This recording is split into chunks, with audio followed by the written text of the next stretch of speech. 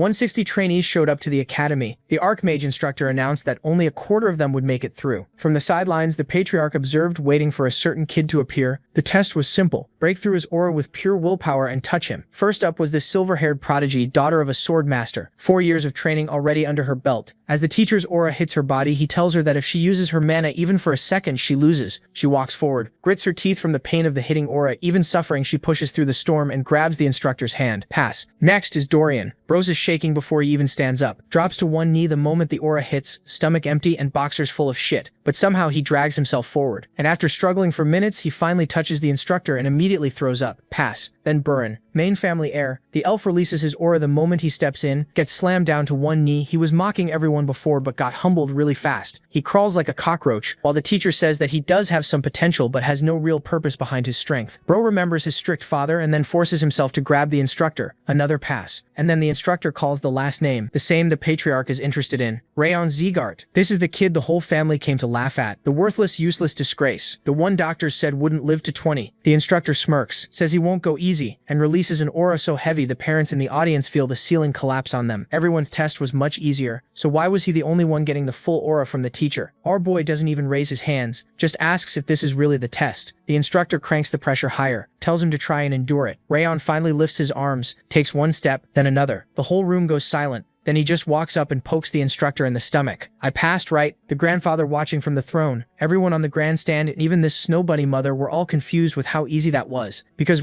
passing an aura test should not be possible. Why? A few years before at the aura awakening ceremony, which every Zegart child had to attend, they put their hand on the sword of justice and get their mana talent measured by it. The first kid touches it. Wind explodes out. Nobles clap. Second kid, same level. Praise. Then our boy steps forward. The whole hall is already laughing because they came specifically to watch the outcast son fail. He places his hand on the sword. For a split second, a vision. The first head of the Zegart family, swinging his blade, wiping out an entire battlefield of monsters in one strike. A flash of golden flame inside his heart, but outside's theirs. There's nothing, just a faint white glow. The lowest result possible. The nobles burst out laughing. Call him colorless. Call him useless. He walks out, the hall empties. Only the grandfather and his butler stay behind, muttering about how this really is a lost cause. And then, the sword of justice explodes. Golden mana, golden flames, the aura of the very first head of the Zegart family, a power that has appeared exactly once in the entire history of the bloodline. Grandfather drops his cup. The kid everyone laughed at didn't fail the sword. The sword was waiting for the doors to close so nobody else would see the truth. Because if anyone in that room had seen this, our boy would already have a target on his back. But how did this happen? Why does a sickly nobody secretly carry the strongest bloodline talent in family history? Because he isn't really a child. In his past life, our boy was the head of the Shadows, the personal assassin squad of one of the 6 kings,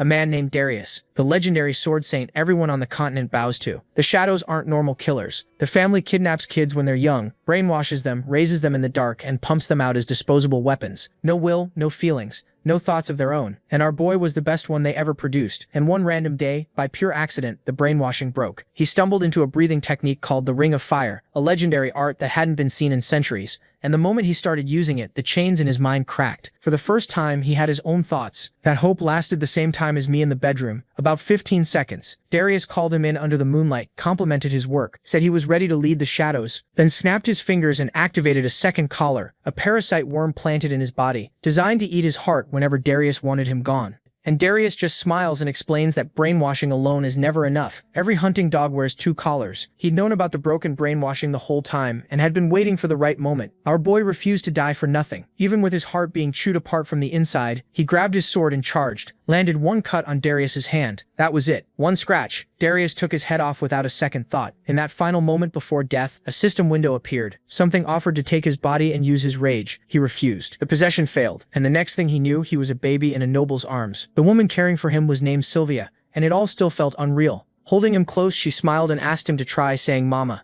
MC realized he had been reborn as her child, while keeping every memory from his life as a killer. At first he thought it was a dream, like he just slept for 100 days. But no matter how much time passed, he never woke up, so he accepted that he had truly been reincarnated. Later, Sylvia held him and wondered if the weather outside was nice again. She hoped the head of the family would return soon, so he could finally give the baby a proper name. Robin thought she couldn't keep calling him the child forever. The family head hadn't shown up for over 3 months. He had to be incredibly busy. He still knew little about this new life, but one thing was clear. He was born into wealth and into a very famous house. That was still better than being reborn as a commoner. After all, he still had revenge waiting for him. Rage and revenge filled his mind, but he had to stay patient. He had never left this room, so he didn't even know where he was. He also didn't understand his family's place in the world, let alone his own. And since he had failed to finish the Ring of Fire in his past life, he needed even more patience now. He had once been called the Robert family's greatest killer. If revenge was the goal, he could bury his feelings for as long as needed. Still, this mansion was so huge and lavish that they had to be more than just some famous family. Then a maid rushed in, shouting that the head of the family would arrive soon. Sylvia lit up and asked if father was really coming. Hearing that, Robin realized something. Did that mean the family head was his grandfather? Sylvia hurried to get ready, but the maid stopped her and said she was too late. He was already here. Everyone went still, waiting for the family head. Robin felt the pressure right away and wondered what kind of presents could make the air this heavy. Then 3 figures appeared down the hall and the guards announced the head of the family. Just his presence made the whole place feel crushing. If the protagonist was right, that golden hair, those burning red eyes, and that terrifying aura could only belong to the strongest man on the continent, the head of the Zeekhart family, the Northern King of Destruction, Glenn Zeekhart. Rayon had apparently been reborn into the most powerful family on the continent. Glenn looked at the baby and asked if this was the child. Sylvia eagerly asked if he wanted to hold him. Glenn picked him up and declared that from this day on, his name would be MC Zeekhart. As one who carried that name, he would live like a shadow, present yet unseen. He was stunned that even in this life, he had been given the name him. That night, lying in bed, he wondered if everyone had finally gone to sleep. After 100 frustrating days, he at last had a chance. Before this, he was always sleepy, and whenever he woke up, Sylvia was beside him. He had no chance to use mana or do anything else. But now he had his own bed, and that was enough. So he sat up. It was time to begin. As he started using the Ring of Fire, Rayon recalled the usual way of training, breathing while drawing in natural mana and gathering aura in the energy center. But the Ring of Fire was different. Like a mage's mana flow, it made a special circle of energy inside the body, which could raise endurance, strength, focus, and sensitivity to mana. That made it an ideal training art for becoming a warrior, and a huge edge against fighters like Darius, who knew nothing about it. With this skill, he could sharpen both mind and body. And if he also learned the Zeekhart sword style, revenge on Darius would stop being a dream. But he noticed another force in this body, something tied to ice. That was why he always felt freezing cold even while sleeping most of the day.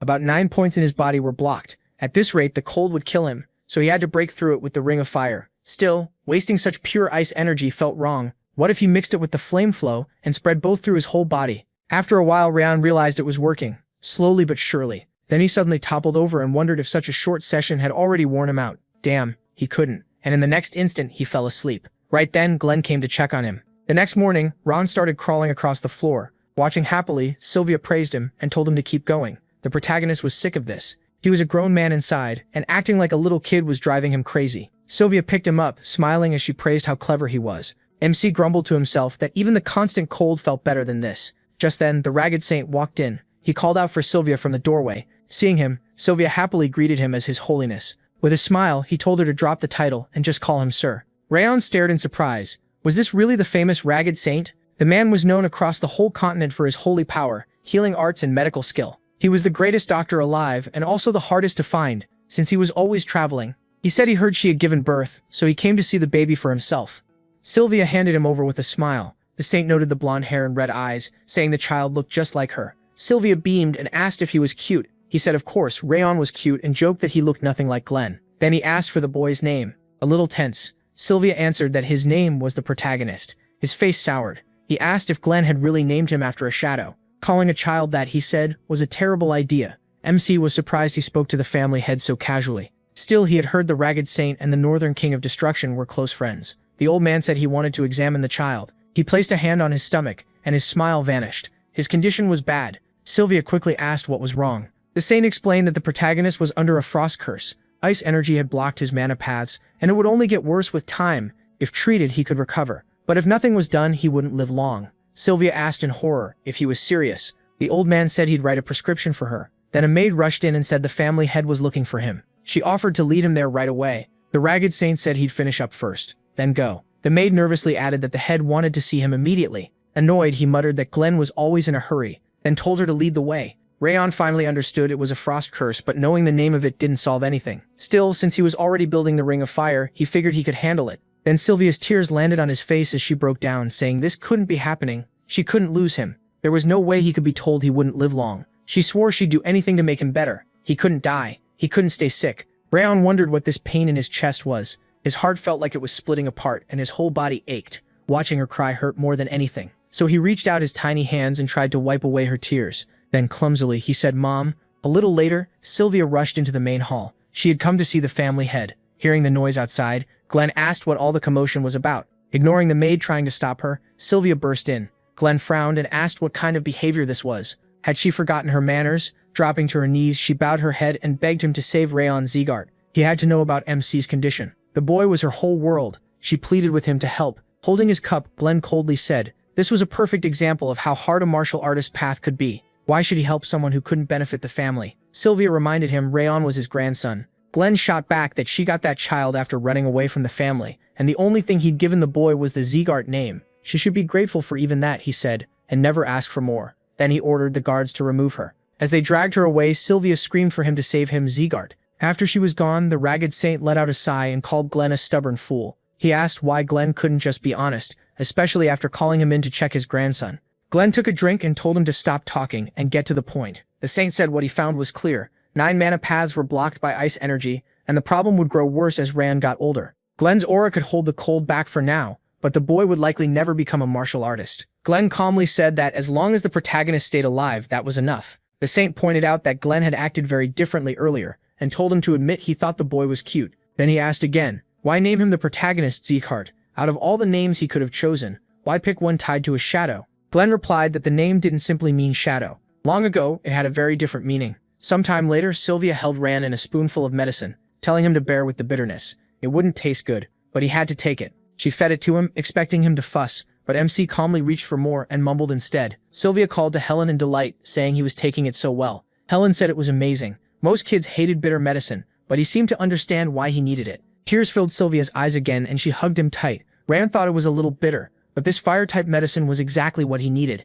It could fight the frost curse. Sylvia asked if he really understood how she felt, but he stayed quiet and decided to let them keep feeding him medicine. 2 years passed since he started training and taking the medicine. Thanks to both, his ring of fire grew steadily. After reaching the first stage, he spent those 2 years training non-stop, only getting interrupted by Helen and Sylvia's games. No child on the continent worked harder than he did. He trained every night after everyone fell asleep, and before long he was 5 years old. Then a system window appeared, telling him the second stage of the Ring of Fire was now unlocked. It boosted endurance, mana sense, willpower, and total energy. Rand smiled. He had finally made it. He had reached the second stage of the Ring of Fire. At that level, a cross-shaped flow of energy opened inside him, and the system confirmed it. Just then, Helen came in and cheerfully said he was up early. She asked if she could take his laundry. Rayon agreed and noticed she couldn't see the status window. Those messages had started appearing back when he reached the first stage of the Ring of Fire. At first, he had no idea what they were, but the system was useful. It let him check his condition anytime. From Helen's reaction, it was clearly visible only to him.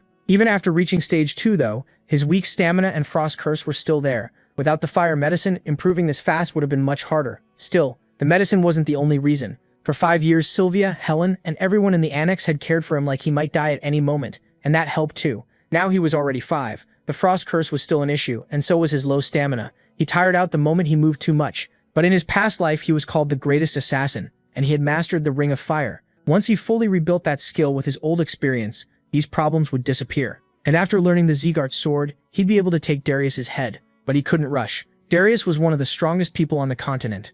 If revenge blinded him when they met again, he'd lose. Very few people could kill Darius, so Rayon had to build strength slowly, and strike only when the time was right. That meant one thing: keep training. Then Sylvia entered the room with a smile and said he was awake. Did he remember they had somewhere to go today? She told him to change clothes and get ready for the main house. Rayon realized the day had come. The 6 kings and 5 demons were the powers that kept the continent balanced. The Zegart family, the one he had been reborn into, belonged to the 6 kings. Those 6 stood on the side of good, while the 5 demons stood on the side of evil. To see if a new variable had appeared in a family, they held a determination ceremony. And today was the protagonist's turn. When they arrived at the huge mansion, the gathered relatives were already talking. One said this was his first time back since last year's ceremony. Another mocked him, saying he'd been busy with missions, and mentioned they were testing the Branch family's children today. Someone added that Karun's 4th son would be taking part. Another nodded and said rumor had it Sylvia's son would be there too. Confused, one of them asked what he meant. Wasn't that the outcast? Rayon and Sylvia stepped into the hall, and the people there immediately started whispering about them.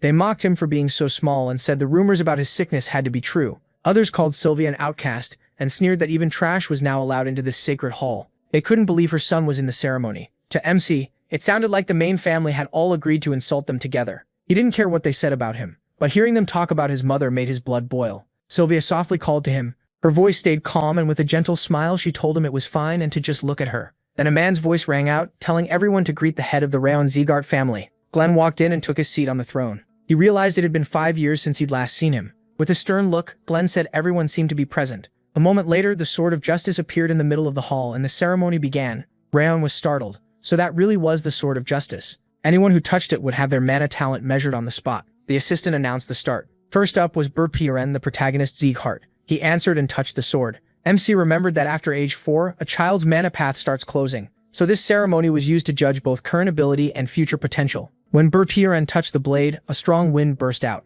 The crowd praised his pure attribute and said it was just what they'd expect from Karun's child. Glenn said it suited a swordmaster and told him to keep training wind mana. Next, the assistant called Luna Slyan from the vassal family. Watching closely, Rayon figured out the basics. The length of the light showed mana purity, while the swirls revealed its attribute. That was how the Sieghart family judged talent. When Luna touched the sword, people wondered if the Slyan family had produced another genius. They said she was on Burns' level. He saw clearly that worth in this place came down to talent. He didn't expect much from his own result, especially with the ice still mixed into his energy. After Luna finished, the assistant said she'd done well. Then he announced the final participant, Rayon Sieghart. He was told to step forward. Sylvia smiled and said it was his turn. The protagonist nodded, not expecting anything special. He only wanted to learn what kind of mana this body had and what he should train from now on. Sylvia asked if he had watched the others carefully. He had, so all he needed to do was copy them. Rayon walked up and placed his hand on the sword. The moment he touched it, golden fire exploded around him. Then a vision appeared. The first head of the Sieghart family, holding a sword and wiping out every monster nearby in a single swing,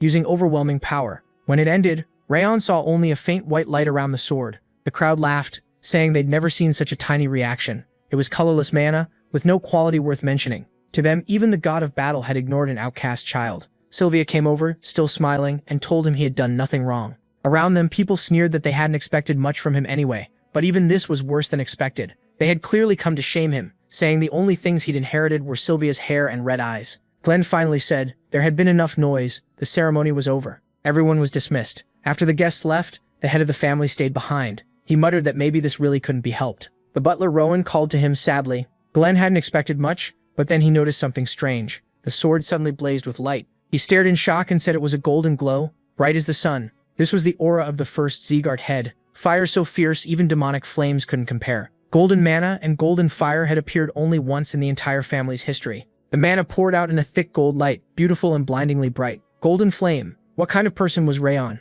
Later, outside, MC opened his status window. It showed a 9-node frost curse. Low stamina, weak mana sensitivity, ring of fire at stage 2, and water resistance at stage 2. He decided that was fine for now, he just needed to push ring of fire to stage 3. 7 years passed after the ceremony, and he turned 12. With non-stop training, he came close to the 3rd stage of ring of fire. If he could solve the ice problem, it would go even faster. His water resistance had improved enough that he no longer felt cold. He still had trouble moving, but he was much better than before and could finally start physical training. Then Sylvia called out, telling him to hurry before they were late. Rayon sighed and figured it was time for the next ceremony. He'd have to see those annoying people again. Once it finally ended, the assistant praised Langrisser Legreta and declared the ceremony complete. The protagonist was surprised it had ended so quickly, probably because only branch family members took part. Then Glenn called him over and asked why he had ignored the order to start basic training for a whole month. Rayon was confused. What basic training? Sylvia quickly explained that MC wasn't like the other children. Too much ice energy still remained in his body, so training was hard for him.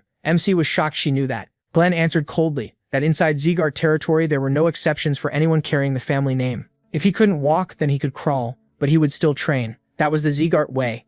Sylvia cried out that she couldn't make him do that and begged for more time. Glenn shot back, asking if she planned to run away from the family again. Since she had the child, she was to live here as a Sieghart. If she refused, she could leave at once. The others started whispering that she'd probably run away again. They mocked her ruined core and broken mana paths, saying someone like her disgusted them. Rayon understood exactly why they treated Sylvia this way. She had once left the family. She trained in martial arts, but lost her core and could no longer use aura. That was the price she paid to marry his father. Then his father died before he was even born, so she had no choice but to return. Of course, someone who had left the family in disgrace would be mocked when she came back, but to Rayon they were just narrow-minded fools. As Sylvia's son, he wouldn't stand there and let them talk about her like that. So the protagonist stepped into the center of the hall. Sylvia shouted for him to stop and come back, saying she'd handle it herself. But Rayon calmly replied that it was fine. He would obey the order and start training next month. The instructor from the first martial hall warned that even basic training would be too much for a sick child. MC answered firmly that it didn't matter. If he wanted to keep the name MC Sieghart, he would attend.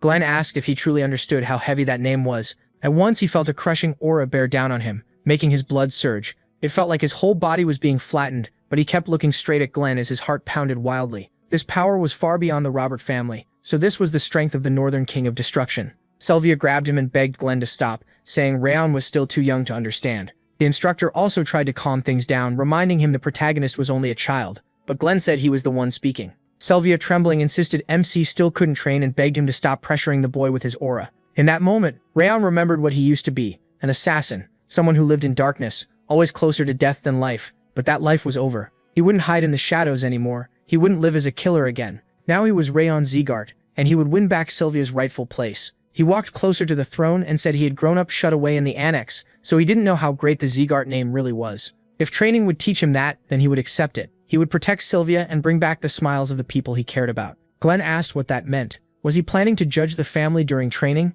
Rayon said he had no other choice. If so, then he should have the instructor train him properly and not let him down. He thought that in his past life, he was the top assassin. On top of that, he had the Ring of Fire, something most people thought was just a legend. If he used both together, he could earn his place in this family. He would prove how strong he could become. Later, during training, the second hall's instructor Karen Zeegart asked his assistant if Rain wasn't supposed to be too weak to even walk around. The assistant said yes, that was what the maids claimed. After hearing Sylvia and the head speak, they said he had a serious illness. The instructor frowned, thinking the boy's body looked terrible as usual. How had he survived Glenn's aura? Karen then remembered that Sylvia had once been more gifted than most. He told him to send a maid to their annex right away and have her report everything that happened there. A while later, in the 5th training hall, everyone greeted the family.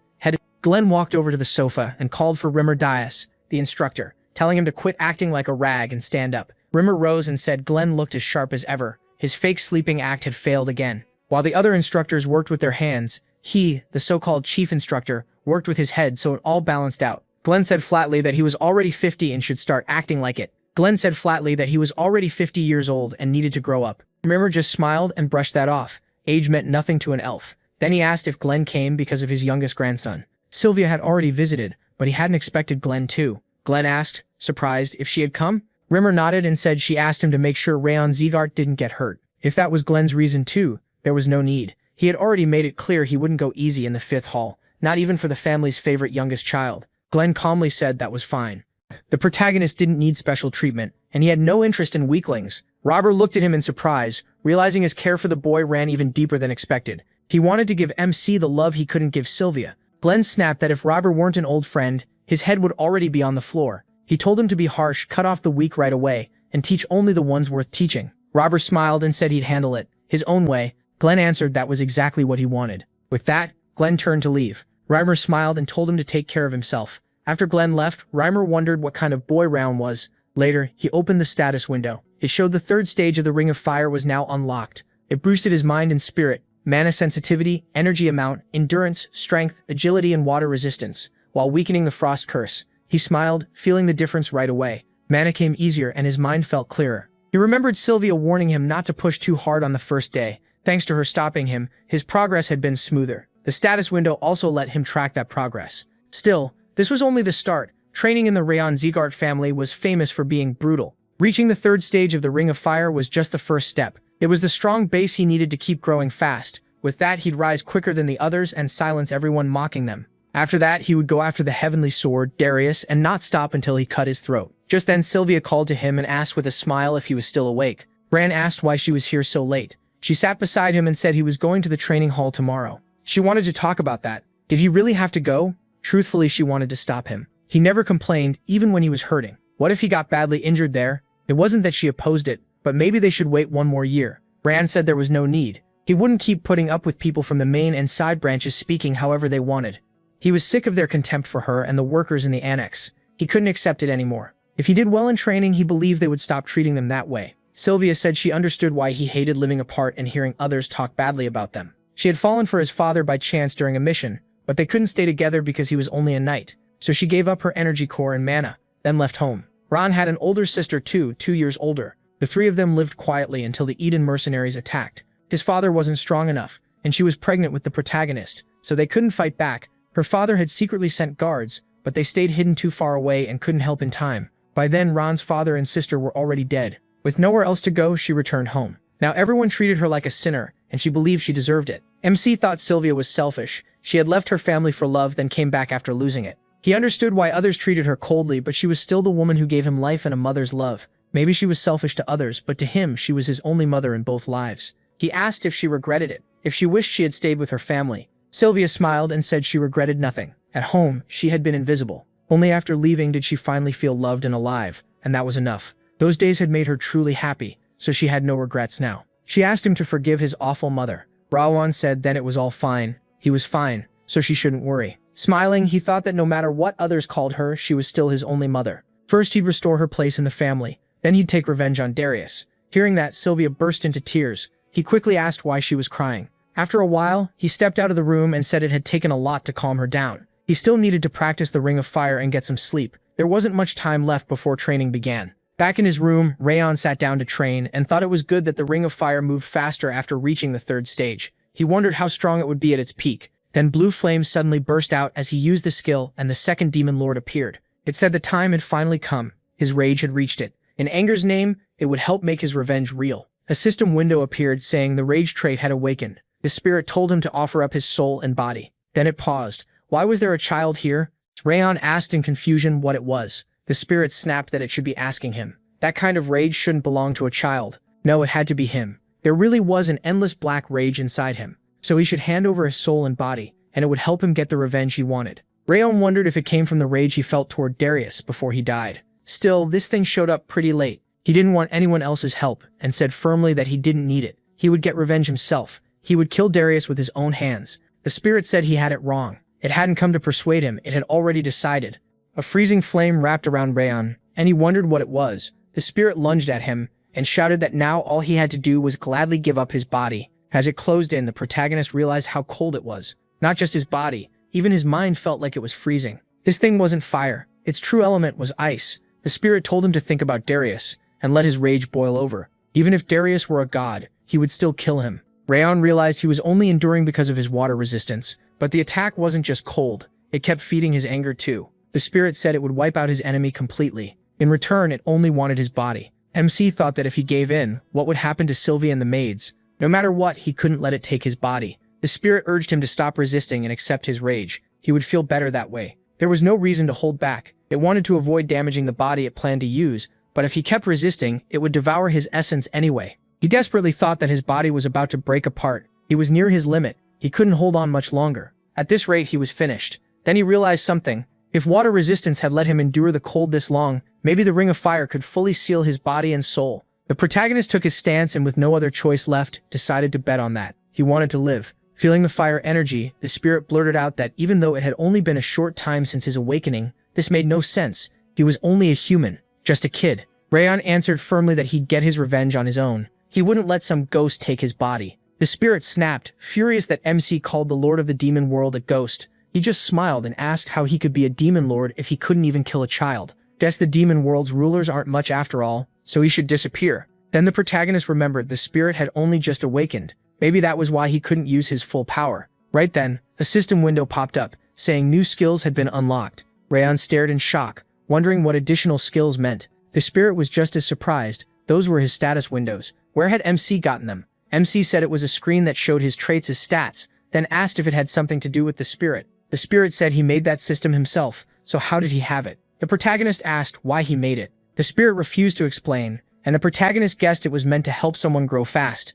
The spirit lit up and asked how he knew. Rayon realized he wasn't good at reading emotions, but the Ring of Fire was moving faster than in his past life, so the system had to be affecting it. The spirit roared for MC to give up both the system's power and his body. He answered with a mana-filled punch and realized the spirit had no real body. Even mana wouldn't work, and since nobody came despite all the noise, only he could see and hear it. So he waved his hand through the air, and the spirit angrily flew into his hand, turning into a bracelet. It said not much time had passed since its seal was broken, but its power would return soon. When that happened, Rayon wouldn't be able to stop it. It would stay with him until he died.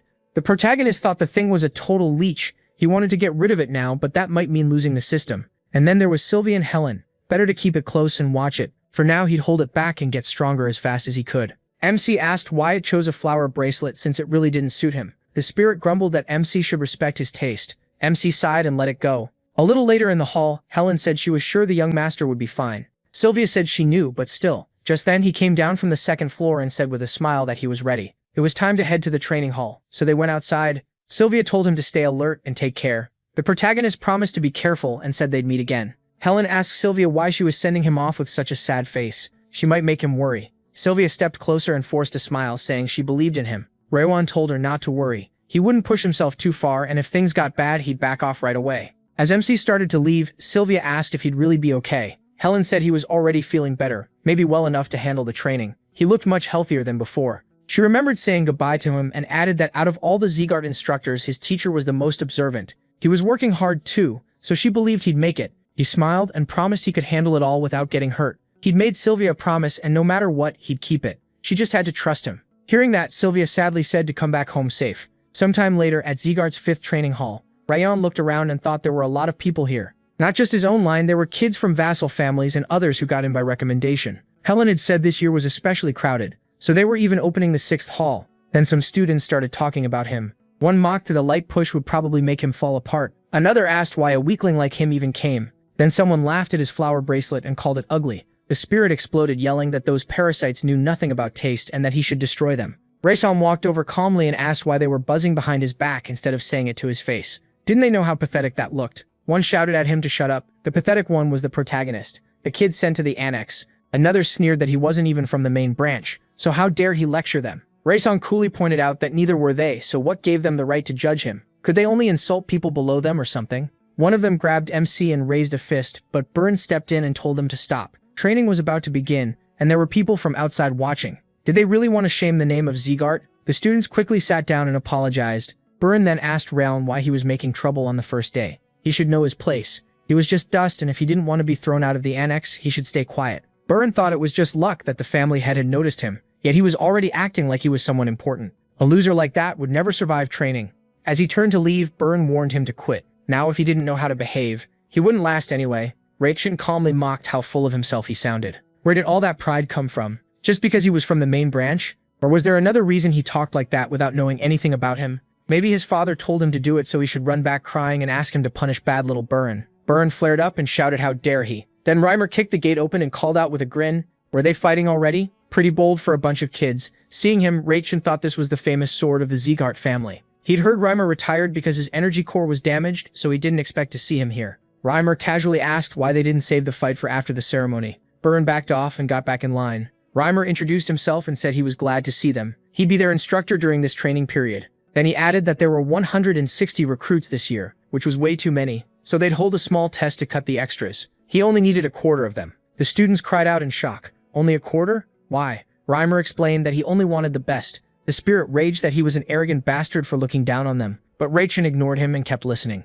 Riper dropped into a chair and said his word was law here. If anyone hated it, they could complain to the head of the family. Then he told them to get moving already. The base of martial arts was physical strength and mental toughness, so they would run until he said stop. Rachel started running, and the spirit grumbled that if they had to run, he should be out front. Why was he hanging back? The protagonist said this wasn't a race, so there was no point passing everyone. He figured Rimmer was judging more than what showed on the surface. He'd be watching talent and mindset too. The real winner would be the one who lasted longest, and MC planned to endure no matter what. Meanwhile, the assistants noticed Burn and Luna pulling ahead. One said everyone was running fast, but those two were on another level. Another added that this still wasn't their limit. They could probably keep going for hours. At just 12 years old, they were already monsters. And one assistant pointed at him and asked if that child's name was his. He wasn't keeping up and had already fallen behind. Another said he'd heard the protagonist had been sick. The fact that he was running at all was surprising, but he already looked exhausted. Reimer heard them and smiled to himself. How interesting. He'd never seen someone like this before. He'd long believed that the people whose talent he couldn't read right away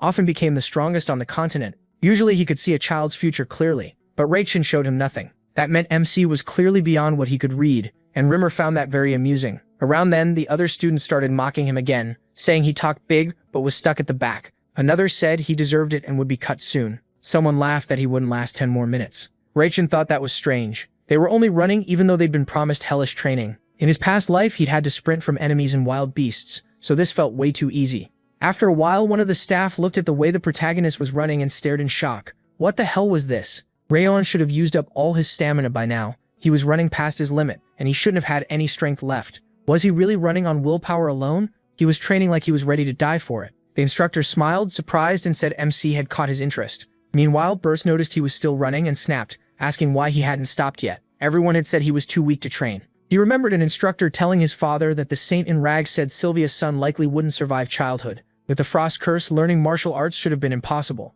Burn thought Rayon looked so frail, so why was he still going? It annoyed him. He wanted to prove the gap between them and show the protagonist could never match him, so he used his aura and burst forward. MC figured that for someone who acted noble, Burn was still just a kid. Even Luna seemed more grown up than him. Still, this test wasn't about beating others. It was about lasting the longest, so there was no reason to speed up just because Burn wanted attention. After a while, some students started wearing out. One asked how Rayon was still going. Another girl frowned and said she'd heard he was weak because of some illness. Did he seriously never get tired? Hearing that, he thought he was already at death's door from the cold energy raging inside him. His lungs and heart felt ready to give out, but he pushed the last of his strength through the ring of fire. That skill had grown a lot lately, and if he used it fully, the benefits would come fast. Then the spirit of rage appeared and asked, so this was the body's condition? And this was supposed to be his future vessel? If Rayon handed it over, he could crush that blue-haired boy with ease. He could freeze this whole place. The protagonist told himself he had to endure. Rage was trying to take over his mind, but he had to act like nothing was wrong. Keeping a straight face, he told the spirit to shut up and calm down. That trick wouldn't work on him. The spirit only smirked, saying no one could resist his anger forever. They'd see how long Rayon lasted. MC grabbed his chest and told himself to hold on. If he showed even a little weakness, this bastard would devour him. The spirit clicked his tongue in frustration. What a stubborn bastard. Why wasn't his rage working? Rayon thought he was beyond tired. He felt like he was dying. His body wouldn't listen, and his sight was going dark. He could barely breathe. Was this really his limit? Then Rimmer suddenly called an end to the run. Everyone stopped and gasped for air. As Biren passed Rayon, he muttered in annoyance that he was one stubborn bastard. He thought he had really almost died. It looked like this life wouldn't give him any rest either. The spirit of fury shouted that the protagonist was a monster. How had he pulled that off? The protagonist answered that he already said the spirit wouldn't win. He also realized this had helped strengthen his ring of fire, and the status window showed his physical potential had improved. If he kept training like this, then suddenly a system window popped up. Conditions met. He had pushed past his physical limits. Bonus experience was granted, strength rose by 2, agility by 1, and endurance by 1 point. Seeing that, the spirit of fury complained. What was this? Rayon got extra experience from his own system? It was ridiculous.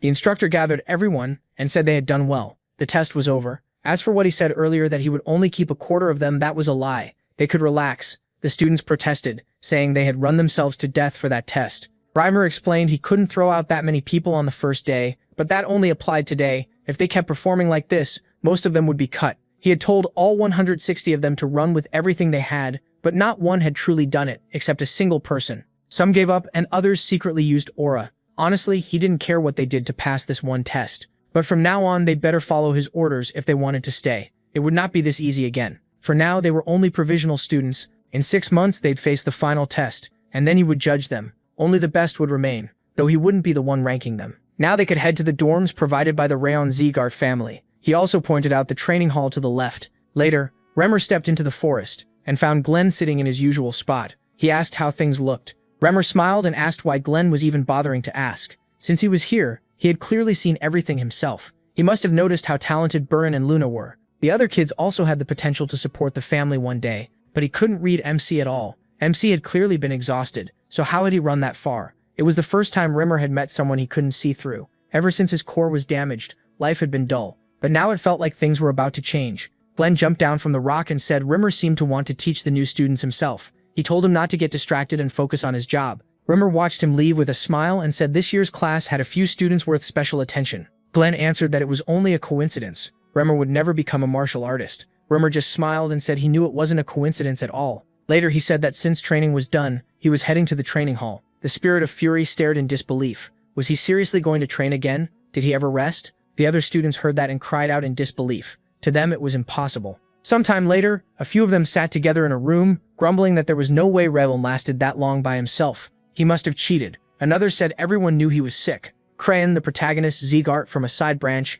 guessed the protagonist had used some kind of drug. He had heard the Saint and Rags mixed MC's medicine herself. They reacted at once, so he had lasted that long because of medicine, and he still acted proud? Smirking, Crane asked if they shouldn't teach that bastard a lesson. Not long after, they cornered Rayon and slammed him against a tree. He asked what they were doing, and Crane mocked him for even asking. One boy shouted that the protagonist had used medicine to show off. Another said without that cure, he wouldn't have lasted even a minute, using dirty tricks and acting untouchable. That was their excuse. MC couldn't believe they were losing their minds over something so dumb. They cracked their knuckles and grinned, saying they'd teach him something. Crane called it a private lesson. Nothing personal, just how things worked. He even repeated the instructor's words about learning, then lunged in with a punch. The spirit of fury grumbled, asking how long Ray-Ton planned to sit there and listen to their whining. This was supposed to be his vessel? They weren't even a real threat. He moved first and smashed Crane in the face, then asked if they wanted a lesson. Fine, now they'd get one. Another student rushed in, but Ray-Ton slipped past and drove his knee into the guy's body. Dropping him, the rest stared in fear, wondering what they were doing. Were they really about to lose to someone like him? Ray-Ton didn't give them time to think. He struck again and started beating down the rest. Watching the fight, the spirit of fury said in surprise that the protagonist was handling himself pretty well. Before long, Crane dropped to his knees and started apologizing, saying they were wrong. MC pinned his arm under his foot and smiling, said if Crane wanted to end the lesson, he had to answer one thing. Who sent them? Maybe Burin? Crane quickly denied it. Burin knew nothing. They had done it on their own, and he had no part in it. Ray-Ton found that surprising. He thought Burin hated him, so maybe the guy wasn't completely hopeless. He then suggested they keep today's lesson between them. What did Crane think of that? Terrified, Crane said, the protagonist could do whatever he wanted. The protagonist grabbed him by the hair and warned them to stay away, or they'd get more lessons. The final lesson, if they touched his shadow again, they'd disappear. If they understood, they should get out of his sight. Watching from behind a tree, Raymer thought it was a pretty intense scene. It almost felt like their old leader had returned as a child. So Ray-Ton really did have talent for martial arts. Then again, he was a Seacart. Maybe it wasn't that strange, a hidden talent growing in the dark among gifted kids. MC kept surprising him. Later, he returned to his room, and another system window appeared. Conditions met. Rage was pleased with his actions. Dexterity increased by 1 point. The spirit immediately complained. He got bonus stats for that too? What kind of nonsense was this? Ray-Ton calmly pointed out that the spirit made the system himself, so why was he asking him? The spirit snapped back that of course the protagonist wouldn't understand. He had never had his system stolen. The protagonist had taken power meant for his original body and wasn't grateful at all.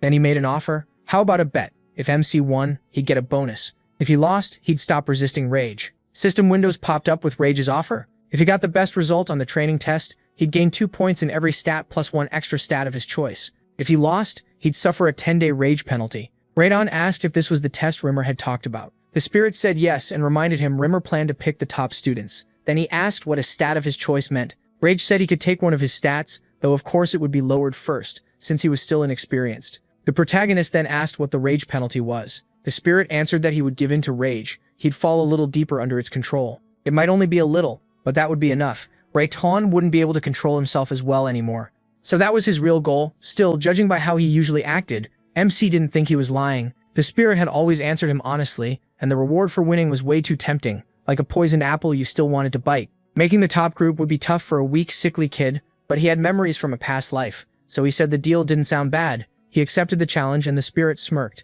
calling it a smart choice. A system window confirmed he had agreed to Rage's terms. Rayon told himself he wouldn't lose if he used what he'd learned in his past life. Sometime later, after another round of training, the students dropped down, gasping for air. Earlier, Remmer had ordered everyone into a horse stance. It sounded simple, but he said this was the foundation of their martial training. They had to learn how to endure. He told them to hold the stance until he said otherwise, then casually announced he was going to nap. No one was being forced. This test was theirs, not his. One student finally snapped, shouting that he couldn't take it anymore, and asking when they'd actually learn sword fighting. A girl complained too. They only ran around and held dumb poses. Vern stayed calm and said there was nothing to whine about. They could practice swordsmanship on their own. If they spent all their time on basics, they'd lose the skills they already had. Watching, the Spirit of Fury noticed they were leaving. They were going off to train with swords and asked if Rayon was coming. He said there was no point. Why learn fighting techniques before building his body through basic training? Right now, he didn't even need a sword. What he needed was strength and stamina. Because of the frost curse, his body was weaker than everyone else's, so the basics mattered most for both growth and training. He wasn't in a rush, so he focused on strengthening his body and headed to train. From behind a wall, Luna watched and thought he was wrong. But he was getting stronger fast, already lifting more than he had the day before. People said he was sick, yet he still raised the weight every single day. Training daily could make anyone stronger, but increasing the weight every time was almost impossible. Already he could lift 10 kilos more than he had at the start of the week. Maybe his training method was just different. How could someone this sick become this strong? There had to be something unusual about him. Luna walked up and stopped in front of him. Miranda looked confused and asked if she wanted something. She didn't answer. She just kept staring at him, thinking, why is he improving so fast? Then she sat beside him and started lifting the barbell too. As they kept training, she watched him and became more sure she wasn't imagining it. Ever since she noticed that cool, pleasant scent, her body had started to feel lighter. Because of that, she could lift much more than usual. Later, while Luna sat on a bench staring at her hand, Rayon came over and asked if she really had nothing to say. She shook her head and he moved on, scratching the back of his neck. Watching him leave, she decided to keep observing him a little longer. Sometime later, Burn noticed them together and his friends asked in annoyance why Luna kept hanging around a guy like him. What was so special about some idiot who wasn't even from the main family? They mocked his methods too, saying endless strength training was useless. Rowan was weak, so maybe he needed that kind of work, but no matter how much he trained, he'd never catch up to them. They still didn't know what the test would be, but practicing swordsmanship would at least help them defend themselves. They said they didn't care about that outcast from the branch family and left, sure the test results would prove everything. Later, while the protagonist was training with dumbbells again, Dorian came up to him awkwardly and introduced himself. He asked if Rowan could show him the right way to train and explained he was a recommended student. MC said he didn't mind. Happy, Dorian opened his bag and thanked him, saying he had some cookies and he should try one because they were really good. The protagonist took the cookie, then glanced at Luna and said he didn't want it. She could have it. That was when he noticed Luna staring hard at the cookie, so he handed it to her and thought that was surprising. Training went on, day after day. The calendar kept turning and autumn leaves began to fall. 6 months passed. Every day, Rowan ran until he was completely worn out, like his life depended on it. The runners who had once stayed far ahead of him no longer blocked his view. After all that brutal effort, only 2 people were still ahead. As time passed, those same 2 remained in front of him. Then, after a while, the teacher said he was glad to see everyone. He asked the students' parents and guardians to take their seats. Right then, Wrath flew over to Rowan and asked if he'd forgotten their bet. Did he really think he could pass those 2 at the front? That seemed unlikely. With a nasty grin, he told MC to get ready to give in to rage. MC waved him off and said they still didn't even know what the test was. Then he looked at Dorian and asked what he was doing. Dorian was on the ground doing a plank, saying he was so nervous about today's test that he couldn't sleep. He just thought he looked pathetic. He said nothing, and Luna called out, asking if he wanted a cookie. She held one out, but Rowan raised a hand and said he didn't need it. Then he spotted Burn and wondered why these weird people wouldn't just leave him alone. Meanwhile, Sylvia took her seat and happily told Helen to look. She had found the protagonist. He stood there so proud and confident. Helen smiled and said she saw him too. He had survived 6 months of brutal training, and it looked like he'd even made some friends. That didn't surprise her at all. Young Master Rowan Zegart had always been kind since he was little. He was never spoiled, and now he'd made friends already. She was proud of him. Then Rimmer told everyone to greet the head of the family. Glenn stepped onto the stage and the crowd was shocked. The head of the family was really here to watch. He had never come before. After Glenn took his seat, Rimmer asked in surprise why he had come. Glenn answered that the family's future depended on these children. So why wouldn't he watch? Or was Rimmer unhappy to see him? Rimmer scratched the back of his head, smiled and said that wasn't it at all. The head was always welcome. Then he raised a hand and cheerfully announced that since the head of the family had honored them with his presence, they shouldn't waste any time. The test would begin. He said he'd explain it briefly. The next second, he unleashed a powerful aura. The kids threw up their arms to shield themselves, and Rimmer explained that they had to break through his aura. That was the test. Aura was a key part of being a martial artist, and this would show whether they were worthy of becoming one. One person in the crowd crossed his arms and objected. He had a complaint. The kids hadn't really learned aura yet, so why was it suddenly part of the test? Another person agreed. Some of them hadn't even started training it, so this was unfair. People said Rimmer slept through training. What kind of test was this? Rimmer let out a sigh, closed his eyes and said aura wasn't just about muscle. It came from the strength of a warrior's spirit. That spirit was the real proof of a martial artist. Aura came after. The man shot back, asking what nonsense he was talking about. Then Glenn stepped in and said Rimmer was telling the truth. Even without proper aura training, everyone had a will that could answer it. This test could be cleared by spirit alone. Smiling, Rimmer agreed and spread his arms, asking if anyone still had objections. When no one answered, he said they would start with Luna. He told everyone else to move aside. Once she stepped forward, he said that for her test he would release a burst of aura. If she had trained hard enough, she should be able to endure it. All she had to do was break through and touch him. He began, and in the next instant, a fierce aura exploded from his body. Luna raised her arms and shut her eyes. Rimmer added with a smile that yes, using aura on purpose was forbidden. She had to rely on the willpower she should have built through training. Gritting her teeth, she moved forward step by step. At last, she stretched out her hand and grabbed his. Rimmer placed a hand on her head and said with a smile that she had done it. It proved how hard she had worked. Rimmer praised Luna and told her to keep it up. She stood there trying to catch her breath. Then Rimmer called up Dorian. Startled, Dorian blurted out, "Me? Who picked the order?" Rimmer said he did, so Dorian needed to step forward. Sweating already, Dorian walked up. Rimmer asked if he saw how Luna did it. He had to push through the aura with pure willpower too. Dorian nervously asked if that was even possible. He knew he was weak-minded. Rimmer flatly said, maybe not, and if so, he'd fail. Then he released his aura. Dorian shut his eyes, raised his arms, and dropped to one knee. Watching closely, Remdwan realized the strength of Rimmer's aura changed with each student. He was adjusting it based on their level and training, which meant he'd really been paying attention to all of them. A little later, Rimmer bent down, took Dorian's hand, and smiled. He passed.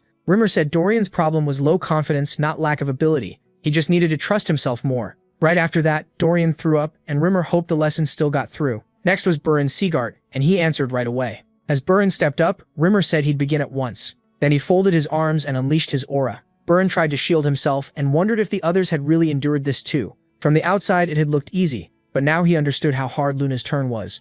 His body shook and he sank to one knee. He knew he couldn't move, which Reimer thought Burin's talent was real, better than most of the 160 students. Still, Burin and the boys around him had wasted time. Sword drills meant little if he couldn't build his willpower. He should have trained his body and mind instead of relying on the sword. Using aura out of habit wouldn't help here. Burin knew he couldn't fail. He still remembered his father's eyes when his brother was cast out, cold and cruel. If Burin failed too, he could be thrown away the same way. So he forced his arm forward and grabbed Rimmer. Rimmer put his hands in his pockets and said Burin passed. Still, he reminded Burin that he was only 12 and needed to stop acting older than he was. If he kept staring too far ahead, he'd trip. Rimmer told him not to forget that. Then he turned aside and called for the last round. Rayon stepped forward. Smiling, Rimmer said MC was the final student. He asked if he was ready. He answered, of course. Rimmer said that settled it. They would begin. This time he released an even stronger aura. Even the people watching from the stands were shaken. Sylvia called out in alarm. What was this insane pressure? Rayon didn't even raise his hands. He just asked if this was really his test. Rimmer only smiled and asked, why? You're no less than Burin or Luna. Try to endure it. The protagonist finally lifted his hands to his face and reminded himself that this test was about spirit, not the body. His spirit had been shaped by both Rayon Seagart and Wrath, the killer. Step by step, he moved forward.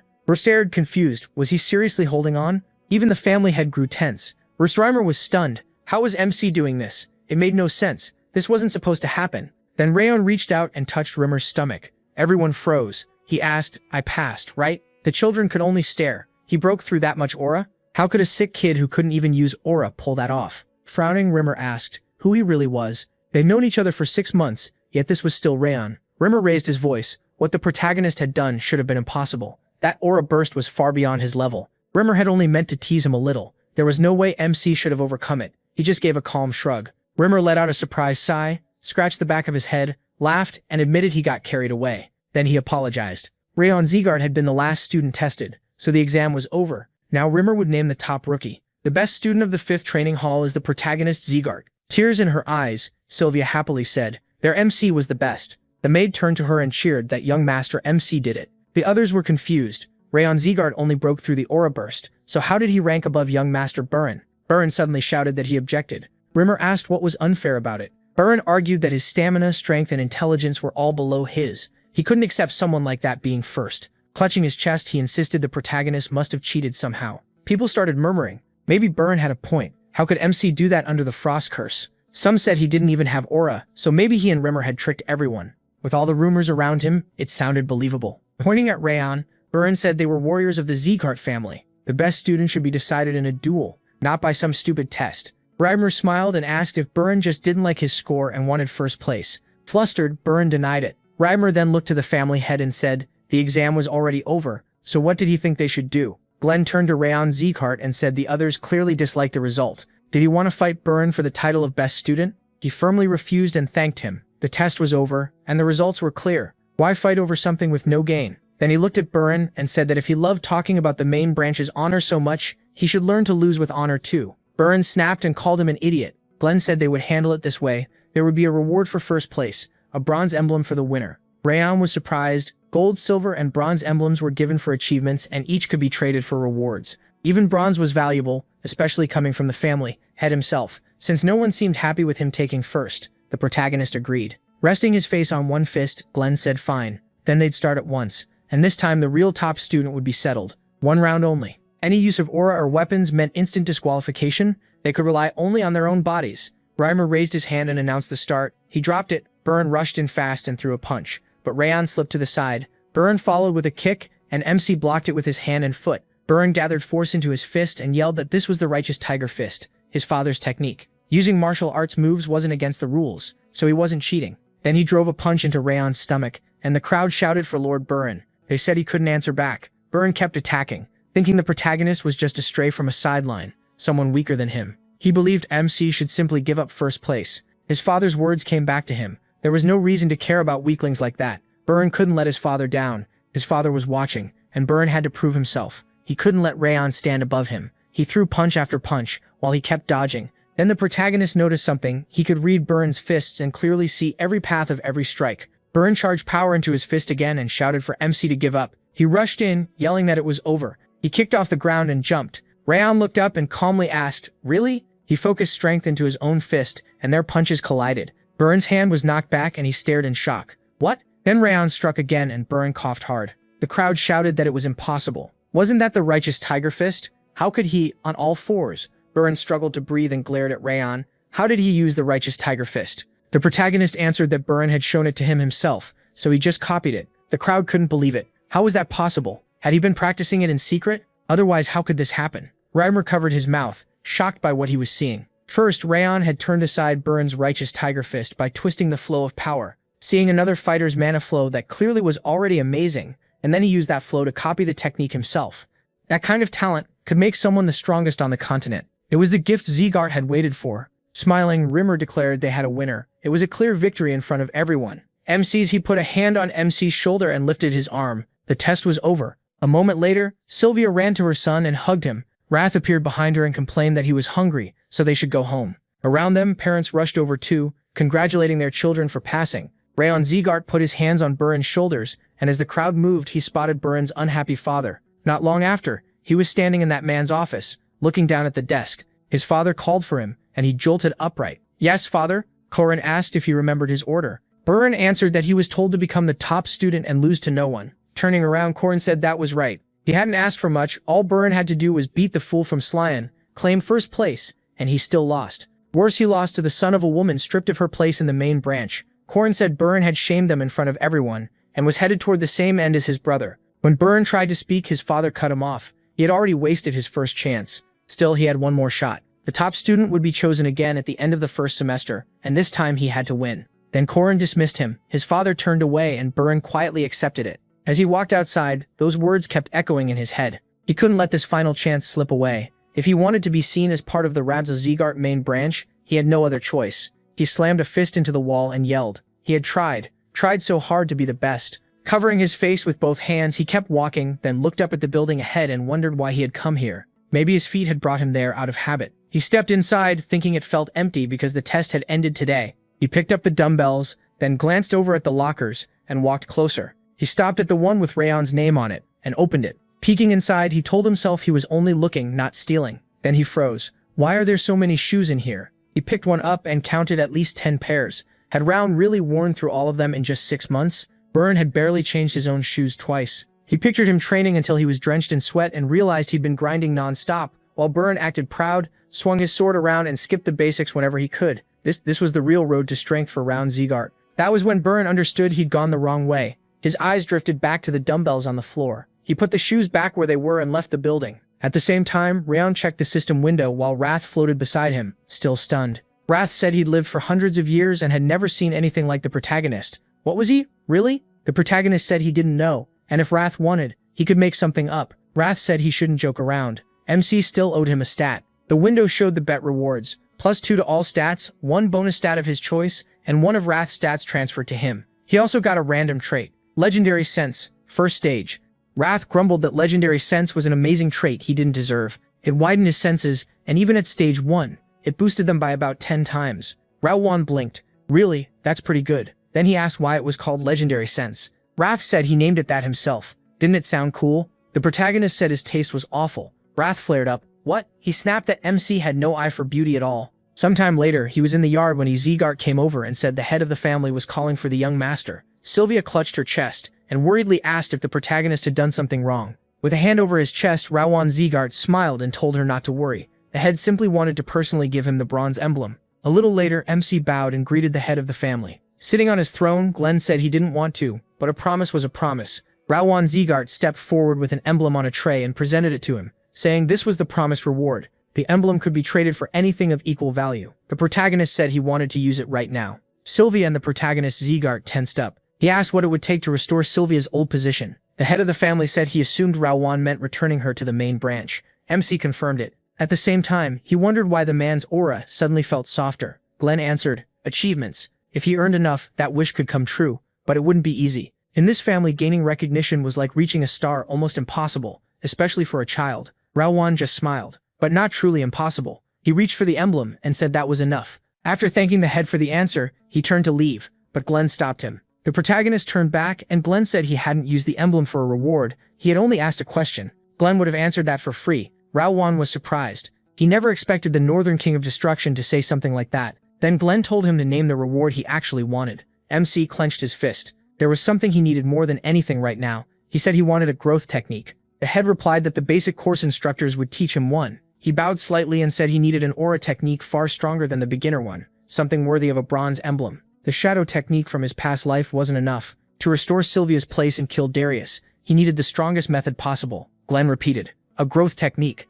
Then he snapped his fingers and a set of doors opened to reveal a library packed with towering shelves. It opened right in front of Raowan. He stared in shock. From behind him, Glenn said these were books of the Zegart family. All the protagonist had to do was hold out his palm toward the center, and he would receive the book he needed most right now. Raowan nodded. He raised his hand, thinking only of finding a stronger aura method. He just hoped there was something worthwhile here. A moment later, one book slid free from the shelf and shot toward him, already open. Raowan stared at the old book in surprise. The head of the family looked at it, and even MC was stunned. Both of them blurted out, "What? Why that book?" Raowan saw the title, The Thousand Lights Technique.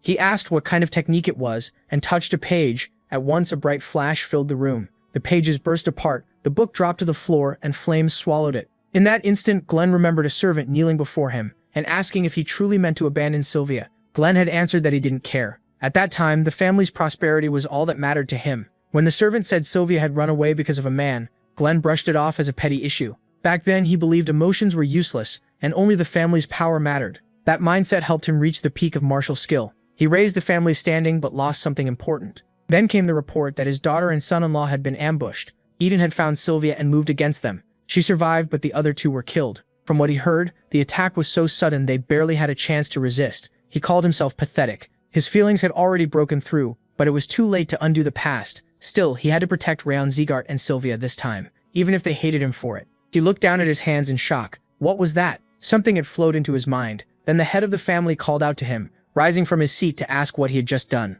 Rayon said he didn't understand it either. The technique's contents had simply appeared in his head. Glenn immediately asked if he remembered the name. The protagonist looked at his hands again and answered, the Thousand Fire Technique. The system confirmed it. The Thousand Fire Technique guides him down the path of ancient flame. The technique had been stored in his memory. Glenn asked if Rayon meant the entire book had been imprinted in his mind. MC said yes. Glenn paused, then replied, I see. Good. He said he had received the bronze emblem reward and could go. The protagonist thanked him and headed out. After the doors shut behind him, Rayon Zegart started to ask if the technique the young master received was. Before he finished, the head confirmed it. He said MC had obtained the technique of the very first head of the MC Zegart family, the one no one else in their history had ever mastered. No one had even been able to read that book, and somehow it chose him. Zegart warned that if this leaked, both him and Miss Sylvia could be in danger. The head said not to worry, no one knew about the Thousand Lights technique. Then Rayon Zegart asked what they should do now that the book was gone. Glenn said it didn't matter, someone now carried its knowledge. No one else had ever received it anyway.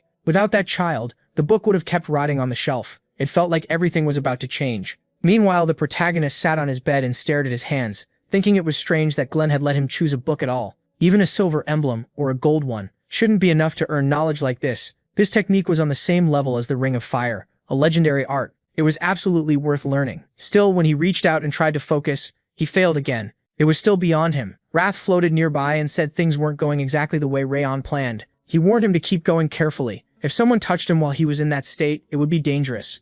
Wrath warned him to be careful. If someone interrupted while he was focusing, the damage could be permanent. It would be a waste to ruin himself after getting such a strong technique. MC wondered what Wrath was planning, but he had a point. The Thousand Flames technique pulled in natural mana and formed aura at the center of the mana flow. If that process got cut off, his mana paths and energy core could be badly damaged. That danger was even worse for Wrathworn because the Frost Curse had already twisted his mana channels. So he told Wrath that if he knew that, then he should stay out of it. Wrath only smiled. He stared at him in surprise. Wrath said he would interfere just once, just one time during training. With a smile, the protagonist told him to wait. Wrath could get hurt too, and that would not help him. Wrath brushed that off, saying he did not care. Humans were weak enough to break anyway. Even if Rayon lost his limbs or his energy core burst, Wrath claimed he could still bring him back. But MC would have to beg for help, so Wrath called it a perfect chance. In the end, MC said fine, just this once. Wrath flew closer and mocked him, saying he should be terrified since he would not even know when the attack was coming. He understood exactly what Wrath was,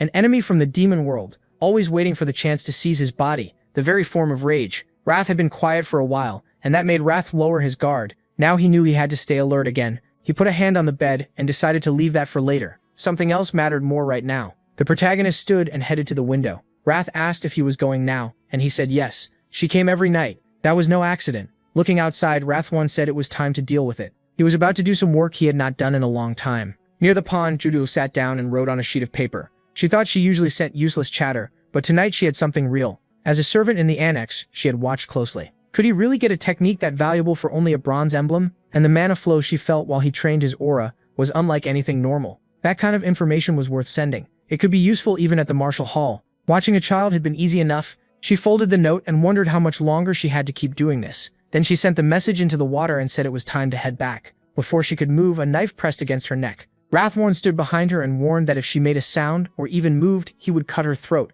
He told her to keep her eyes on the lake. Jufxiel froze, shocked by the killing intent behind her. Then she saw his reflection and was stunned. Wrathworn, how had this child gotten so close? Leaning near her ear, he said he had felt her watching him ever since he returned to the annex. So had she gotten all the information she wanted? Judiel could not believe it. She had hidden her presence and erased her tracks perfectly. Had he noticed from the start and simply acted like he had not? Wrathworn told her to open her mouth and she obeyed. He dropped something inside. She gagged and tried to throw up, but MC picked up the wet note, looked it over, and said he could not read what was written. Some special trick was clearly needed to reveal the message. He listed possibilities: water, earth, fire, wind, moonlight, sunlight, then settled on moonlight. The maid flinched. How did he know? Rayon went on, naming possible senders, then landed on Karun. He said he was sure Karun was behind this. Jadiel clenched her teeth in confusion. This made no sense. Her face had not changed. She had trained for years as a spy. No child should be able to read her that easily. But then she felt the burning pain in her body and remembered how calmly he read her. Only one answer fit. Trembling, she wondered if he had just fed her a frenzied worm. She remembered Karun ordering her into the annex to report every detail about Rayon and Sylvia. If she succeeded, he promised to make her dream come true. Now she demanded to know if he had given her a frenzied worm. He looked almost surprised that she knew what it was. He had not expected her to guess so fast. Horrified, she covered her mouth and tried to throw it up. The worst part of those worms was not just that the owner could track the victim, they could also torture or kill the host whenever they wanted. From his reaction, she became sure he had used one. Rayon said the letter to Karun already proved she was a spy. He figured she had been sent 7 months ago, right after the selection ceremony. Her reports covered not just him, but Sylvia, Helen, and even the other maids. Judiel stared at him. She had thought this mission would be simple. He was only a child and Sylvia had no power center while her mana flow was damaged, but this was no child. He was a monster. She cried out that she would change the letter and write a lie instead, but Radon said it was pointless. Sooner or later, Karun would still learn the truth. And when that happened, her fake letter would become proof she betrayed him. Shaking with fear, she listened as the protagonist crouched in front of her. Looking straight into her eyes, he said she would now work as a double agent. She could pass along things that would become public soon anyway, but nothing truly important. In return, she would tell him everything he wanted. She quickly agreed. Rayon nodded and walked away, saying he hoped their next meeting would come with useful news. Wrath flew over and asked where he got a frenzied worm. MC answered that he would never use something that vile. He had only used a fake something that caused unbearable pain for a short time. Wrath told him to wait, then asked how he read her emotions without any worm at all. Raiden said, information shows up in tiny details. Most people miss them, but he does not. Wrath realized he really was a monster. After that, he focused on aura training again. Before long, it was time to return to the training hall. Even after pouring in all that effort, he still could not activate his aura by the day they were supposed to leave. Later, everyone gathered at the assigned spot. Raiden looked around and guessed about 42 had passed. In the end, only a quarter of the trainees remained. Just like he expected. Then Luna called out to him. The protagonist turned, surprised, and kept staring, not sure what to make of it. A few days earlier at the Slyan family estate, Luna's mother had asked if young Master Rayon helped her train. While eating a cookie, Luna said yes. Her mother asked if she thanked him. Luna said she gave him a cookie. That was not what she meant. When asked if she said thank you out loud, Luna answered no, explaining that her dad told her not to speak to boys first. Her mother smiled, then she gently told Luna that gender did not matter when it came to saying thanks. If someone helped her, she should thank them. That was basic manners. Luna agreed and decided she would thank him next time. Now in the present, she finally did. Rayon, caught off guard, just answered, okay. Wrath asked what was wrong with her, and MC whispered that he had no idea. A moment later, Dorian came over drenched in sweat. He asked if he had made it too, then rambled that he never thought he would survive probation and become a real student. The training had been so brutal he kept having nightmares, and last night he barely slept because he was scared of messing up today. Then he said he was glad Rayon became top student, better him than young Master Byrne. Right after that, Dorian turned and saw Byrne standing behind him. He dropped to the ground in panic, while Byrne stepped in front of the protagonist. For a second, nobody spoke. Then Byrne bowed and asked for forgiveness. He admitted his behavior last week had been shameful. He accepted the loss but promised next time he would not back down. He would do everything he could to win. Rayon thought it was surprising to see a 13-year-old admit his mistakes so openly. Maybe there was a reason Burn came from the main branch. Wrath, however, exploded in anger. He yelled that Burn got beaten like a punching bag and still acted proud. Ampli grabbed him by the tail. He said it was normal. Burn was still a kid, so Wrath should calm down. Wrath shouted back that he did not care, and that all that pride was annoying. Just then, Rimmer walked up and scratched the back of his head. He apologized for being a little late, saying he drank too much last night and slept in. Then he asked if they had rested well and congratulated them on officially becoming his students. Today, he said, their real training would begin. Some drills would stay the same, but they would also start new ones, including combat training. At that moment, the gate opened and Martha walked in. She clicked her tongue and cursed the endless doors, saying they were annoying. Dorian recoiled in fear. The instructor folded his arms and smiled. He said the late one had finally arrived. Martha would train with them now, because she failed under another instructor. From this point on, she was their classmate, so they should welcome her. Martha Rayon Zegard of the main branch. Rimmer added that they should not judge by appearances because she was actually very kind. But Martha cut him off with a wave and demanded to know who the top student was. She asked if it annoyed them that some weakling ranked above them. She wanted to see the strongest for herself, so she told them to hurry up and fight. Burn wondered why he always got dragged into this kind of mess. Still, he introduced himself as the top student. Martha looked him over with interest and leaned in, then said he didn't look the part and told him to start already. Before anything happened, Burn stepped in behind her with his arms crossed and said she was acting shamefully. She spun around and asked who was barking at her. Walking right up to him, she warned Burn to watch his mouth or he'd end up in the gutter. He should remember who he was talking to. Burn fired back that Rayon had earned the top spot in front of the head and the instructors, so who was she to challenge that? Martha snapped that he was doing the same thing, so who was he to talk? Was he going to answer or not? He said that was exactly why he spoke up. He didn't want anyone repeating his mistakes and acting disgracefully. Rayon thought Burn really had changed. Just then, Luna stepped between them and spread her arms, telling Martha to leave him alone. Martha grinned and mocked the strong love between classmates. They really protected their own like loyal dogs. Then she turned away, scratched her head, and said it looked like Luna would end up the same way if she kept pushing. Fine. She'd let it go, but they should know she hated cowards hiding behind others, even more than useless upstarts. With that, she suddenly spun around and lunged at Rayon. Everyone else jerked back in shock, but Martha still threw a punch and yelled for him to take it. He caught her arm and slammed her down. She barely stopped herself and stared in shock at his fist coming toward her. Then both of them sprang apart. Burn, confused, shouted, "What?" Another student blurted out, "What the hell? Hey, he's not making it home today." Martha swung again, but the instructor grabbed her arm and told her that was enough. She was stunned, wondering when he had moved. He said she'd completely forgotten he was even there. Even if he wasn't scary, being ignored still hurt his pride. Rayon hadn't awakened aura yet, so beating him now wouldn't be a fair win. Didn't she agree? He had no problem with a spar later, once the protagonist learned it. She waved him off and said she was leaving anyway. The instructor then told MC to return to his spot too. He agreed, but Wrath shouted, asking what he was doing. Was he really letting that idiot get away with it? She was begging for punishment. Wrath said if it were him, he'd rip off her limbs and toss her body onto a glacier. Rayon answered that he'd already hit her once. Wrath yelled that it wasn't enough and he should finish it. The protagonist said not yet. If he was going to fight her for first place, it would be smarter to make a bet and take something from her. He told Wrath to be patient, he'd get even later. After that, training continued until the instructor called a 10-minute break. MC took a drink of water and looked at his hand. This wasn't easy. Up to level 2 it wasn't that hard, because he already knew it. But level 3 added more variations, and that made things much tougher. Then he glanced to the side and thought about how Rayon had started from nothing and learned all this in less than a month. It had taken him a full month just to master the 7-form fist. At this rate, he would reach sword training at the same time. At least he wasn't the only impatient one. He then looked over at Martha swinging her sword at high speed and wondered if she was competing too. She stopped, breathing hard, and cursed under her breath. Rayon was supposed to be learning fist skills for the first time, so how was he improving this fast? He hadn't trained before like Burn or Luna. With that frost curse, his body should have been a mess. So how could he keep training for days? She told herself she couldn't fall behind. Everyone called her a shining talent. Ever since being adopted into Zegard, she had always moved straight ahead. She beat every child from both the direct and collateral lines who walked around acting like geniuses. She laughed when they broke down. She was the genius here. She was supposed to be better. That was her place, and now she was falling behind and she couldn't stand it. Later, as she walked down the street, a subordinate bowed and said she'd worked hard today. She nodded and kept walking, and he watched her go before saying there was no reason to push herself that hard. Martha turned and asked what he meant. He said, like he told her before, young Master Rayon might pass many people, but he would never surpass her. She asked why the protagonist could never beat her. The man answered that MC had a weakness he would never overcome. Not long after, he kept training until he was already out of breath. One of the onlookers asked about his stance and whether he could watch again like last time. His friend told him, now was a bad time to ask. But the first one insisted that Raon really was an amazing swordsman. Martha clapped and said, "Wow, amazing." She never thought he'd reach her level so fast. He was even outpacing a genius with how quickly he learned. But with his terrible mana sensitivity, all that effort was useless.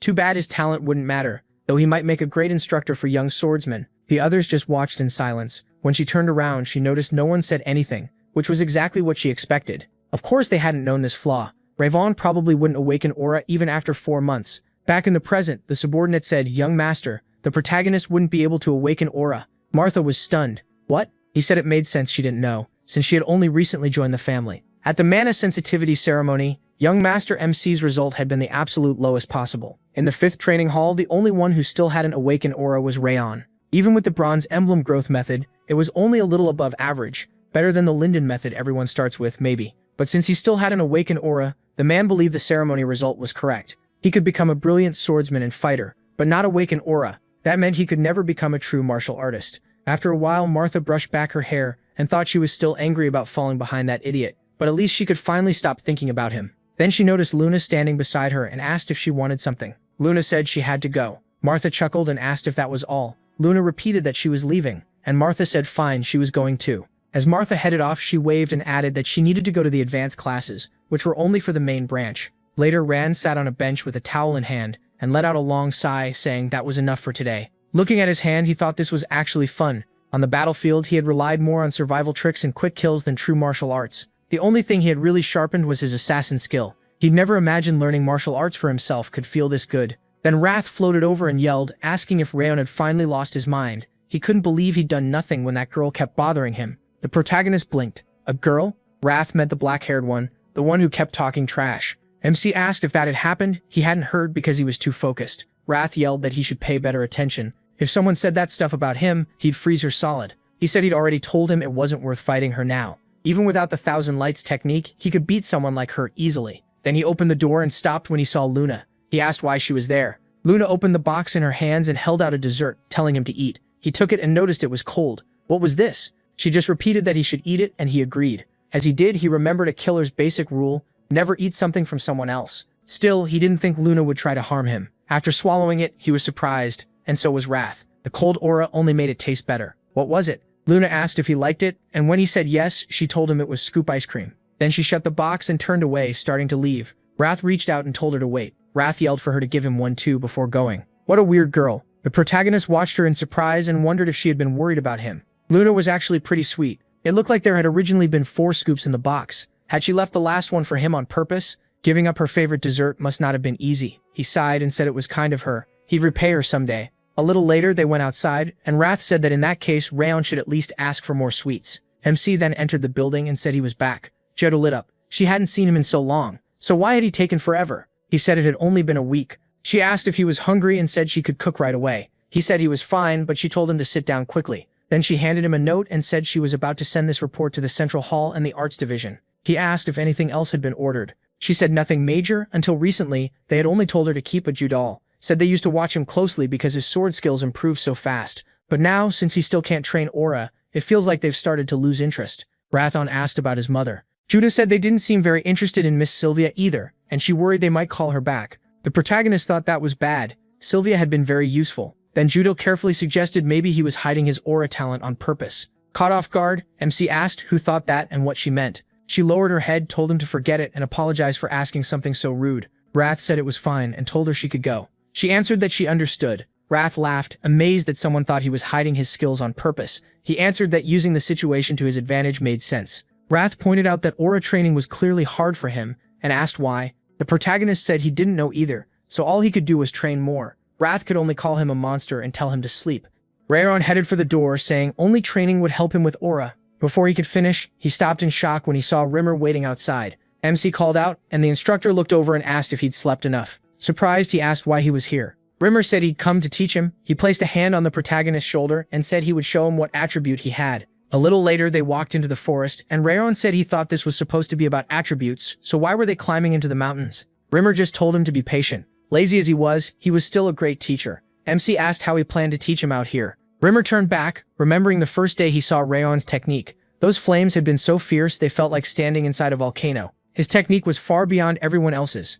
Even more shocking was how boldly he took in the cold inside his body and mixed it with the fire in his mana circuit. If the protagonist could fully master that technique, Rimmer stopped and said this place should work. Rayon looked around and asked if they were really stopping in the middle of the forest. Why here? Rimmer pointed at him and said he once made a sword from wind to protect his lord. Because of that, he could sense the kind of wind a person should choose. Rayon quietly looked at his hand, and Rimmer added that maybe he should have made the example weaker, but MC didn't seem scared at all. That wasn't normal for a child. Rimmer had felt wind since birth because he was an elf, but he was human, and with cold blocking his mana flow, it should have been even harder. Rimmer explained that wind came in many forms: warm, cold, even violent gusts. He had wanted a wind sword that could cut anything, and he reached that goal. The protagonist also needed to choose what fit him. He should think about the kind of fire he wanted.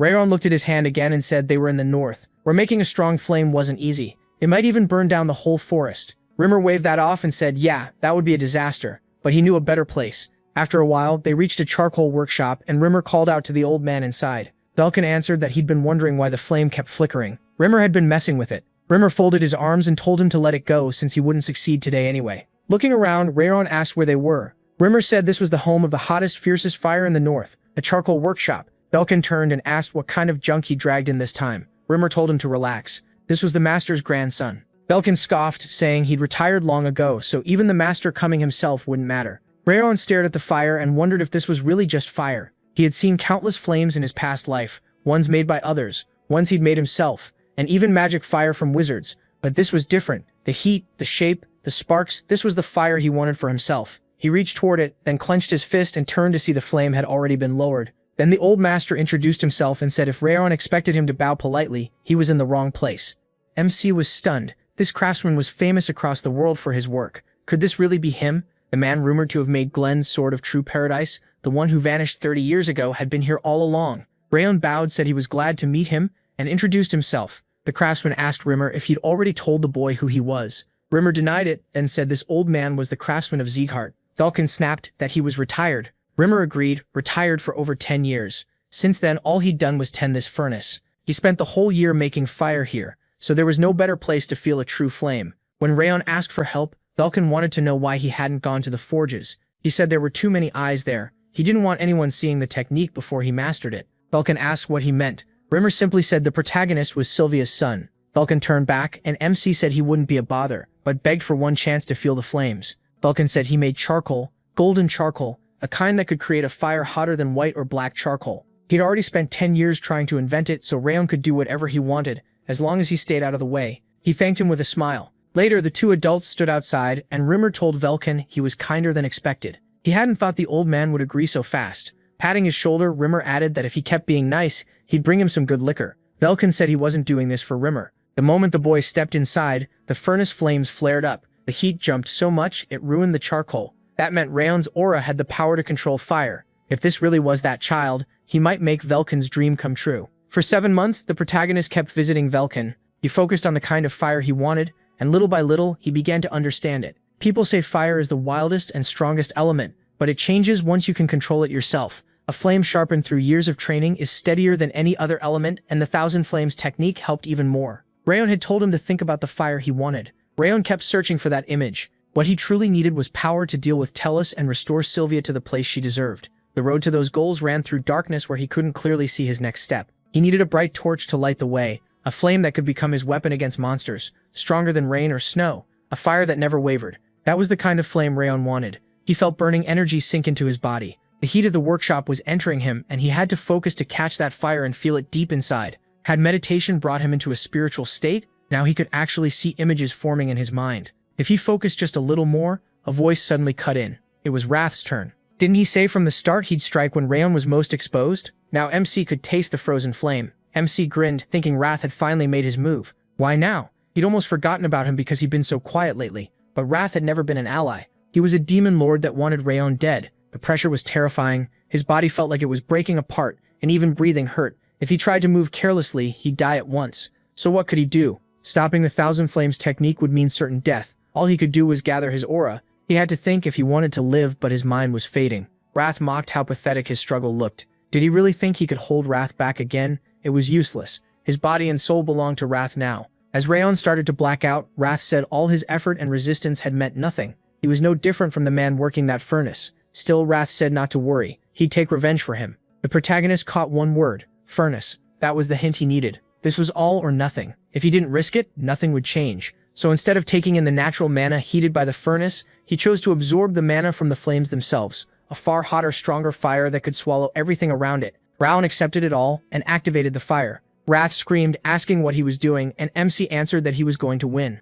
At that moment, Velkin sat by the furnace when fire suddenly burst around him. He jumped back in shock as the furnace flame shot up like a pillar. He said he'd never seen a fire that powerful. Looking around, Velkin demanded to know what was happening to the furnace. Then he noticed Rayon nearby and realized the boy was freezing. Even while the furnace blazed, Velkin stood and fearfully asked what was wrong with him, why he was shaking. He called for an answer, but Rimmer suddenly stepped in front of him. Rimmer told him to leave the protagonist alone. No one could disturb him now. Velkin shouted that the boy could die, but Rimmer blocked him and said Rayon had entered a full spiritual state. If they interfered, his insides could burst. Velkin frowned and asked if it was because of the cold inside him. Was there really nothing they could do? Rimmer turned away and said no, it was too dangerous. Frowning, he could only ask MC to survive. Wrath yelled at him to stop and asked what made him think he even had a chance. But he knew one thing. In his last life he died with nothing. Yet even then he didn't give up until his final breath. This time he refused to go out the same way. Then Velkin shouted that the heat was rising too fast. The furnace might break. Robber realized all the mana around them was being pulled into one spot.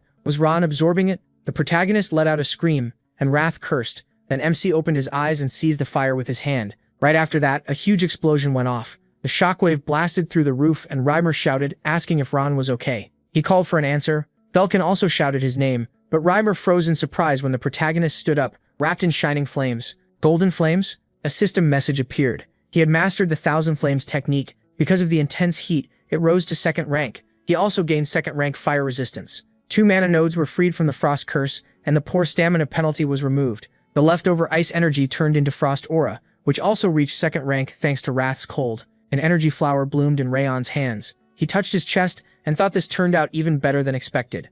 He was getting close to full strength, though it took way more effort than he thought. Then another system window appeared. It said he had passed Wrath's trial under extreme conditions. As a reward for his grit, all stats went up by 3. MC could hardly believe it. He got in one moment, what should have taken years. Wrath grumbled in disbelief, asking what he even was. Wrath's mind had been right on the edge, so how did he survive that? He shot back that Wrath told him he couldn't do it, that he shouldn't even try. He turned away, but admitted to himself that he had almost died this time. He needed to be much more careful. Now he understood clearly. No matter how close they seemed, Wrath was his enemy. He couldn't expose his weaknesses or secrets. Velkin nervously asked if he was okay. Rowan said he was fine, and Velkin quickly asked if he had really mastered Aura. The protagonist said yes, and it was all thanks to him. Then he apologized for wrecking the furnace. Velkin let out a breath and told him not to worry. What mattered was that MC was safe. A furnace like that could always be made again. As he moved toward it, Rowan asked what was inside. Velkin suddenly shouted, "It's..." He dug into the fire with a shovel and pulled out a few coals,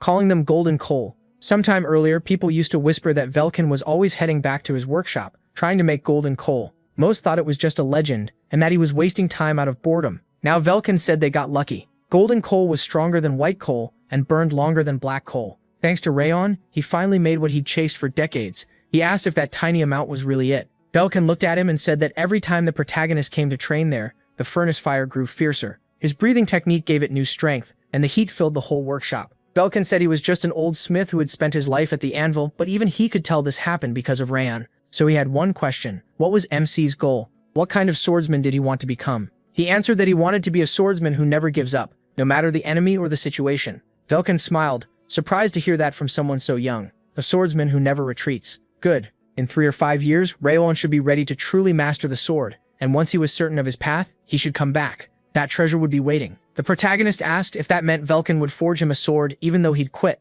Velkin said people do come out of retirement sometimes. Until then, MC just had to stay alive. Later, Velkin walked him out and said goodbye. He headed down the forest path while Rimmer stood on a cliff, and said he'd been curious to see how this would turn out. Rayon had finally mastered Aura. If nothing else, he was amazingly good at making people worry. Wasn't that right, boss? Behind him, Glenn stood there with a hard look. Smiling, Robert asked if he'd been coming every day because he was worried about the protagonist. He must feel better now. Glenn said he wasn't worried. Robert went on, saying maybe the forge heat played a part, but MC's aura quality and purity were incredible. He had even stabilized it, proof of huge talent. Glenn disagreed. Robert looked confused, and Glenn said Rowan had turned even his limits into strength. Later, Luna waited in the 5th training hall, wondering when he would come back. She remembered the others talking. 7 months had passed, and he still hadn't mastered Aura. Maybe all the praise about him was fake. Maybe Bowen or Martha deserved his spot, and he was all empty talk. Then Luna looked at the box in her hands and thought she wanted to help him. Her mom always said kindness should be repaid with kindness. Suddenly, she looked up and saw Rayon in the doorway. He turned and said nothing bad had happened to him. Since he'd said that himself, the protagonist muttered for him to stop showing off. One day he wished him luck. Rayon looked ahead, surprised. Luna? She opened the box of sweets and told him to cheer up. MC took one with a smile. It was the same ice cream as last time, and he thanked her. Luna stared, surprised. The cool air and scent around him felt even stronger and nicer now. Ran took a bite and froze. This taste, it was just as good as the first time. He wanted to eat the other two right away. Then he reminded himself he couldn't take all her snacks. She was sharing. He told himself to stop acting like a kid, calm down and close the box. Then he thanked her and said it was delicious. Luna asked if he wanted more, but Ran said one was enough. She then asked if he felt better. He looked at her surprised, then let out a breath and said, "Yeah, he did." Luna smiled, said okay, and walked off still smiling. Ran watched her leave, thinking he really didn't understand that girl. After a while, Reimer stepped up and asked if training had gotten boring. Then he announced that next month something special was coming. Since everyone had learned the basics and training methods, it was time to focus on their energy core. One of the boys asked what he meant, and even another student looked confused. Smiling, Rimmer revealed they'd be having duels next month. Martha was thrilled to hear it. Rimmer added that the results would affect both rankings and status, so they should spend this month preparing. Then Martha raised her hand and told him to wait. What about the ones falling behind? Some still hadn't mastered aura. Everyone looked at Rayon, but Rimmer said actually every student had completed that task. Martha's eyes widened and she asked when that happened. Rimmer answered, yesterday or today. He didn't remember. Martha grinned and said finally, something fun. She was bored to death while he was stuck on the basics. She walked up to Rayon and reminded him that she hated kids weaker than her. She tolerated him long enough, and if he couldn't handle it, he should give up his spot. She'd show him how things were really done. Suddenly Burns' hand came out in front of her, telling Martha to leave him alone. Rayon had only just mastered aura, and the duels weren't for another month. If she pushed now, she had no honor as a swordsman. Martha put a hand on Burns' shoulder and mocked him as young Master Burn. He cared so much about honor because it was all he had. Anyone strong enough to defend themselves earned their place. That should be obvious to him. Burn frowned. Martha jerked a thumb at the others and said those fools mastered aura in a month, while their so-called best student barely did it in 6. Even harder techniques took less time.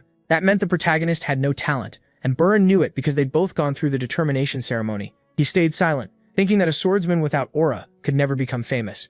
Martha went on, saying the instructor suggested duels for a reason. He wanted to update the rankings. Wasn't that obvious? Reamer spread his arms and asked, why not? Martha turned to Rayon and said he didn't deserve the top spot. It was time to fix that and give it to someone worthy. She proposed a duel with first place in the rankings as the prize. MC refused at once. What kind of prize was that when he already had it? If she wanted his place, she needed to offer something equal. Martha smirked and asked if he really didn't understand. In her eyes, he was an idiot. Nobody there thought he deserved that spot. Rayon asked if she was scared. Martha's eyes widened and she saw the smug look on his face. Was he really saying that to her? She burst out laughing, clutching her side. Martha burst out laughing, mocking him. No strength? That's hilarious. Fine, she said she was okay with a wager. Then she pulled out an elemental sphere, a rare medicine from her father that boosts both body and spirit. If Rayon wins, she'll hand it over. He quietly called out to Wrath, remembering his advice about waiting for the right moment with Martha. When Wrath asked what he meant, the protagonist said the timing finally favored him. This was their chance. A month later, Martha checked the calendar and said a full month had passed since their bet.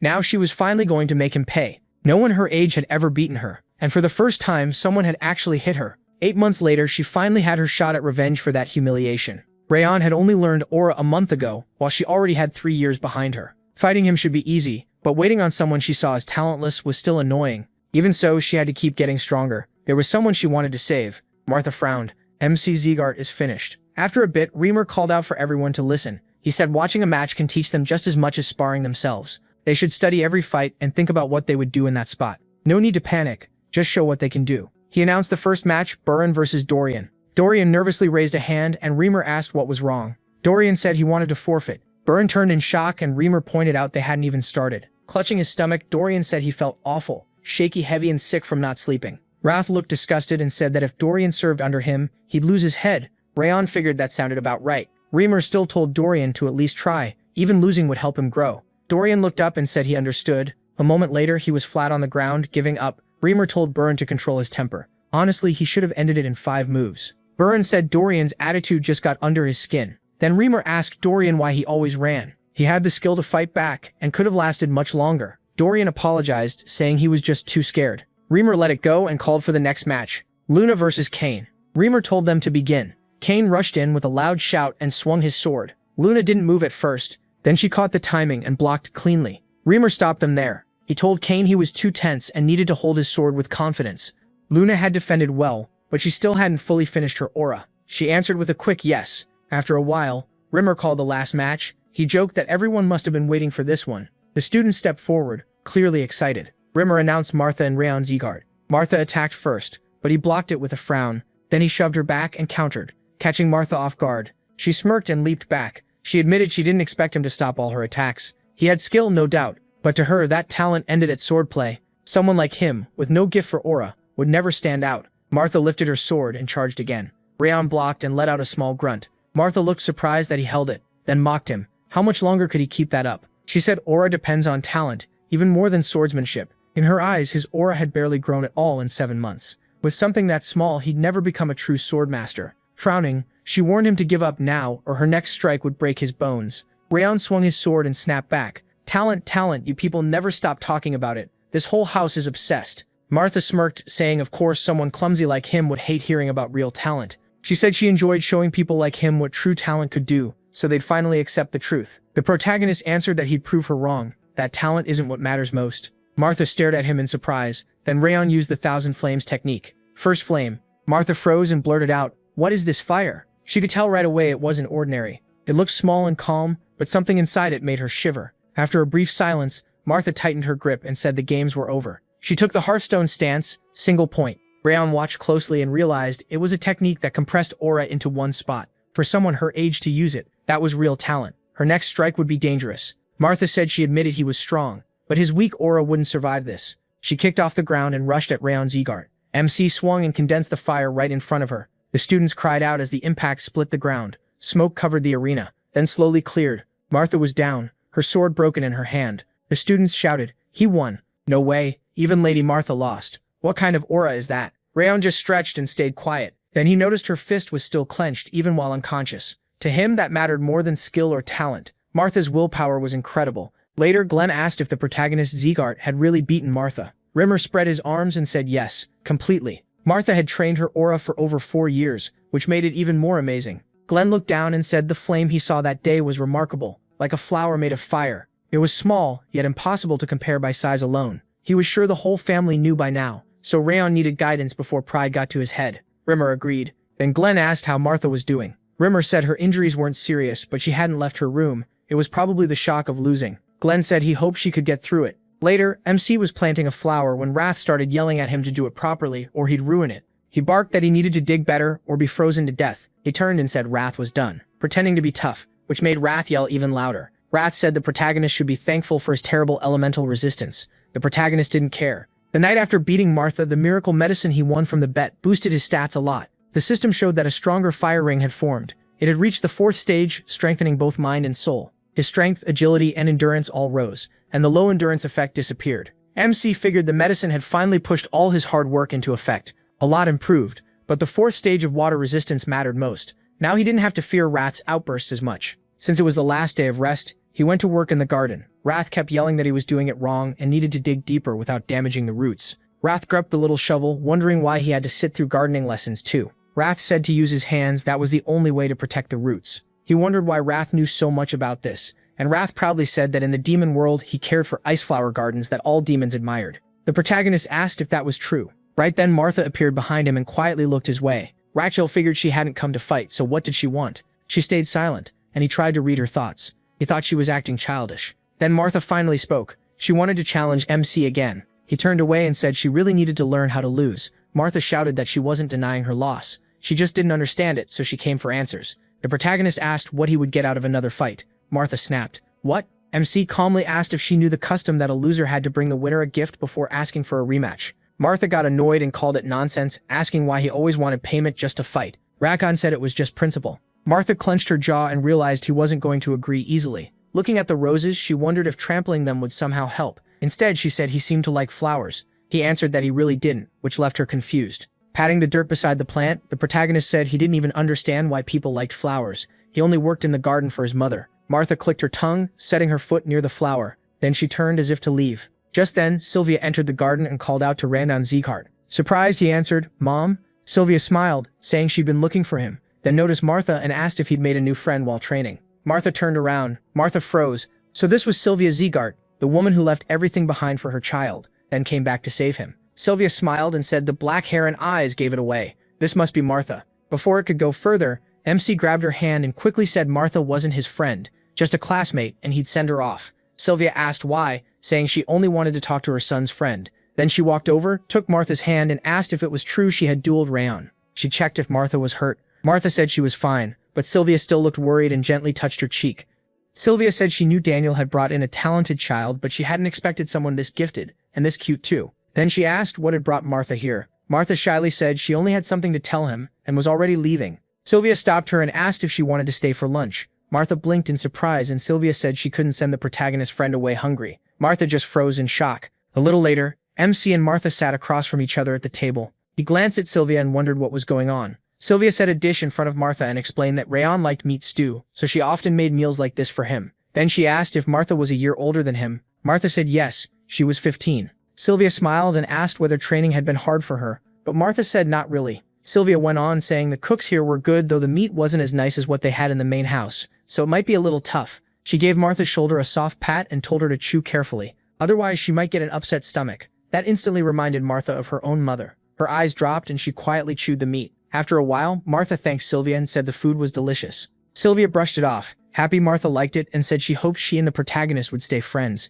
From behind them, the protagonist whispered, asking what had gotten into his mother. Didn't Martha come here to fight? Wrath could only say who knows. When Martha stepped outside, she thought MC probably thought she was crazy, but Sylvia's eyes felt so much like her mother's. That was why she couldn't refuse. The face, hair, and voice were all different, yet for a moment it felt like standing beside her mother again. After her mother was taken by the white blood cult and Martha was adopted by Daniel, she swore she would never lose until she found her mother. She had kept that promise all this time, but then she lost to Rayon. Daniel had accepted her because of her talent, and now if she kept failing, maybe he would cast her aside. Her father was kind, but what if he was only pretending to search for her mother? If that happened, all her hope would be gone. She was never meant to lose. She entered her room and found a servant waiting. He said she was back later than usual. Martha asked if he had been waiting for her. He said yes. Daniel had sent a letter. Martha stared at the envelope and asked if it was really from her father. The servant said it was, likely written after the duel. In it, Daniel congratulated Martha on her first defeat. One loss didn't make her a loser, so she shouldn't cling to it.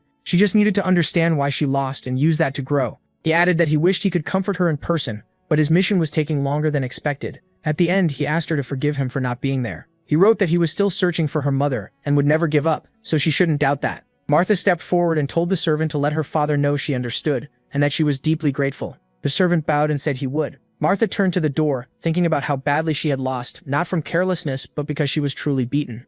She went inside, picked up her blade, and decided it was time to accept that loss and move forward. She couldn't shame her father. If she acted like nothing happened, she would learn nothing, and then she'd never be able to face him. So Martha cut off her long hair. This was her new start. She would keep moving, throw away that weak, pitiful past, and grow stronger. The next day, the students were stunned, asking what had happened and whether Lady Martha had lost her mind. Martha walked up to Raon and said she wouldn't give some heartfelt apology for everything she'd done. Still, she would keep her word. He asked what word she meant. Martha replied, it was their deal. The loser would step back and accept their place. That was all she came to say. As she turned to leave, the protagonist was honestly surprised. He hadn't expected her to be this straightforward about it. In such a short time, Martha had really changed. Not bad for a start, and she was still young. Then Martha smacked Dorian and yelled at him for blocking the way. Terrified, he quickly begged forgiveness. Rayson watched and thought the change seemed to apply only to him. Still, with the new school year starting, little by little things were shifting. Martha now calmly followed his lead as the senior student. Burin had also grown calmer, which helped his leadership. Luna's sword got even sharper than before, though her emotions stayed exactly the same.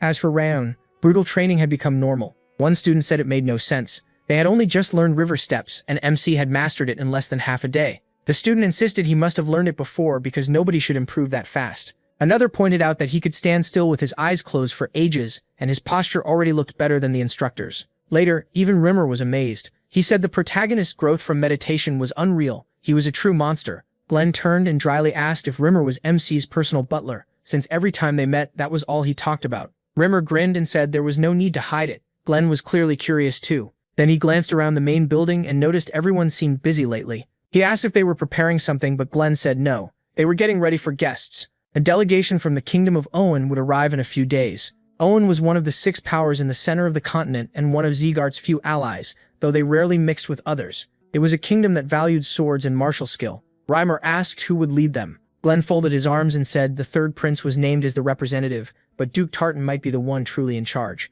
Rimmer was stunned that Tartan had become a duke, then noted the third prince should be about the same age as Rayon and Buran. Glenn said he didn't know since he'd never cared enough to check. Either way, Rimmer was told to make sure the students behaved. He asked if that included even the 5th training hall. Glenn said yes. The prince would bring young knights with him, and they wanted to watch Zygarde's swordsmen and students train. They couldn't afford to embarrass themselves, especially with him there. Reimer rubbed his chin and said, the third prince and Owen's young knights being Rayon's age could make things interesting. Glenn immediately said he looked like he was plotting again. Not long after, a student shouted in shock, sparring with the young knights of Owen. Rimmer smiled and said yes. By now they'd all heard the delegation was coming. He called it good news that the prince and his group wanted to train with them. One boy nervously said it still felt too sudden, and Rimmer asked if that really bothered them. He reminded them a swordsman had to be ready to fight even if dragged out of sleep. Martha then pointed out she had heard the delegation was supposed to visit the 6th hall, not theirs. So why come to the 5th? Earlier, Rimmer had gone to the prince's tent and said he heard the prince had visited the 6th training ground and hadn't looked impressed. So Rimmer invited him to stop by the 5th hall the next day if he had time, promising to show him something worth seeing. Now, turning back to the students, Rimmer said he understood their nerves. The news had come out of nowhere, sure, but instead of fearing the worst, why not focus on winning first? Then he told them the guests could come in. These young knights were the pride and future of Owen. The third prince, Greer the 500th Owen, stepped forward, placed a hand on his chest, and said he was glad to meet them. Brown studied him closely. So this was the third prince. For someone his age, Greer's build was excellent. One look was enough to tell he was the strongest of the group. Rimmer put his hands on his hips and asked the protagonist if he planned to sit this one out too. MC looked at the prince and thought he'd be a perfect test for the combo he had just learned. Rimmer steps and the sword of connecting the stars, so he answered no. If anything, he wanted to join the sparring. Rimmer said that since their top student wanted in, he'd take that as everyone agreeing. The match would begin soon. He only needed 20 participants, and their best student would choose them, so everyone had better follow Rayon's lead. Then Rimmer added the part he'd forgotten. He had bet a month of his pay on them, so they absolutely had to win. Win no matter what. If they lose, he'll kill them. The boys just stared. What? A little later, he said he had picked the fighters. Before they started, he told them to study their opponents first. Look at their hands. The students did, and blinked in surprise. They were shaking. Renan said that even if they looked proud in that armor, they were still just students their age, nervous about the sparring like everyone else. He reminded them they trained just as hard as any top group. All that sweat and blood would matter today. So they needed to drop the fear and fight with everything they had. The student shouted back, "Got it." Renan then set the order. The first match mattered most because it could lift everyone up, so he decided to open with someone who was very likely to win. Martha would fight first. He asked if she was ready. Martha waved him off and said she'd finish this fast. Rimmer called the fighters to the center when ready. Buran muttered nervously, "Is he really our age? Why is he so huge? He already looks like a real knight." Tar stepped out and introduced himself as a fighter from Owen. Seeing Martha, he said she looked fired up for someone her age. The others worried the size gap was too big. Even Martha might struggle.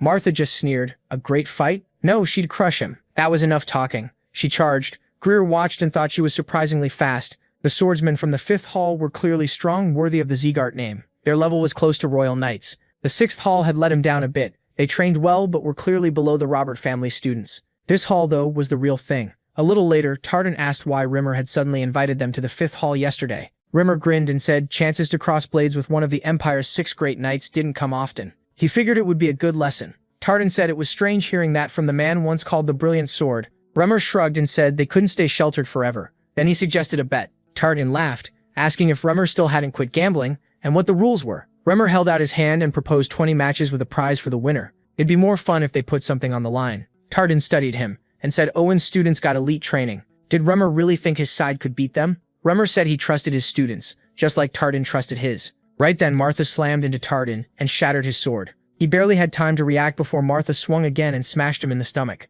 Tarj cried out, and then Martha was declared the winner. Raywan watched closely, impressed. He'd thought she might hold back after their last match, but she looked even faster and stronger now. She sheathed her sword and mocked Tarz. What was the point of all those muscles, if he couldn't even go all out on the first strike? Idiot. The protagonist thought it was interesting. Wrath grumbled that interesting was a stretch. It was just bugs fighting in sand. Rayon said those bugs were still young. Wrath snorted that even young demons fought in a more exciting way. MC squeezed him and told him to be quiet. He was enjoying this. Rimmer called for the next one, the 18th match, Luna versus Adelia. He looked at Luna and said it was her turn. She gave a short nod. She stepped forward, and when Adelia asked, she gave her name. Luna. Adelia stared at her oddly. Then fire wrapped around Adelia's body. Luna calmly said she hated fire. She gripped her sword and cold mana spread around her. Their blades met, and the clash kicked up smoke across the arena. Then Luna slipped behind Adelia, making her spin around in shock. Was that an illusion? Luna rested her blade on Adelia's shoulder, and Rimmer announced Luna as the winner of the 18th match.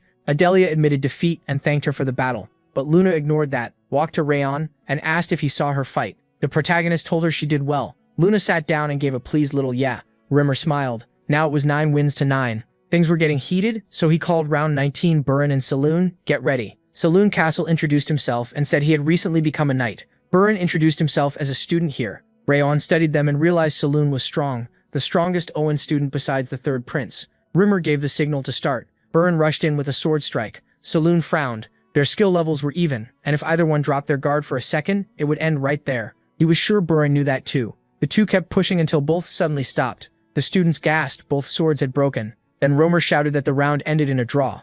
Rayon folded his arms and praised Burin. That knight had been one of their strongest. Burin frowned and said that didn't matter. If he fought with Zegart's name on the line, he had to win. MC put a hand on his shoulder and said there was no need to worry. He'd take the final round and protect Zegart's honor. As they walked to the center, Greer realized this was the opponent chosen for him. He didn't look impressive at all. Greer asked if he was from the main Zegart line. Rayon answered no, he was from a side branch. Greer clicked his tongue, annoyed. He hadn't expected such an easy-looking match. He'd rather fight one of those other three. Turning to Rimmer, he said he had a suggestion. Rimmer asked what it was. Greer pointed at Luna and Martha. They didn't seem tired after their matches, so maybe he could face them after beating this one. Reimer said he didn't mind if Greer won, of course. Greer replied they should get ready because this would be over fast. He even decided not to use aura and save his strength. Tartan looked at Reimer and asked what kind of monster that boy was. His presence was so faint he'd almost missed it. Reimer said he hadn't missed it at all. Tartan asked why he didn't warn the prince if he knew. He then answered his own question. The prince would one day support Owen's whole kingdom, but he still hadn't learned what defeat felt like.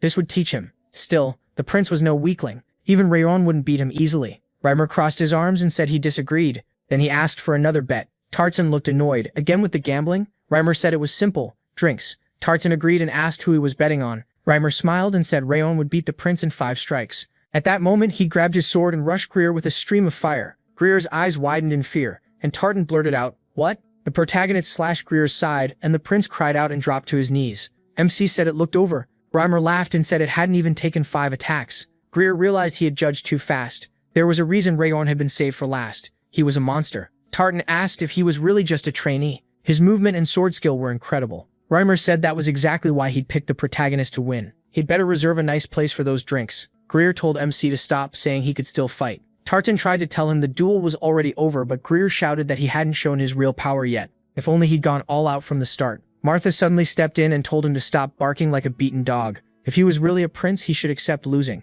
What a crybaby. Just like one of her friends. Burin frowned at that, and Luna glanced his way from the side. Greer asked, "What?" Martha crossed her arms and said she'd been trying to speak nicely because he was a prince. Instead, he should just leave. He lost. Adelia jumped in and told Martha to watch her mouth. She was speaking to royalty. Martha mocked that right back, saying she had the blood of Rayon Zegart's main line. So what was the problem? Reimer clapped and cut it off. That was enough. They should hear what he thought, since the choice was his. The protagonist said he had no reason to keep fighting. The duel was done, and he wouldn't battle just for someone's pride. Greer shouted that he accepted the loss, but he hadn't judged Rayon right. He'd underestimated him before the match began.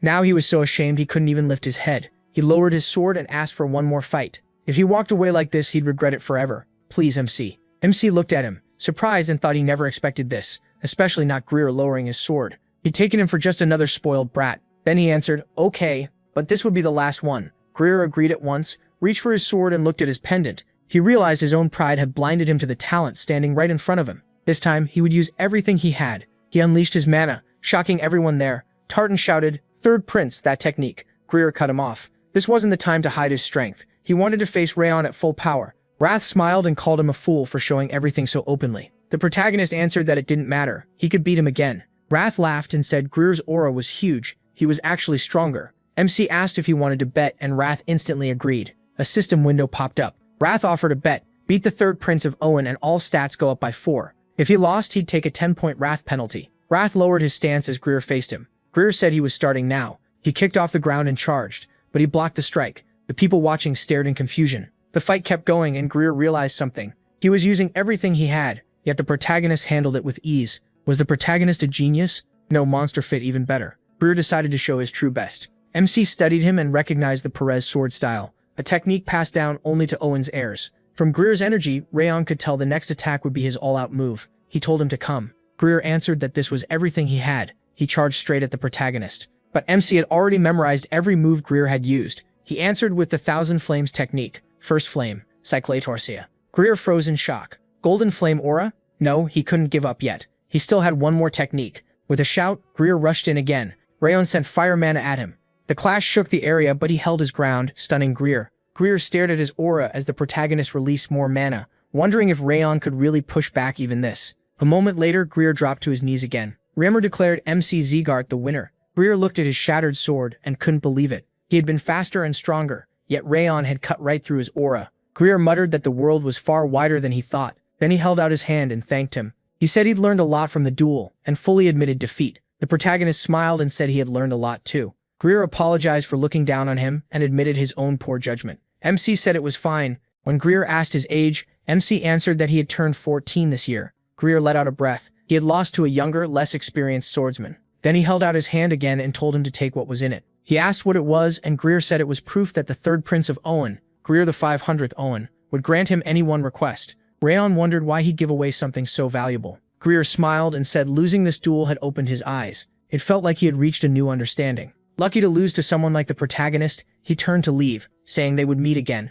Next time he hoped he'd still be ahead, but keeping up with MC sounded fun. Greer told Rimmer he had lost, so Rimmer won the bet. Rimmer praised him, then went to Duke Tartan and said it was time to leave. Tartan agreed, but Greer said he had just decided on something urgent. As Rayon walked down, he thought about his past life. People always said following your real path came with no price. Was this what a reward felt like? It was strange. This life kept surprising him. Later at the palace, Glenn asked if that was the lesson Greer had taken from the duel. Greer said yes. He had foolishly believed he was the best, but Rayon made him rethink many things. Greer added that he had dueled across the 6 kingdoms, yet had never met a swordsman like him. Even though he was younger, there was still much to learn from him. Glenn said he understood. Greer explained that was why he wanted to return right after the meeting. He was eager to train. He wanted his body to learn what he had seen from the protagonist. Glenn agreed and told him to pass on his thanks to the king. Greer thanked him. Not long after, the group rode out. Tartan called to Greer. Greer asked what he wanted to say. Tartan pointed out that Greer had revealed every trump card, even the Perez sword technique against Rayon. Wasn't that too much? He reminded him that hiding his strength mattered. Greer admitted he might have gone a little too far. Tartan also mentioned the medal, but Greer cut him off. He said MC had shown real mercy. Even after being badly underestimated, Rayon still accepted his selfish request, so Greer gave him the same in return. Besides, he had revealed a secret technique too. Tartan said that was true, but Greer interrupted again and said the medal was also an investment. Tartan asked what he meant. Greer said the protagonist already had amazing skill, character, and wisdom at such a young age. Even from a collateral branch, he was sure MC would become someone important. Building ties with him could only help. Tartan said Greer had thought it through. Well, Greer smiled and said he was raised in a royal family. If he couldn't think ahead in moments like this, what good was he? Then he wondered how far Rayon Zegart would have grown by the time they met again. At that moment, he asked if Glenn was proud that his grandson had been praised by a prince from a neighboring kingdom. Glenn asked what he was talking about. The protagonist said he was only thinking out loud, but it had been a long time since he'd seen such a big smile on Glenn's face. Glenn touched his face and asked with a smile, and MC said yes. He had been smiling ever since the third prince brought up MC's name. Glenn answered that he must just be getting old and imagining things. He then brought up the leader, saying he was still worried about Duke Tartan's words. What did Glenn plan to do? The protagonist remembered Tartan saying he had a private message unrelated to the prince's letter. It came from the ruler of Owen Lacrosse, Albertian de Owen II.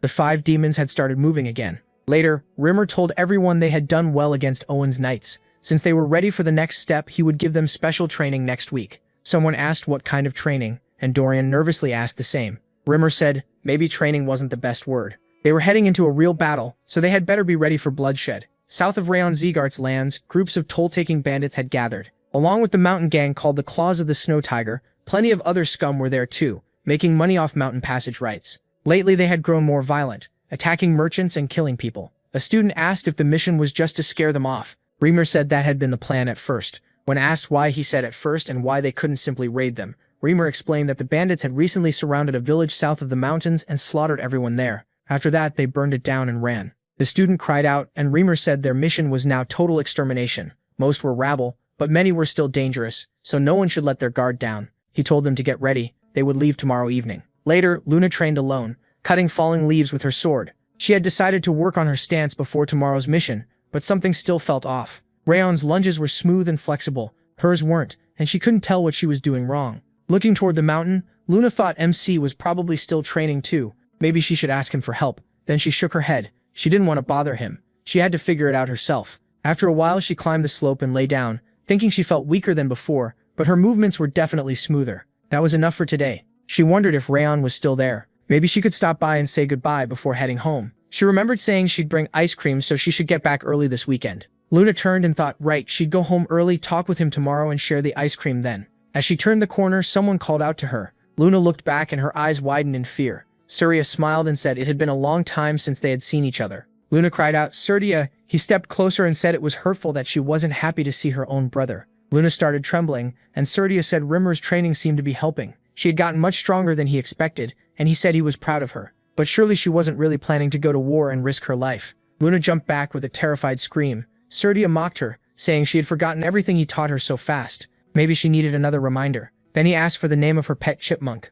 Ruby, Luna answered in fear. Brother, Surya pulled out the chipmunk and smiled, saying she would remember everything now. Let Ruby's death be a lesson. Brother, stop. Luna remembered the chipmunk's dead bodies and her brother's face. She dropped to her knees and screamed. Covering her ears, she kept crying out while Surya bent down and told her life belonged to him. Until the right time came, Luna should not even think about risking it. All she had to do was stay alive until he decided otherwise. Then an explosion hit, and Rayon appeared in front of Luna, glaring at Surya. He asked who he was. Surya smiled back and said it was rude to ask someone's name before giving your own, especially after barging into another person's conversation. Rayon answered that looming over a girl in a narrow alley was rude too. Was Surya a thief or planning something worse? The man paused, then said it only looked bad from the outside, but really he was Luna's older brother. He glanced at her shaking beside him, clutching her head in terror, and doubted that right away. Was that really her brother? The man raised his hands and claimed he just got carried away because he was happy to see her after so long. Rayon asked if crushing that rodent in front of her was supposed to be a joke. The man gave an awkward laugh and said it wasn't a real chipmunk at all, just a toy. He showed his clean gloves and insisted he'd never kill a living animal. The protagonist instantly understood he had burned away the blood and flesh with his aura. Then the man set a small box on the ground and said he had only come to bring his sister some treats before leaving on a long mission. Looking at Luna, he said she had a very nice friend and hoped they would stay close. After that, he waved, apologized for taking the joke too far, and walked away. Rayon Zegart recognized him. He was a sword genius from the Slyant house, one of the 12 monsters who could one day become one of the next generation's rulers of the Slyant family. MC had only heard of him before his reincarnation, so this was their first meeting. But he already knew the truth. This guy was a madman pretending to be a kind hero. He gave off the same rotten feeling as Darius. Once he was gone, Ravon held out a hand to Luna and offered to walk her back. When they reached the carriage, she thanked him for coming to say goodbye. He told her to sleep early since they were leaving the next day. She got into the carriage without a word and left, but what had just happened kept spinning in her head, and it stayed with her even after she got home. Opening the box her brother had left, Luna thought he had shown up again, and he still hadn't changed at all.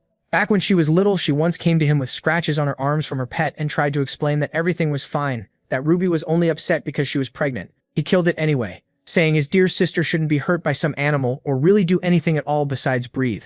He even warned her that if she told anyone, he would kill them too. He said he'd destroy the house and burn everyone but her. That's when she decided staying quiet was the only way to keep anyone from getting hurt. When she first came here, she thought she was the only outcast, the only one who knew pain. Then she met someone she could share that pain with. That person was Rayon Zegart. She saw how kind he was, how hard he worked, and how much he had suffered. Watching him change through pure effort and earn everyone's respect made her believe she could change too. She worked beside him to make that real, but now it felt impossible. Things only stayed calm as long as she endured everything alone. The next day, they headed for the southern edge of Zegart territory, to the village of Jartan. Rumor said they would spend the night there and praise them for making it through the dimensional gate. He told them to rest while they could. This would be their last chance before the mission. A village official welcomed them and led them to their rooms. After settling in, Round thanked Wrath. Without his warning yesterday, he might not have noticed anything. He hadn't realized that man was hiding his presence. Wrath said he only wanted to protect his source of ice cream. Still, the protagonist kept thinking Syria might be gone for a while on that mission, but Luna was clearly afraid of him.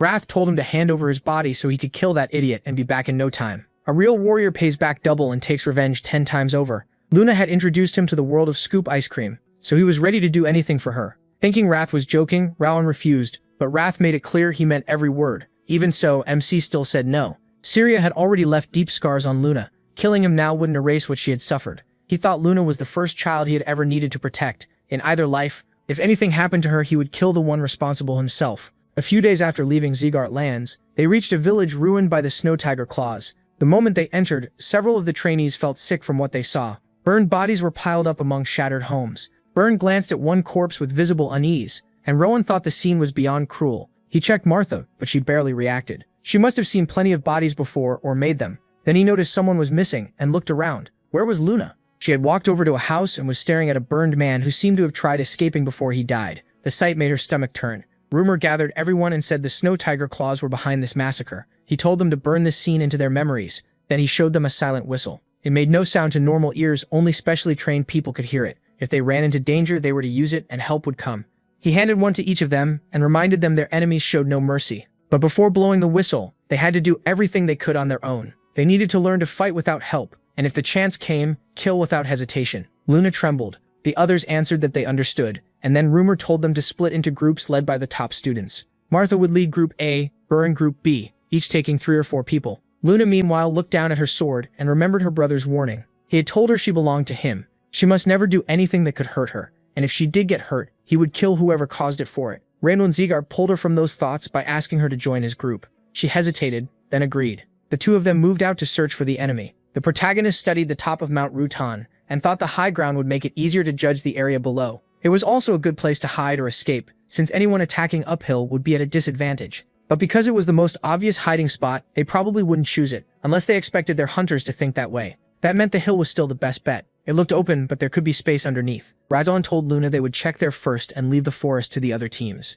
She nodded and headed for the hill. Watching her, MC looked troubled, and Wrath pointed out how worried he was about her. Maybe he should talk to her. Radon said he didn't even know what to say. It was a family issue. As he followed her, he thought he barely understood his own feelings about Sylvia, so he was hardly the right person to give family advice. Still, he knew what Syria had done to Luna. The moment he got the chance, he would deal with it. Reaching the cliff's edge, he looked down and saw he was right. A thick hidden patch lay below, invisible from outside, and someone had carefully brushed away human tracks. That might fool beginners, but the broken branches gave them away. Crouching in the snow, Rowan thought real assassins needed more than killing skill. Tracking, scouting, and gathering information mattered too. These tricks might fool a normal hunter, but not him. He rose and told Luna the bandits' hideout had to be nearby. She should follow him quietly. So quietly even her breathing couldn't be heard. They moved with care and searched the area. Raymond spotted traps near the trees, and they slipped past them. Soon they reached the bandits' camp and hid behind the brush. Just as he expected, the only real defense was the traps at the entrance. The bandits likely thought no one would come this far, even with all the tracks. They had underestimated them. Just as he guessed, the camp was in a cave beneath the hill. Stepping out carefully, he noticed a starving boy near the entrance, and wondered if he was a hostage. The guards at the entrance were sturdy, but they had no aura, just regular fighters. The huge man beside the hostage looked skilled enough with a sword to hold his own. The rest were probably inside. There was no way they'd leave a hostage with only a weak guard team. A whole pack of bandits might be waiting in the cave. Should he use the whistle? He could fall back and rejoin the main group before attacking, but the hostage looked close to death. At this rate, the boy might freeze before help arrived. Since they hadn't been noticed yet, the best move was to rescue him first, then take the bandits out quietly if possible. Luna kept her eyes on the boy, clearly shaken by how bad he looked, and then Rayon got her attention. He told her not to panic, they could save him, but he needed her help. When he gave the signal, she had to block the sound. He would handle the rest himself. Could she do it? Since she wanted to change too, Luna steeled herself and said she'd help. One of the guards yawned, grumbling about how much longer they had to stand there. Then a girl suddenly stepped out of the trees, putting them on alert. Without a word, she used her aura and set up a sound-blocking barrier, so the bandits inside couldn't hear anything anymore, not even themselves. That was Rayon's cue. He burst from cover, deciding to kill these two before dealing with the stronger ones. He slipped between them and slashed at neck level. Then he stopped. Luna looked up in horror as one bandit's head flew over her, and that sight triggered a memory of the small animals her brother killed. She grabbed her head and screamed. Rayon tensed as the barrier started fading, putting the whole plan at risk. Had she remembered something tied to her trauma? If this kept up, they'd be exposed. Seeing a bandit move in to use her weakness, the protagonist rushed over. She didn't even notice the sword coming at her, and just before it struck, he knocked the man down and pinned him to the ground. He warned him to stay quiet. One word, and his throat was gone. All he had to do was answer. If he refused, Rayon would start cutting off fingers. The bandit clenched his teeth. MC glanced at Luna and saw she'd calmed a little. Even while shaking, she kept the barrier up. Thanks to her, they were still safe. Luna went to the hostage while he questioned the bandit. He was from Snow Tiger Claws. There were about 39 of them in the forest, and another hostage too. Rayon had already guessed that. The boy revealed the hostage was his little sister. He begged them to save her, and Luna promised they would, telling him not to worry. The protagonist told her not to make promises like that, but she wouldn't take it back, so he moved on and started planning. They could fight the bandits, but if they wanted the hostages alive, calling for backup was smarter. There were around 40 men plus the leader. Even for them, that was a lot. Luna suggested the whistle and blew as hard as she could. Rayon noticed he was standing close to her, yet heard nothing. So that was why Rimmer gave it to them. Then a voice suddenly came from the cave. The bandit leader had somehow heard the whistle and raised the alarm, leaving MC stunned. Could someone really have hearing sharp enough for that? Even he couldn't hear it. Luna quickly pulled the boy away while Rayon grabbed the captured bandit and stepped out, blade at his throat. The gang leader mocked how a little kid got in here and caused so much trouble. Who was he trying to call? He brushed it off. He wanted a hostage trade. If they handed over the girl, he'd return this man. The old man burst out laughing, saying he didn't care whether that fool lived or died. The girl mattered. He didn't. He told Rayon to lower his sword, and one bandit aimed his blade at the girl. Her scared cry made the protagonist snap. He told Luna to turn away and wait for his signal. Then he killed the hostage, and the others surged forward. But too late. They were furious. Rayon hurled his sword at them, and it struck the man holding the girl. As he screamed, MC gave Luna the signal to make a frost fog with her aura. She moved at once, touching the snow, and a white cloud spread fast, cutting the bandit's sight. Rayon used the cover, rushed into the cave, grabbed the girl, and escaped with Luna. When the fog cleared, the bandits realized she was gone and immediately chased them. The girl was clearly important. After a while, they found a safe spot, but the children were freezing and asleep, so they couldn't keep moving. He said they didn't know what the bandits might do to the village and suggested ending this here. He told Luna to guard the children, but she didn't want him going alone. His arm was hurt, and she argued back. Rayon insisted he was fine. He said he'd wipe them out fast and be right back, but she still tried to stop him. It was too risky in his condition, and their instructors would arrive soon. They only had to wait. The protagonist cut in, crouched to her level, and told her real combat was terrifying. Even veteran swordsmen got scared, let alone kids like them. But there was something worse than fear, doing nothing because of it. These bandits had done awful things. Some of the dead must have been villagers trying to protect others. Others probably fought to the end for the people they loved. They couldn't let those deaths mean nothing. They were swordsmen of House Zegart, and they had to do their duty to the end for the fallen and for those still alive. He said he didn't know what her brother had done to her, but the more she feared him, the more that shadow would swallow her. Only she could protect herself and the people she cared about. Then he placed something from inside his clothes into her hand and said what happened next depended on her choice. With that, he took up his sword and headed for the bandits, telling her to stop living in his shadow. His words brought tears to her eyes. She wanted to change. She wanted to break free from him. She didn't want to stay chained to the past. She wanted to protect what mattered. Looking at the wooden chipmunk figure, she decided she was done hiding in the dark. She wanted to step into the light. Meanwhile, Rayon was cutting through the bandits without mercy, making the rest uneasy. They couldn't stop him, even though he was just a kid. The bandit leader couldn't understand how they were losing to him. Then one bandit jumped at Rayon from above, but he dodged in an instant. The leader tried to strike from behind, yet the moment he attacked, he sensed something was off. He looked forward in shock. MC was gone. He was behind him now, asking how long he planned to wait for a cheap opening like a coward. Rayon killed him at once and turned to the others. Stunned, they called him a monster, unable to believe a child could be that strong. He told them to surrender since their leader was dead, but something sharp flew at him, and he barely knocked it away. Then the real leader appeared, Vukan. Chuckling, he called the whole thing pathetic. How are they dying to a kid like this? If word got out, the North and South Alliance would laugh at them. Still, the boy looked rich, probably from a powerful family. That made things better. Vukan lunged, saying he'd worried their gifts wouldn't be enough, but now fortune was on his side. He punched Rayon hard enough to send him into the wall, and the protagonist knew at once this man was the true head of Snow Tiger Claws. He wasn't some beginner. He was closer to a swordmaster. Then a bandit shouted from the entrance that they'd found the girl and the hostages. MC turned and saw Luna barely holding back her enemy's blade. He worried she still wasn't ready for a real fight, but he had to help her. Vukan threw another punch and mocked him for losing focus in front of his enemy. Was he worried about them? Fine. Then he'd keep him busy. Rayon cursed inwardly as he kept blocking, while the bandit facing Luna backed off and said she used strange techniques. She looked like she'd never killed before. He charged again, and Luna was told to hand over all the hostages. Looking at the children, she knew she had to protect them no matter what, but that meant killing the man in front of her.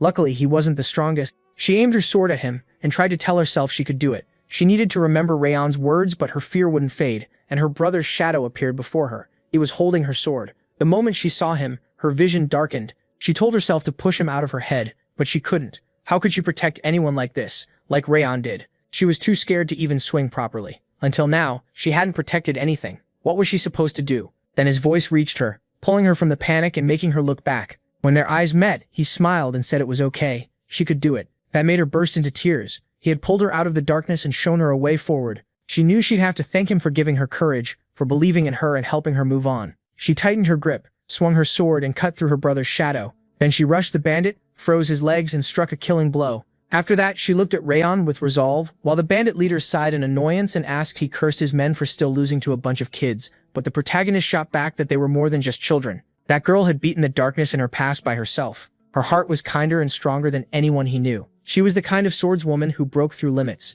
As he said that, flames burst from his blade. He used the Thousand Flames technique, its first form, fall of a flower, and rushed in with a slash. Fire spread like flower petals and wrapped around the bandit. Once it was over, Rand checked the area for any traps before the instructors arrived. Then he opened the chest and found a two-colored bud, a very rare healing herb. Did they really wipe out a whole village for this? Then a voice came from behind them. The leader of the Eternal Bandits from the North-South Alliance stepped in, sounding almost disappointed that the fight had already ended. His eyes went to the bud in Rand's hand. He noted it was the same two-colored flower Vukan once had and asked if they had killed everyone. MC wondered what that would matter either way, and the man said he was pretty bold and good at reading the situation. He figured that confidence came from skill. He asked if he was from the North-South Alliance. The man confirmed it and said to call him Rictor. That put Rayon on guard. He knew that name. Rictor was a genius swordsman who joined the North-South Alliance with nothing but his sword. In just 10 years, he rose to lead a massive bandit force, far above the Snow Tiger claws. His combat skill was exceptional. Rictor guessed the protagonist came from a noble house and asked if he was from the main Seagart line. Since their swords had no engraving, they had to be apprentices. Then he wondered if he should just kill them. The moment he said it, a cold wind hit Rayon. Rictor wasn't hiding his killing intent at all. To MC, who had once lived as an assassin, that much was nothing. He reached for his sword, and Rictor asked with a grin if he could handle this. He said nothing, thinking he could kill him with a strike from behind. A direct fight would be tough right now, but even so, he didn't want to back down. He drew his blade and told Rictor to pull his weapon and fight. Rictor touched his sword and, a little surprised, said he would die then. Rayon answered that if he was weak, so be it. The bandit chuckled and said kids shouldn't toss around words like that. As they talked, he wanted to fight him even less. Killing the protagonist here would be a waste. The protagonist answered with confidence that a warrior doesn't get to choose where he dies. The bandit stared at him and wondered if he was really a child. Where had he learned words like that? Then he added there was another reason he didn't want to kill him. The fierce wind had been watching them for a while. Rayon didn't know who he meant, and Rictor jumped onto a rock and said that if he ever joined the North and South Alliance, that would be good. At last, he asked for MC's name, and when he heard it, he smiled. Then he left, saying he hoped to hear more about him beyond the Terracan Mountains and the Rabble River. Rayon kept staring at the rock for a moment, then told the girl it was time to go. She nodded and asked if she had done well. The question caught him off guard, but he smiled and told her she had been amazing. She smiled too, and together they gathered the children and returned to the others. Their short, somehow long mission was finally over. When they came back carrying the Snow Tiger Claw's leader's head, Byrne and Martha were annoyed that Rayon had beaten them again. Remor calmed the students who hadn't gotten a chance to shine, then smoothly turned it into another bragging story about how perfect his own first mission had been. Wrath jumped in too, boasting that he had frozen an entire castle in his first battle. He wanted to cover his ears and ignore both idiots. The rescued children had lost their families, so the Slyan family chose to take them in. The kids seemed happy with that, mostly because they liked Luna. After the mission, Luna and Rayon were called in to see the head of the family. They received bronze medals for what they had done, and the praise surprised the protagonist. What surprised him even more was being given the two-colored bud. The family head said it was MC's spoil, so he could keep it, even though the herb was an incredibly rare cure. When he got home and opened the door, he was shocked to see Dorian there and asked what he was doing. With an awkward smile, Dorian scratched his head and said Madam had asked him to report how the mission went. Random immediately stiffened and asked if he had told her everything. Fighting back tears, Dorian said he had told her the whole story. The protagonist grew tense as his worried mother appeared at the entrance. He was sure Sylvia would panic once she learned he had fought bandits, and he started thinking up excuses, but he didn't need them. She pulled him into a hug and stroked his cheek, praising him. That left him stunned. He clearly hadn't expected that. Seeing his face, she asked if he thought she would be angry. He said she had always told him to be careful, and she replied that the family's founder raised his sword to protect the weak. He always reached out to those in need. The Rayon Zegart line carried on that duty and protected the helpless. She had once dreamed of becoming that kind of swordsman herself, so why would she scold him for saving hostages? If anything, she was proud of him. The maid smiled and said his story had moved them so much that they planned to spread the news all over the main house tomorrow. Sylvia hugged her son again and said he had grown into a wonderful person. Raydon, confused, thought he still couldn't understand her. His feelings were a mess, and when he tried to glare at Dorian, the boy had already vanished. Wrath snorted that there was no point looking. The coward had run off long ago. MC decided to let it go, and thought the evening hadn't turned out so bad. That night, while Luna got ready for bed, she set the chipmunk on the nightstand and remembered Rayon's words. Next time, she promised herself, she would thank him properly. Elsewhere, Rimmer rested in his hammock and thought back to the talk between him and that bandit, especially the moment Rayon told him to draw his sword and attack. It made Rimmer smile. It had been a long time since he'd heard the founder's words spoken so clearly. The seeds were finally starting to sprout. Meanwhile, in the Robert family's main residence, Darius sat in his study writing notes. Then something caught his eye, and he froze. A red stain had spread across the page from the wound on his palm. He looked at his hand and thought about how it still hadn't healed. 17 years had passed since that day. He had tried every high-grade cure he could find, brought in skilled doctors and famous priests, but none of them could heal it. It was simply a wound that would not close. It still looked exactly the same as the day he got it, like it was meant to remind him. The dead seemed to be telling him not to forget what happened, but sadly for them, he didn't live in the past. The day he would make his dream real was getting closer. A new day began. As Rayon went for a walk, the system told him the frost curse had weakened. He had reached the third stage of the Thousand Flames technique, Frost Aura, and Legendary Sense. His fire resistance had also reached stage 3. Now he could train at the expert level in swordsmanship. His aura control was faster, his sword skill had improved, and his movements were more precise. The protagonist smiled, realizing he had finally reached the expert stage. Even so, this was only the start. He had worked hard to get this far. Wrath scoffed that even swordmasters looked like bugs to him, so MC was nothing special. What was so great about reaching expert rank? Rayon answered that not every 15-year-old could do it. Across the whole continent, there were barely any his age at that level. Wrath snapped that only fools cared about age in battle. Age was just a number. Weak was weak, no matter how old you were. He admitted he had a point. In a real fight, no one goes easy on someone for being younger. Wrath called him an idiot and added that as he was now, the protagonist couldn't even scratch his finger. MC smiled and admitted that was true, which made Wrath blurt out in annoyance why he was grinning then. Raon said he was just happy. In his past life, he had never come close to reaching this level. Even Wrath had to admit he'd grown a little. Wrath froze, then shouted in rage, like he would ever praise a human, especially this one. He asked why he kept pretending. His voice had shaken, so he knew he was right. He had been with him long enough to read him. That only made Wrath madder. How could a human see through him so well? He felt like killing him. Wrath screamed in frustration, and Raon coolly said his anger meant nothing to him. If Wrath didn't recover his power soon, it would swallow him whole, wouldn't it? Wrath suddenly smiled and said the protagonist's nonsense reminded him of the old days. MC sensed where this was going and shivered as Wrath went on. Back in the demon world, plenty of people had challenged him. Not wanting to hear more, he headed off to train, while Wrath yelled at him for ignoring him. After a while, Rimmer clapped his hands and called an end to the day's training, and the students thanked him, but Burin still wasn't satisfied. He asked the elf if since he showed up 20 minutes late, they should train a little longer. Rimmer just bolted, saying they could make up for it tomorrow. Burin thought that was unbelievably irresponsible. Rimmer told everyone to wrap up so the people on cleaning duty could get started. Then the group went to their lockers, including Dorian. He packed up like nothing was wrong, but the second he shut his locker, he found Martha standing there staring at him. He let out a scream. Startled, he shrank back as she grabbed his shoulder and asked if cleaning with her was really that awful. Dorian hurriedly said no. Actually, it was an honor. Martha snatched the mop from him and grumbled that her training schedule was already packed. Then she looked at the others hanging around and told them to get out so she could clean.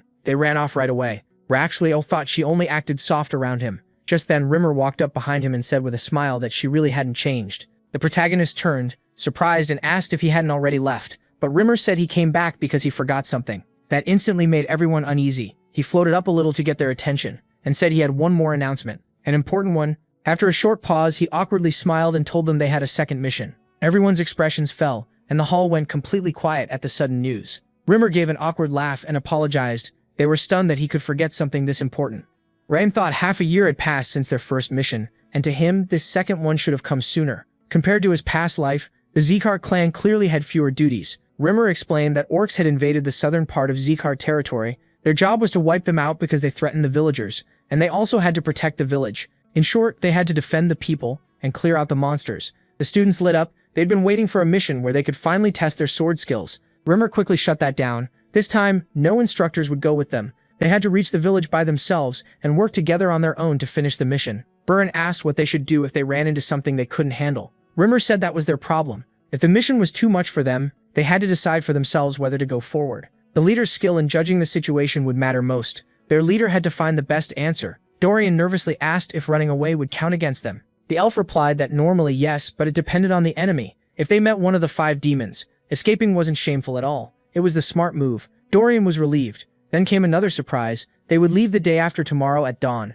That of course made everyone upset because they barely had time to prepare. Rimmer said a monster clearing mission needed far more planning than their last one. If they didn't prepare well, the village would pay the price, so they had to be careful. Burin complained that he should have told them sooner so they could have gotten ready. Ram told everyone not to panic. The instructor had already warned them they wouldn't always know about missions ahead of time. Instead of wasting time arguing, they needed to prepare. The more they complained, the worse their chances got. No one could really argue with that. Danger wouldn't always wait until they were fully ready. Seeing MC take charge, the instructor smiled and warned them that orcs were more violent and stronger than they thought. They were nothing like the enemies they faced before, especially because of their size, and they moved in groups, so they'd probably outnumber them. At their current level, fighting them head-on would be hard, so in battle, they should focus on dodging, not blocking. And they should pack as light as possible. They were to meet here in 2 days at dawn. After that, everyone split up. Time passed, and Rand finished packing his things. He picked a bag with a lightweight effect. Rimmer had made it clear that extra weight would only slow them down. That probably meant this mission would depend entirely on them. Still, he felt ready. Then Wrath appeared and opened with insults, asking if Rand really thought everything would go the way he planned. Anything could go wrong at any moment. The protagonist answered that anything could happen, including demons handing over their stat points without a fight. Wrath got mad and said he wanted to sew MC's mouth shut. Right then, someone knocked on the door. Wondering who would come this late, he opened it and froze in surprise. His unhappy mother stood there. She said he should have at least told her he was going on a mission. Rain wondered how she found out, and asked if Dorian had spilled everything again. She said Rimmer told her, and that made him want to tear the elf's ears off. He apologized, and her expression softened a little. Then she took his hands and told him that leading a mission takes much more than being the top student. He had to find the right way forward and guide everyone else. Doing that alone wasn't easy. He also had to choose the right formation to keep losses low and bring everyone back safely.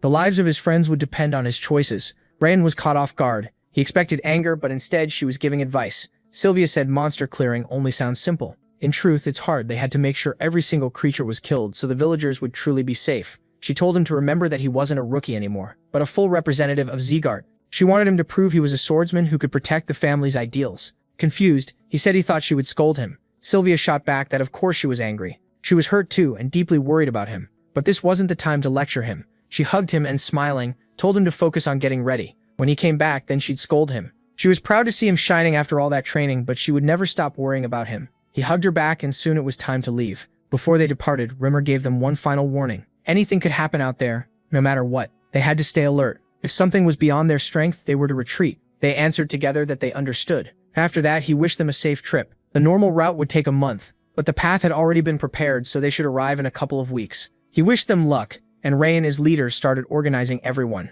He ordered the students into 4 squads. They would move using the formation discussed that morning. Watching him, the elf smiled. He was sure they'd do well with the protagonist leading them. The protagonist wasn't just talented with the sword and aura, he was smart too. Reimer believed he'd finish this mission and come back safely, even at only 15. His expectations for him kept rising. As he watched the students leave, another instructor came over and asked if it was time to head out after them. At this distance, the students wouldn't notice them if they left now. Rainmore said it was still too early. One of them had senses that were too sharp. He yawned and wandered off to take a nap, which made the other instructors nervous because it was already time for them to move. Rainmore said it would have been better if they worried this much about the orcs. Somewhere deep in the forest, inside a cave filled with bones, a group got word that a squad of students was heading for a village. They decided to go there too, and their leader ordered them to kill anyone who got in the way. With that, they set out. Time passed and Rand's squad reached the forest near the village, where something unexpected happened. Another squad blocked their path, led by Kane Zeegart from the main family branch, the top student of the 6th training hall.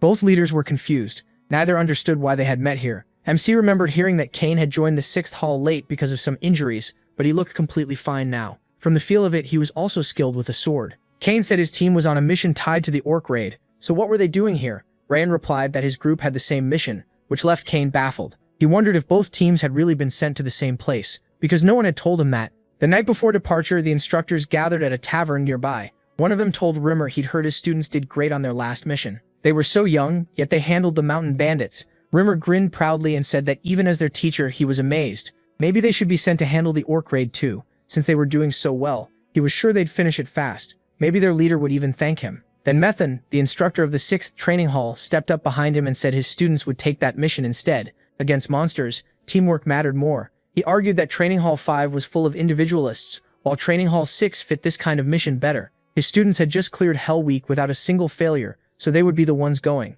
Rimmer sighed and said, Methan was just jealous because his kids had been getting all the attention lately. Why not send both groups together? The orcs still need to be dealt with, and a little rivalry would make them move faster. That sounded fine, but they needed the leader's approval first. Even so, they were already excited to see how it would turn out. In the present, Buren stepped up and said working together would only cause confusion, so they should head back and leave the mission to them. That clearly annoyed Kane. He warned Buren not to say it again. Was the 5th training hall getting ahead of itself? His squad was built for missions like this, where teamwork mattered most. Rumor said he knew how skilled Kane was, but that didn't mean he could look down on the 5th training hall. Rimmer watched without stepping in. He was sure Rimmer knew both squads had been sent here, so why hadn't he mentioned it sooner? After thinking it over, he realized the instructor wanted them to face something that felt like a real mission. Monster raids depend on teamwork and tactics, two things they were still weak at. Maybe this was meant to push them into competing with the 6th training hall and fix those flaws on their own. Once he figured that out, he quietly cursed that elf. Still, this was a good chance for everyone.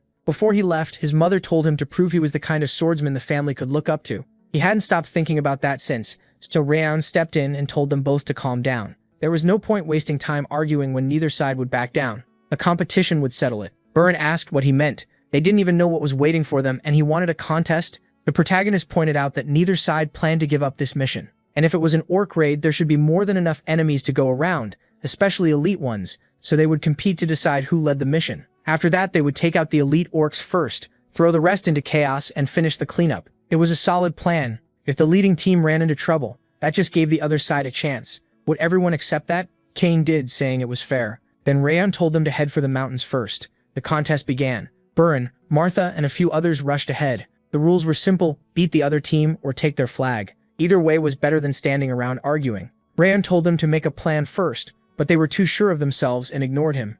Martha was the worst about it. She finally found worthy opponents and didn't think losers like them deserved tactics. With a grin, she charged in and started the fight. Meanwhile, MC relied on his sharp senses to read the battle without even needing to watch it directly. The clash had already begun. Luna asked if it was really okay to let them fight with no plan. Reyna said some people were just too full of themselves to listen. She wondered if they could still win, but he was certain they'd lose, and badly. Sure enough, Burn and Martha started getting pushed back. They kept attacking, but couldn't understand why nothing worked. Their opponents were weaker on their own, yet their defense had no openings. Some of them shouted that Burn and Martha weren't the center of the world and needed to stop looking down on others. That only left Martha more confused. By the time the sun was sinking behind the mountains, they returned to the main group looking frustrated and miserable. Ragyan asked if it had gone as easily as they expected. Instead, they were the ones forced back. That was their mistake. The world hadn't stopped growing while they trained. Did they think being stronger than those students once meant they would always win? That was the result of charging in with no plan and no knowledge of the enemy. Their confidence ruined them. They burned through stamina, used up aura, and even revealed their techniques.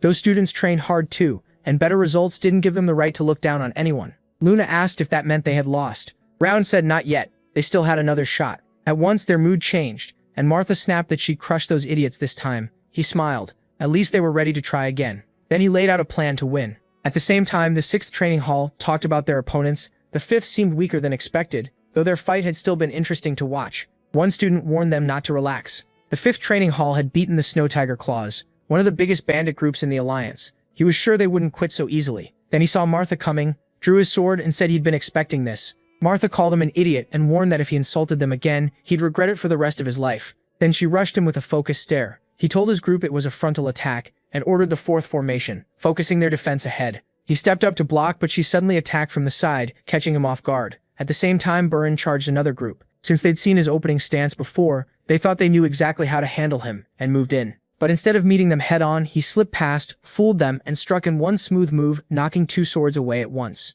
Their leader turned in shock. Had Burn really changed direction that fast? Their whole fighting style had changed. Martha was also driving back 3 students by herself, and now she understood. Rayon had been right. When he explained the plan, he asked why they lost, if they were stronger one-on-one. Burn guessed it was because of information and tactics, and the protagonist said exactly. The 6th training hall already knew their skills and built a plan around them. Meanwhile, they had gone in with no prep at all. Sure, they'd win anyway, so they got crushed in a fight they should have taken. Dorian nervously asked if that meant they were doomed.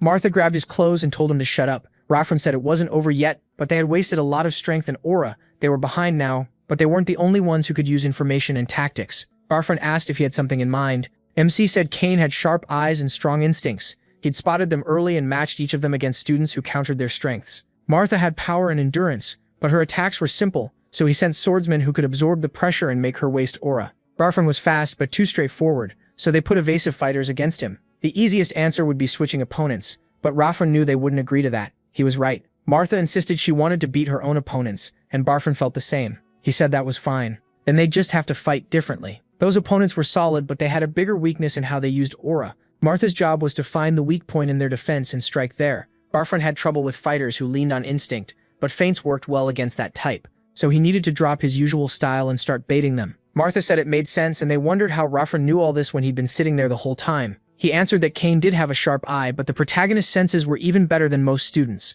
He'd been following the whole fight through smell alone. Everyone else was doing fine too. Even Luna was holding her ground. Then he heard footsteps behind him and turned. Now it was his turn. His opponent was Kane Zeegard. Since things had changed, Rafran had no choice but to go after the flag himself. Kane said he'd wondered why his side had suddenly started losing, and now he knew MC had told them to change their style. So the rumors about him weren't wrong, but this competition would end here. He'd heard he used fire aura, but he wasn't the only one. With both hands on his sword, Kane coated the blade in flames. Rafran was a little surprised to see he had fire aura too. Kane boasted that his aura was the best among the students, better even than many graduates. That meant the protagonist couldn't beat him. Annoyed, MC wondered why everyone in this family loved talking so much. Before a fight, he activated his own aura and told Kane to begin. He'd show him whose fire was stronger. Then Rafran rushed in. Kane was startled by how fast he was. He'd heard he had beaten Martha and even Prince Owen. Kane leaped back to avoid the strike, thinking the protagonist's aura couldn't match his even if he was strong. Still, he believed he was stronger. Then Rafran's sword flashed at his face,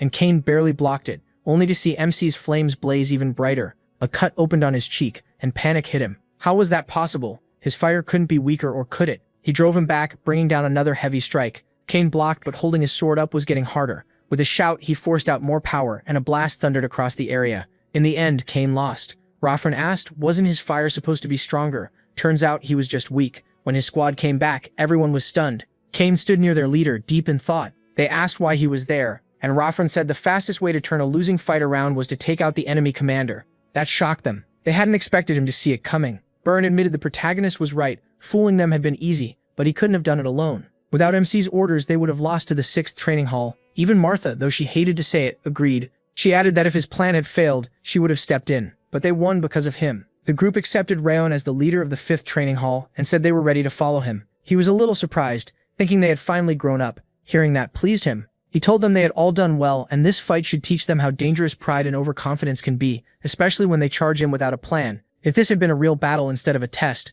they all would have died. He told them never to forget that lesson. While Rayon spoke to his squad, Kane watched and thought he had gone far beyond expectations. He was strong in battle and smart in planning too. Kane had looked down on the 5th training hall as a bunch of arrogant rookies, but now he realized he was the arrogant one. He walked up to the protagonist and held out his hand, saying he had learned his lesson. Rayon had taught him not to relax until the very end, and to always have another plan ready if the first one failed. He truly believed they would win somehow. They had known about MC's group from the start, yet they still lost the team battle, and he also lost their one-on-one fight. He thought he was stronger, but really he had just been full of himself. To Kane, that was an important lesson, and he thanked him, calling him a great teacher. The protagonist smiled, realizing Kane was far better than the other main branch kids. Then he shook his hand and said the match had taught him something too. Kane answered that as promised, they would support them on this mission. 2 weeks after the competition, they moved through a snowy forest. Soon they reached a cliff, and from there they could see their destination, a small village with no special goods and no tourist value. It was just home to a few farmers living off the land.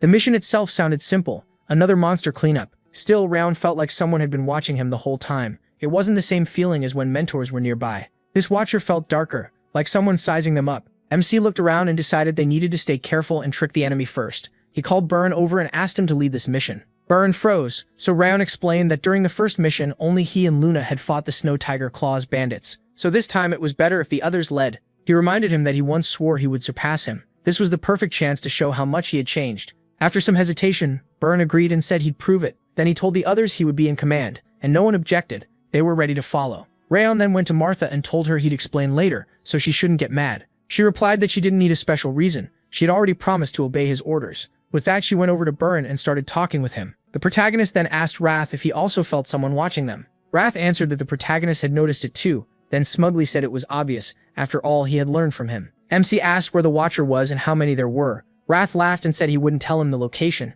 He could figure that out himself. But from the way he said it, he learned there was only one watcher, which surprised Wrath.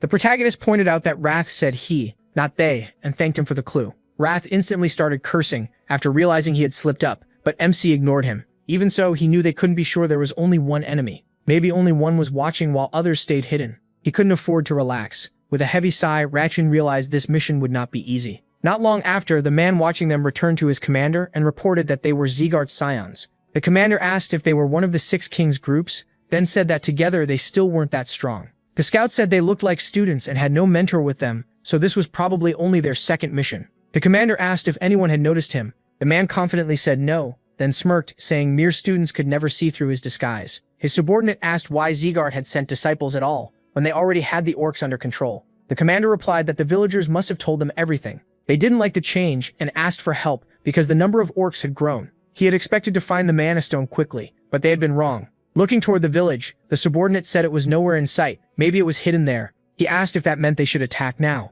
The commander refused and said they would wait a little longer, but the subordinate argued this was the perfect chance to kill the kids. The commander answered that killing disciples was easy enough. The real problem was acting too fast and letting them discover the mana stone. That would be a huge mistake, so they would simply let them kill a few monsters and think they had done their job well. Then he put on a helmet, transformed and turned into an orc. He said that once the students left, they would attack the village and wipe it out. Later, inside one of the village buildings, Wrath looked at Burin and admitted he had worried about him at first, but Burin was handling leadership much better than expected. He wasn't throwing his rank around. He put the mission first and calmed the village chief and the villagers before anything else. Seeing how hard he worked, he felt there was no need to worry. The rest of them could handle the monsters without Wrath leading. Looking out the window though, he knew the real problem was the person who had been watching them outside the village. He wasn't sure, but it felt like the surveillance vanished once they arrived. Maybe it was someone from House Zeegard checking on them, or maybe someone else entirely. Either way, they would likely learn the truth tomorrow. The next morning, Burin found tracks in the snow and said monsters were definitely moving through the area. The village chief had said monsters came every year, but now there were 3 times more than usual. The villagers couldn't handle that many. They had already spotted over 100, so the total might be more than 200. But numbers weren't the only issue. They didn't know the forest well, so a villager would guide them through the mountains. He was the fastest man in the village, so he should be a big help. The guide Kanbar looked nervous, as if he had sensed something was wrong when the village chief visited last night. Still, he agreed to guide the Zeegard group. Radlon noticed his fear and told him not to worry. They would make sure he got home safely. Burin then called everyone together and warned them that the biggest threat was the orcs, though goblins and kobolds were dangerous too because they used poison and dirty tricks. Even a small wound could turn serious, so everyone had to stay alert. Then he called on the 6th training hall and ordered them to block off the area and watch for escaping monsters. Kane agreed at once. Burin moved out with the others, announcing that the cleanup was starting. As they charged ahead, he shouted for them to show the power of the Zeegard family. At the same time, Wrath called them idiots, saying he had never seen anything dumber. They had been preparing for an ambush, and now they were yelling and giving away their position. All that effort was wasted. Burin stayed calm and said they were shouting to shake off their nerves, which was normal for a first cleanup mission. Wrath stared at him, thinking the protagonist sure didn't act like it was his first time. He wasn't nervous at all, and seemed to see everything at once, like an old soldier. Soon, Burin's group ran into a pack of orcs. Martha grinned and said she'd wipe them out, but Burin attacked calmly and ordered everyone to kill the goblins and kobolds first, before focusing on the orcs. Then someone shouted that the monsters had broken through the formation, and 2 huge orcs were charging straight at Kanbar. Kanbar went pale and shouted, asking if the orcs were coming this way. He knew it. He never should have come.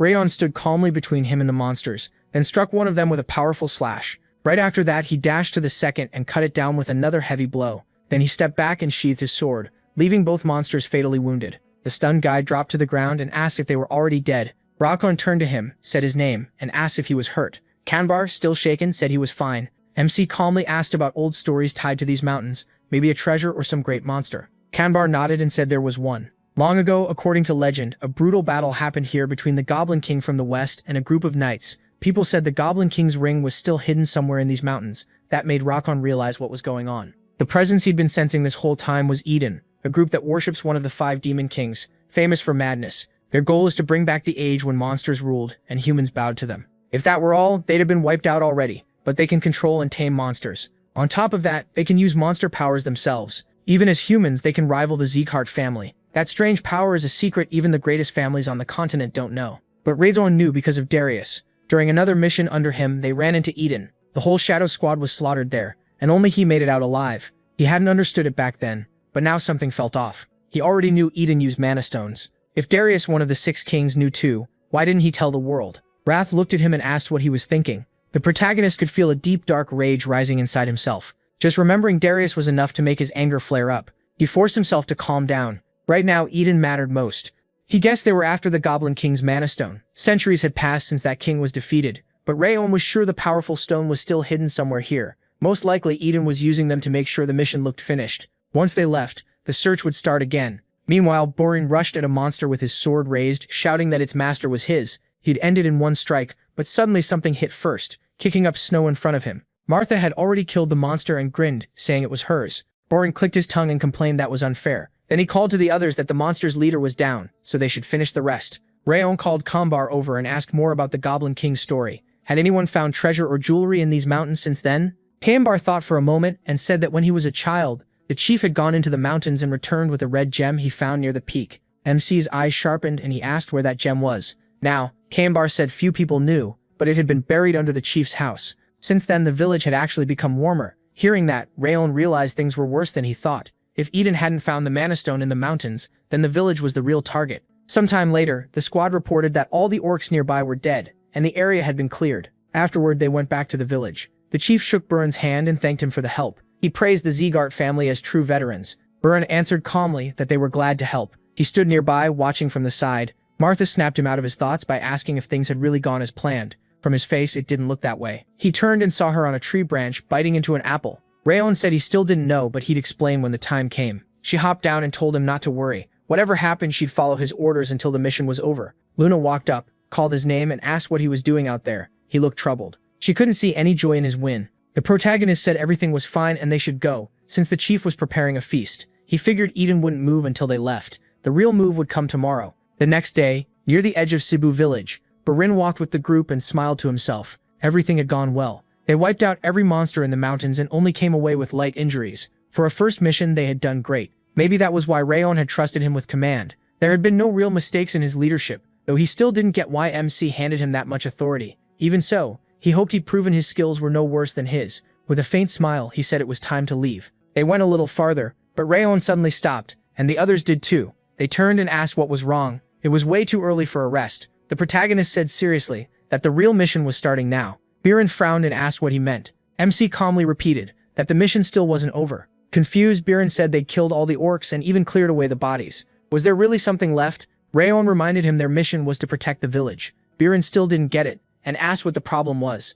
He said someone had been watching them the whole time. The gaze was there an hour ago, then vanished. Some might think it was the instructor, but he was sure it was hostile. Far too hostile to be an instructor's. It had started before they even reached the village, and only stopped once they got far enough away. Biren stared at him in shock, and asked if he was serious. Martha stepped in and asked if that meant they'd been watched before arriving. The protagonist said it began when they climbed the hill near the village. Martha said that explained why he'd handed Biren command. The protagonist nodded. He hid himself to buy time and study the enemy. Kane admitted he'd also felt something strange during the fight. It didn't feel like normal instructor supervision. Still, he never realized they were being followed. Biren asked if that was why MC had given him command. MC said yes, and explained that doing so let him watch everyone unnoticed. Biren had handled that role well. Because of it, the enemy likely mistook Biren for the team leader and ignored him. He said he was a true Zegart and would recommend him as vice captain when they returned. That hit Biren hard. He'd been sure he wasn't below the protagonist, but it turned out Rayan had been quietly gathering information on an enemy none of them even noticed.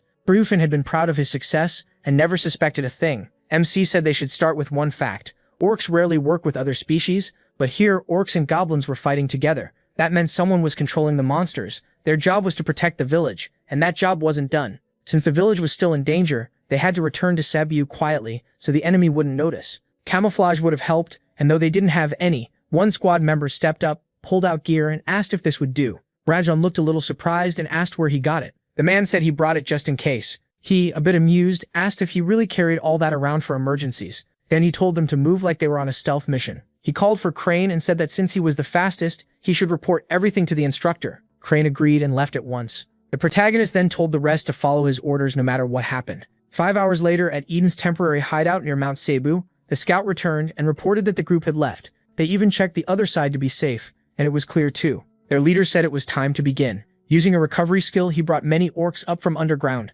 Standing beside them, he said they were to kill everyone and leave no one alive. Burn saw a wave of monsters charging toward the village and cried out in shock. So there really were orcs left, and this time they had to finish them for good. Rassoln stayed calm and said this wasn't the time. He had warned them they were being watched. These weren't just monsters. They were dealing with people. They didn't even know exactly who the enemy was yet. Baron, worried, shouted that there were too many orcs. The village couldn't survive a force that big. MC looked at him and asked if he understood they'd all die if they made one wrong move. Baron, still tense, said they should step in now and save the village. He asked if he remembered the instructor saying how important it was to grasp the true point of a mission. The time still hadn't come. They had to be extra careful because their enemy was Eden. Everyone froze, and Martha asked if he meant the same. Eden, led by the 5 demons.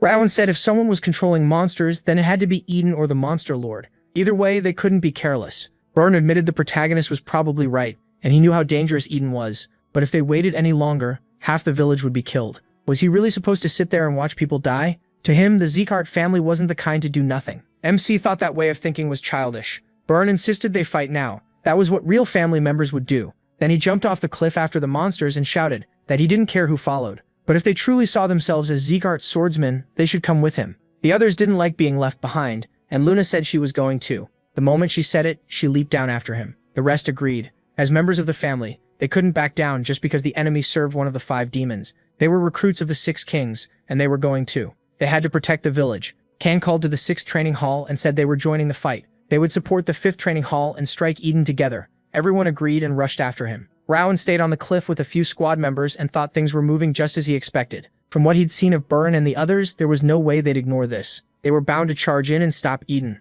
That was why he'd secretly told Luna to follow them. With the 3 of them, even Eden would struggle, unless something unexpected happened. Then he called over Martha and asked why she stayed behind. He thought she'd be the first to jump into battle, but she calmly reminded him that she'd promised to follow his orders to the end. Rowan gave a small laugh and said that meant they were heading to the village too, but they needed to hide their presence. He was sure some of Eden's people were waiting in ambush as backup. He could feel a strong killing intent from the mountains, not the village. The 5th and 6th training halls could deal with the monsters easily enough, but facing the enemy leader head-on would be dangerous. Still, that only mattered in a direct fight. For an assassin, it was different. Up ahead, the others clashed with the monsters, and Byrne warned them not to take the orcs head-on. Dodge first, then counter. Anyone who couldn't fight alone should team up. If they failed here, the village would pay for it. As he fought, Byrne realized these orcs were stronger than yesterday's. Still, defending the village would be easy if monsters were the only problem. Eden was the real issue. As long as they were here, the attacks wouldn't stop. He warned everyone to stay alert and watch for a sudden strike from the forest. Then the squad spotted figures in the trees and shouted that it was Eden's green phantoms.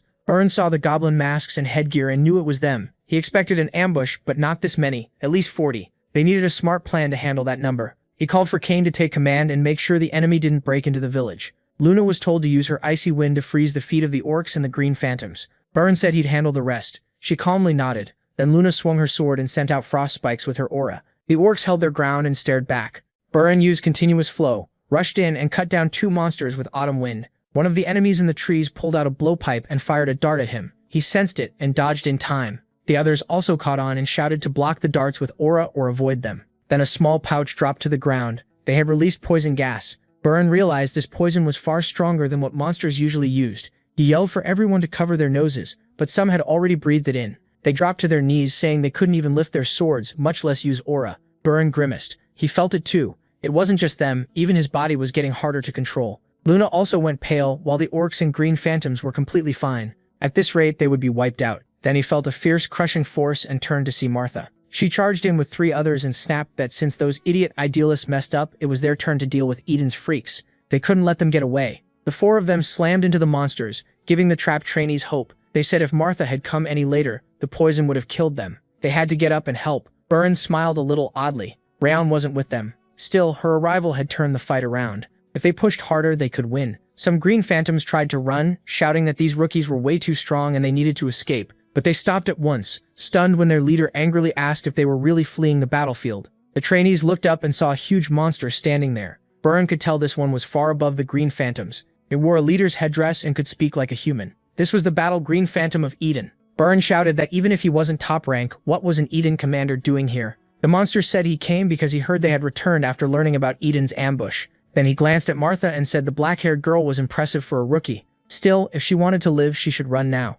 Most of them would die today because they didn't know their place. He attacked and crushed them almost instantly. They couldn't even scratch him. The others stared in shock. He had beaten 3 of them with a single blow. Then they wondered where Kane was. He was still at the barricade fighting orcs, but then where had Rayon gone? There was no way he'd ignore something like this. The Eden commander looked at Martha and asked if she could still stand. He called her the toughest of the idiots and said she was the only one who had sensed them. That just meant she was another sprout for him to crush, an insect with no skill, will, or discipline. He raised his weapon and declared they would all die today. Then Rayon burst in from behind, slashed at him, and said that wasn't happening. His sword blazed with aura as he moved in and used Cyclone Turn Thousand Flames first form, cutting off the monster's arm. The arm hit the ground, but the monster only laughed and called it a nice ambush. Rayon clicked his tongue. He hadn't expected the creature to escape with only 1 arm lost. He had wanted to end it in 1 strike from behind. The monster admitted that even as a surprise attack, the cut was skillful. He called him a promising member of the Sieghart family, but said that was all he had. From his condition, it was obvious he'd spent most of his strength on that one blow.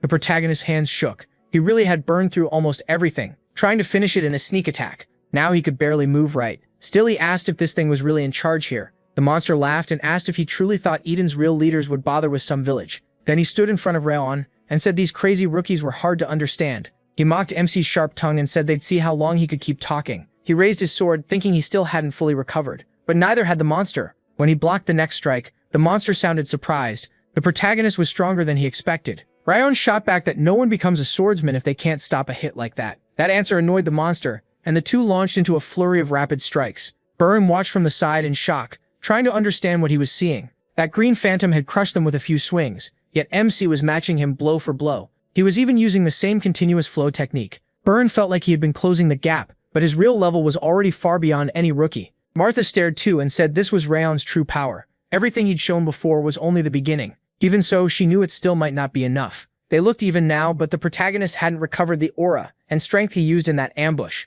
Could he really beat the battle green phantom with what he had left? Luna said they had to help him. Martha shot back that she was barely holding herself together. Even if she was weaker, Luna still meant to join the fight. One mistake could get her killed, but she calmly said that didn't matter. Martha expected fear, but Luna seemed calmer than ever. She really had changed since she started following him. Burn got up, ashamed he had hesitated at all. Luna was right. They had to help. Martha glared at him and asked if the one who started this mess was finally speaking and whether breaking the rules would change anything. He calmly said he still couldn't ignore this and leave the team to die. They were swordsmen of the Sieghart family. After thinking it over, Martha agreed, but with one condition. If this went wrong, they would all share the blame. First, they had to set a formation and charge in together. The commander said it was surprising such a pathetic rookie had lasted this long against him. He even said MC was talented enough for Eden, and asked his name. Tired, MC gave it. The commander's face hardened. So he was from the main family line. His hair and eyes proved it. The blood of the Northern King of Destruction was in him. That killed any thought of recruiting him. Now he would do whatever it took to murder him.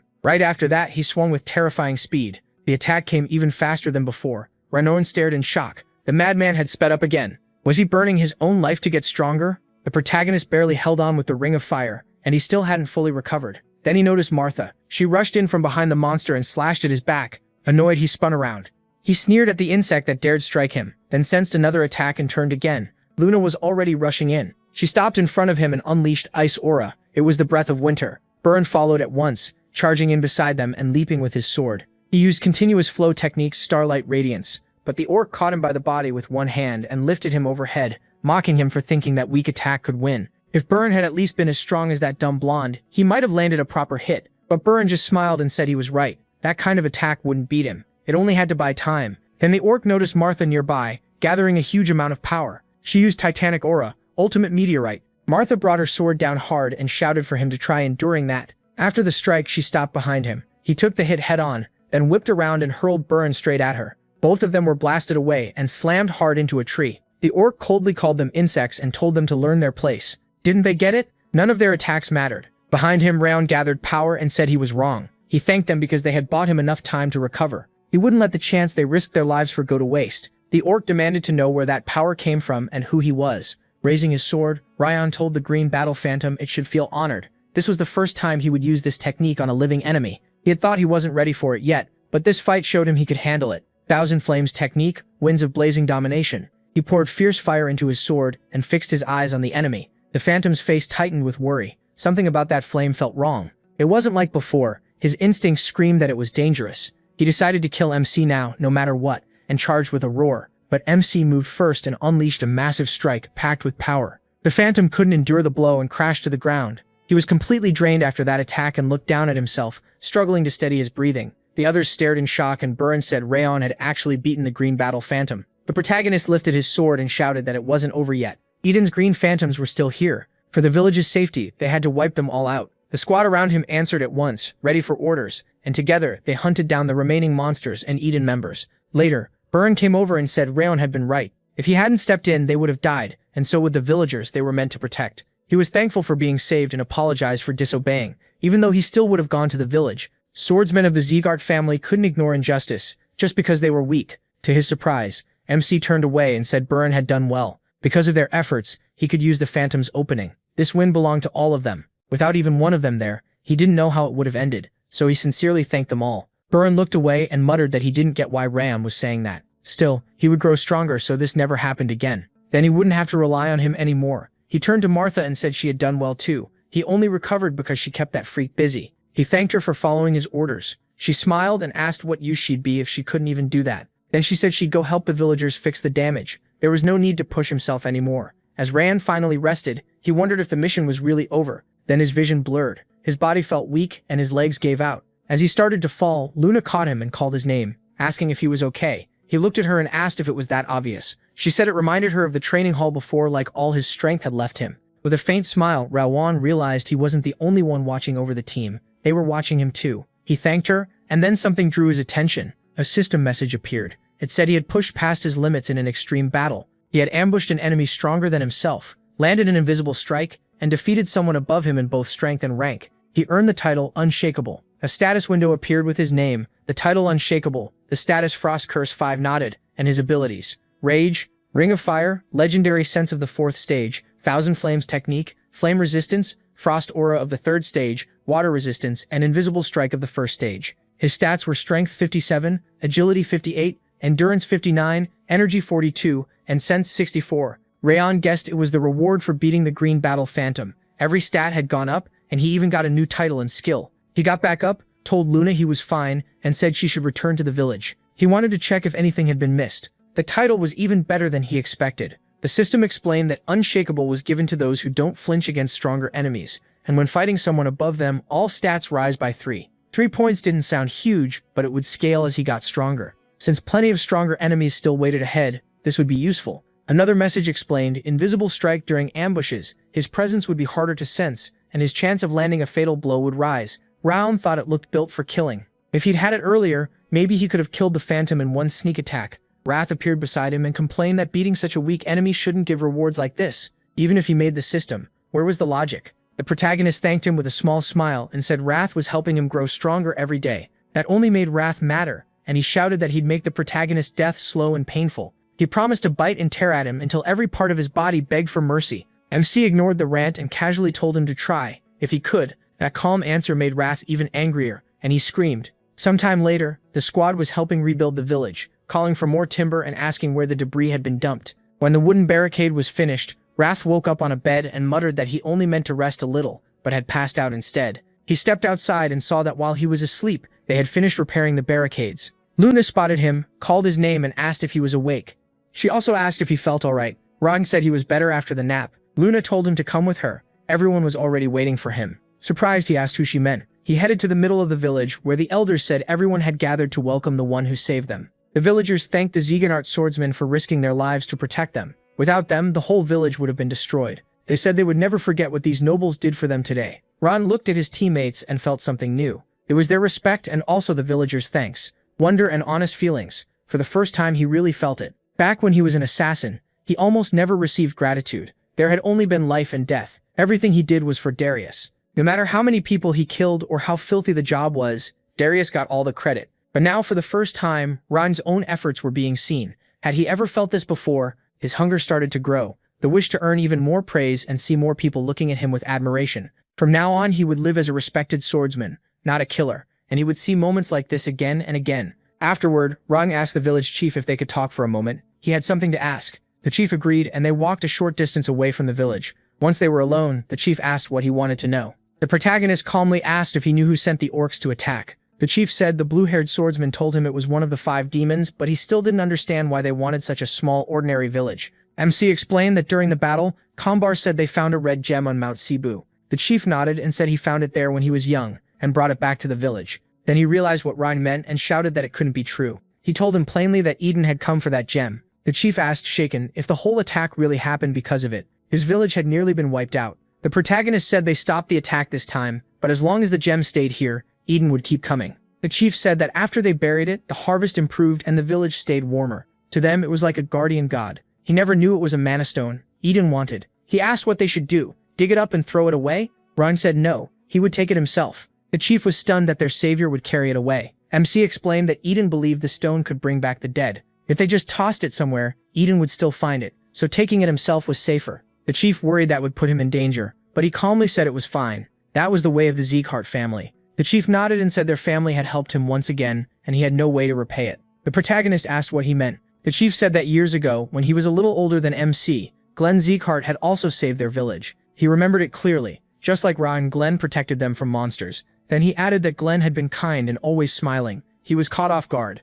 Was he really talking about the same person? The chief cut the talk short and said they should keep moving. He would show the protagonist where the stone was. When they arrived, he pointed to the spot and said it had been buried there. He said he brought the stone to help the village, but instead, it nearly ruined everything. Rayon noticed the cloth and asked what it was. The chief said it was a family heirloom. He wrapped the stone in it to hide the light coming from it. Seeing the stone, MC realized it was the Goblin King's mana stone. If Eden got it, a monster with the Goblin King's power could be brought back. He started to say they needed to wrap it again, but someone beside them cut in. The man said he finally understood this cloth hid the mana stone's energy, which was why he couldn't find it no matter how hard he searched the mountain. He added that without it, the village would have been erased long ago. He turned sharply and demanded to know who he was. He couldn't understand how someone got that close without him noticing. The man pulled out a helmet shaped like an orc's head and smiled as he asked what Rayon thought. The protagonist looked at it and realized he was the Mad Blood Demon. The demon seemed amused that MC recognized the helmet, pretty sharp for a mere recruit. He said his strength was hard to measure, so he must be the one who killed the Battle Phantom.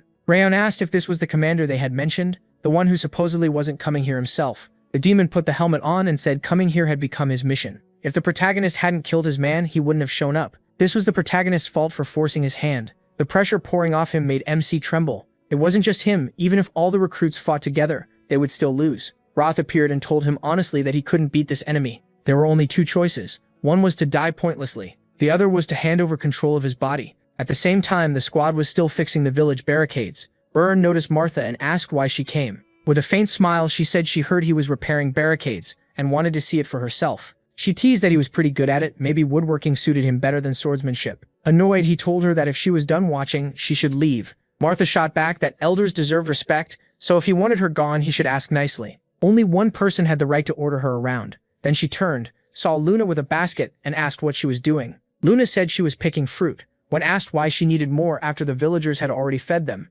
Luna said it was for Rayon. The fruit looked juicy, so she gathered some. Martha let out a sigh and joked that Luna was as devoted as a caring wife. Luna ignored that and said she should get going. Suddenly, a huge shockwave hit nearby with a deafening blast. Luna spun around at once. Remembering that Rayon had gone that way with the elder, she took off running and shouted that this was where he went with the village chief. They needed their weapons and had to call Kane and the others too. They all rushed that way and Martha yelled that this was the chief's house. What happened here? Burren shouted the protagonist's name, telling him to answer if he was alive.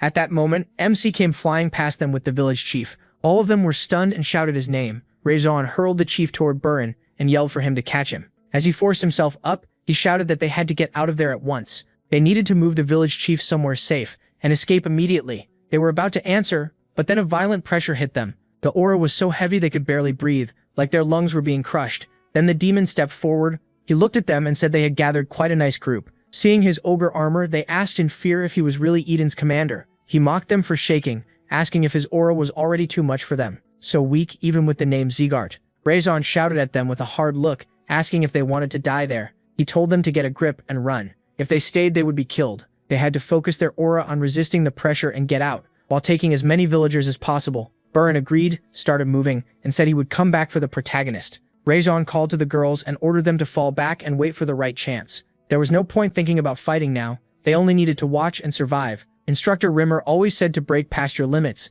and this was one of those times. Now was the moment to push body and mind as far as they could go. The demon laughed and said he liked that spirit, but did MC really think going past his limits would be enough? Raison gripped his sword and thought about who stood behind him. The young recruits and the people of Cebu. If he ran, they were finished. No matter what, he had to take the demon's head, but he saw no clear way to do it. It felt like standing at the edge of a cliff and staring into a bottomless pit. Even in his past life, an enemy like this would have been overwhelming. The demon stayed still and asked why Raison was only staring. After all that talk, was he too scared to move? Then the demon lowered his stance to charge, saying it didn't matter anyway. He rushed in at incredible speed and threw a punch, saying he was simply striking first. He was shocked by how much faster he was, but still reacted and used the 1,000 Flames technique. 10 vortexes of flame, heavenly tornado. The demon kept coming. He pushed through the attack and admitted the blow was decent. The protagonist was stunned. The demon had broken through the 1,000 Flames and kept charging. He caught the strike with his sword and looked for a counter. Right after that, he sprang aside, barely blocking the next hit. Without the Ring of Fire reading his moves, he would have died. Running now was too soon. First, he had to create at least one opening for the others watching in fear. Even a tiny boost to their survival odds mattered. Maybe 10%, maybe only 1. Raison rushed in again, but the demon only laughed and told him to try. Then he leaped up, mocking flames that die in one blow. Flying down, he swung his fist and shouted that he should show him something better. MC's heart sank, but he still dodged to the side. As the demon straightened up, he said these flames were far beyond normal aura. The green battle phantom had been foolish, sure, but now it made sense why he lost to them. Still, that changed nothing. Fire couldn't hurt him. Then he asked why Rayon was staring. Tired but steady, he said he already knew it was because of the helmet. That was where the ogre's power came from. Ogres, the kings of the forest, can ignore even blazing fire while guarding their land. In battle, they don't care if fire arrows pierce them. The Mad Blood demon had copied that trait. He calmly said the protagonist understood, so he should know fire was useless against him. MC said that was fine. If fire wouldn't work, he'd use something else. Cold aura spread around him. The demon blinked in surprise. His fire aura had already been unusual, even if useless here, but now he could use more than one element at the same level. Multiple attributes and sword skill at his age. Who was this kid? Rayon asked why it mattered. He'd be dead soon anyway. The demon laughed and called that arrogant. He said they'd see how long that confidence lasted. At the same time, Burn and the others came back from the village to the battlefield. He froze in shock when he saw Rayon fighting the demon. That wasn't his usual fire aura. It was ice. Could he really use multiple aura types? And with that aura and swordsmanship, when had he become a sword master? On the continent, fighters are ranked by how well they use aura. Anyone just starting is called a beginner. Those who can draw aura out and coat their weapons are aura masters. Above them are fighters who fully control aura and can release it into the space around them. Recognized as experts, by that standard, Rayon had reached expert level. That should have been impossible, yet he was holding off the Mad Blood demon, an expert himself. Even against a monster like that, the protagonist still hadn't taken a crushing hit. How was he overcoming such a huge gap in power? Then MC glanced at him, and Burn understood. He was making an opening for them. They had trained together long enough to read each other with one look. He turned to the girls beside him. Both of them understood at once and nodded. They were Zegarts. Protecting the village was their duty, and with Rayon there, they felt they could do anything. He charged the demon, then called to his allies to strike now. The two attacked at the same time. Sure, the three of them together could win, but the demon stayed calm. He had been waiting for this. The instant they moved, he unleashed a massive burst of energy that blasted them all away. Burn stared in shock. That was fighting aura. He was knocking them back like a shockwave. This monster was on another level. The demon laughed, saying he'd started to worry he might have to chase them down. Now they had saved him the trouble. Nothing pleased him more than watching hope turn into despair. Did they really think they could beat him? They were wrong, and today they'd die for forgetting their place. Rayon shouted that the demon wasn't the only one glad for this chance. Everything the protagonist had learned as an assassin in his past life let him guide that cold energy through the Thousand Lights technique and focus it into a single point. Then he used Thousand Lights Zenith and drove it hard into the demon's stomach. Breathing hard, Rayon stared at him. The demon stopped the attack and grabbed the sword blade. He asked if MC had found his weak point right away, and even poured aura into the strike. One mistake and it would have killed him. Then he answered with a brutal punch that sent Rape flying back. His sword snapped, and the demon said it still wasn't enough to overcome their gap in strength. The protagonist had thought focused aura would pierce him, but it couldn't get through. The demon had hardened his skin and muscles to stop the blade, so this was an aura master. Gritting his teeth, MC said he had no other choice. As the leader, he ordered every rookie to leave. Burn was stunned and asked what he was saying. Rape shouted that they couldn't beat this monster. They had to save themselves and the villagers. There was no time. They needed to pull out the squad and the residents now to keep losses down. He called Burn's name and asked if dying here was really a fitting end for a Zegart. If not, then follow orders. Burn finally shouted for a retreat. As everyone started running, he told them to move faster and get away from the Mad Blood demon. They had to save as many people as they could. Luna looked back, called out to Ragefliant, and told him he had to survive. With a faint smile, the protagonist said he understood. He reached for his fallen sword, and the demon asked if those insects really thought they could escape, but something else interested him more. Was MC seriously planning to hold him back alone while they fled? He stayed where he was and called to Wrath, saying he had a deal. Wrath appeared beside him with a wide grin. It was finally his turn. What kind of deal was this, when Rayon could die any second? What was he betting? The protagonist said they were betting on which one of them would die first. Wrath laughed and asked if he really thought he could win. MC admitted it was almost impossible, but for even the smallest chance, he needed his aura and body restored. In return, he'd accept Wrath. If he died, Wrath couldn't take his body anyway. Fine, he'd restore it, but could he really endure his wrath completely? A huge wave of pain slammed into Radon. The demon stared at him and asked what this was. He hadn't drunk ogre blood or troll blood, so how was he recovering? It made no sense. The protagonist pointed his sword and said he had warned him. There was no reason for him to know. Now he just had to come forward and fight until one of them died. Back in the village, Burin said they had to move together. just like ordered. Help the wounded and anyone who couldn't walk. They were all exhausted, but they had to hurry. There wasn't much time and they needed to reach safety fast. Some squad members anxiously asked what was happening. Would they really be okay? Burren knew worse was still coming. Martha spoke up saying Rapefine was fighting that monster for all of them. He was still holding on with a broken arm and cracked ribs. Her voice turned sharp. Did they really have the nerve to complain? They had barely done anything. What now? Were they just going to lie down in coffins and shut the lids themselves? Burren clenched his fist and said she was right. They couldn't give up. They had to move. Crane was already bringing reinforcements. Help would arrive soon. He was about to keep talking when the group spotted an ogre and asked what it was doing there.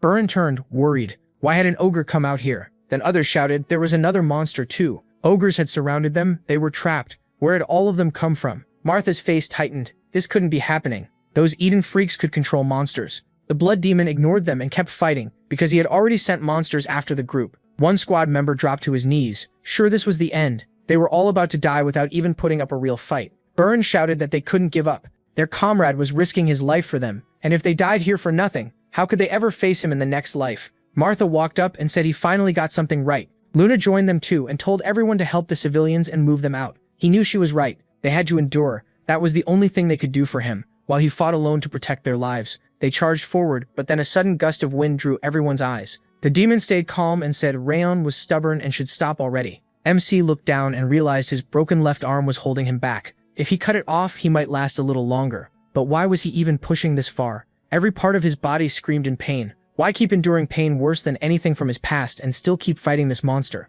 In his old life, he would have run long ago. Then he remembered Sylvia hugging him and calling his name, saying she wanted him to show everyone that he was a swordsman who could protect the family's ideals. Those words still stayed with him. He also had comrades he had grown close to, and they were keeping him here. Luna seemed cold, but she was kind. Byron had clashed with him at first, yet lately had proven himself worthy. And Martha rough but firm and dependable. He couldn't deny it anymore. He had started to care about them, and he wanted to save this generation of worthy Zygarde swordsmen. Wrath asked if he was stalling so his comrades could escape while he fought through the rage. Ryan rose with his sword and admitted it, even thanking him for noticing. Wrath only smirked and called him arrogant. He was sick of being looked down on. Did Wrath really think he could take back control of his body after killing this monster, and then chase after his comrades? How could he do any of that when he could barely stand? The pain slammed through him, and he dropped to his knees with a scream. Wrath said the protagonist had already lost the moment he accepted that rage. He might resist being possessed, but once he lost control, he'd never get it back. The demon stared at him and said he had finally hit his limit.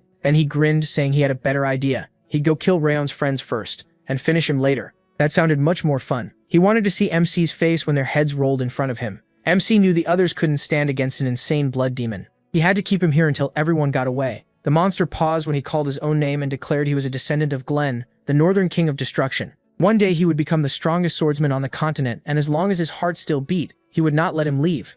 The demon looked at him and admitted his will was incredible. Calling him weak would be wrong. A warrior like that deserved respect, and he would remember Rayon's name. He threw a heavy punch, and the protagonist knew he wasn't strong enough to dodge. Right then, a fierce wind burst around him. Raymer stepped in front of him and stopped the punch with his sword. Rayon smiled at the sight of him and said he was a little late. Raymer just smiled back, apologized, and joked that he overslept. Then he told MC to leave the monster to him. The demon stared at him and said, "What a fine sword." MC Zygarde. Raymer stood there calmly, called him bald, and said it had been a while. He couldn't just watch some freak kill the family's younger members, could he? Power gathered in the demon's fist as he asked who would have thought a warrior this skilled would be sent to inspect trainees. Seemed loyalty wasn't worth much to them. Then the two attacked at the same time. The demon said even blocking that strike was hard, it ruined his balance. So the rumors were true. Rimmer's energy core had been destroyed and he'd become useless. Rimmer only smiled and told him to get a better informant. As usual, he got his information too late. The demon said the proof was clear. Before one swing from Rimmer brought death. Now he could barely stir up a little wind. That wouldn't be enough to beat him. He rushed in with a hard punch but missed. Rimmer slipped aside with a grin and called that rude. Rayon watched in awe. His instructor moved through the air like a leaf in the wind, so smooth it gave him chills. If Rimmer used his full power, the fight should already be over. So why drag it out? Maybe he wanted him to watch. Maybe, just like before, he was teaching through battle. Even now, he was still giving a lesson. Rimmer dashed in and mocked him, saying he acted tough but still couldn't beat a weakened man. At this rate, he'd lose that helmet soon. The demon flared up with rage and unleashed a storm of punches, yelling at him to shut up and fight seriously. Rimmer stayed calm and decided it was time to stop toying with him. He had already pushed himself enough just messing with him. Calling out to Rayon, he told him to watch carefully. This was how the Zygarde family fights and he needed to learn it. Then he raised his sword and used sword field release Eye of the Storm. A violent wind exploded around him. The demon understood at once, a raging storm with the enemy trapped at its center, an aura barrier that would kill anyone trying to break through. Rimmer had cut off his escape. That meant the only path left was straight through it. The demon charged, shouting that he'd kill him. Rimmer rushed forward too, and the two clashed head-on. After the exchange, they stood back to back, and the demon realized they had focused all the wind from the calm center into the sword, cutting down both his power and aura. Of course, that was what a sword field did, but how could an indirect Zeegart descendant create one? Rimmer gave a small smile and said it wasn't a true sword field. He had made something close by, borrowing the power of nature. Elves were good at that. The demon said he understood. Old and weakened or not, a tiger was still a tiger. His only regret was failing to kill Rayon. He needed that for his goal. Reimer calmly replied that they would never let the young king fall to someone like him. The demon admitted the protagonist had the makings of a king, and that his side also had talents fit to face that monster. Today, victory belonged to them. Then blood burst from his wounds, and he collapsed. Reimer turned to Rayon and asked if he had taken it all in. As a member of the Zeegart family, he would need to learn Swordfield one day. Unlike mages who make barriers with mana, a sword field is formed by releasing aura. It takes experience, control, and natural talent. Since MC was a direct descendant, he had more than enough ability to master it. Until then, he needed to train hard. Then Reimer looked back with a grin and asked if the others had been watching too. He saw the three nearby and asked what they were doing there. Overjoyed to see him alive, they rushed over and shouted his name. They said they were so glad he was okay and asked about his wounds. Watching from the side, Reimer thought the cost of arriving late was catching up to him. For someone who wasn't a direct Zeegart descendant to use a sword field, many conditions had to be met. Experience mattered, but so did affinity, stamina, and vitality. And the real price was that vitality itself. Despite his damaged energy core, he had used the sword field by spending his own life.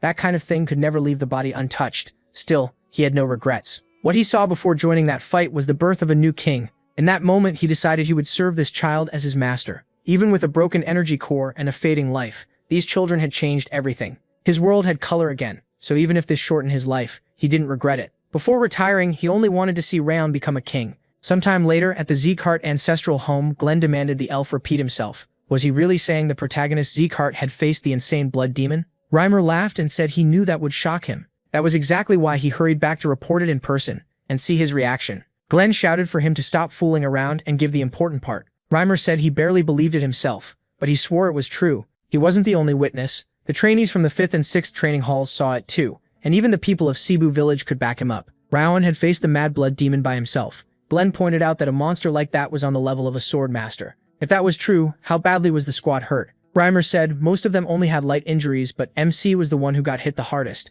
though he held on until Reimer arrived. Glenn asked if he was seriously supposed to believe that. It sounded absurd, yet he knew the truth would be clear once he saw he had reached expert rank. A boy who survived a fight with a swordmaster level demon deserved the Elverin potion, so Glenn gave it right away. Glenn said it was a priceless medicine made from the sap of the second world tree. Not even 1,000 gold could buy it. Reimer replied that Rayon had earned it. Glenn said it almost sounded like Reimer had picked a side. He let out a breath and said he was only worried about the protagonist's future and the future of all his trainees. Glenn said he understood why he felt that way. Then he told Rowan to summon the lords. They would hold a meeting after the trainees came back and gave their report. The butler said he would obey. Glenn then praised the elf. Reimer grinned and asked when Glenn had last praised him, maybe 20 years ago. Glenn shot back that if he talked less, he'd hear praise more often. Then Glenn asked when the trainees would arrive. Reimer guessed they had to be close by now. After some time, the group figured they were late because Eden got in the way, but they still finished the mission in Cebu village. After the attack by the Mad Blood demon, they were delayed even more while helping rebuild the village it had wrecked.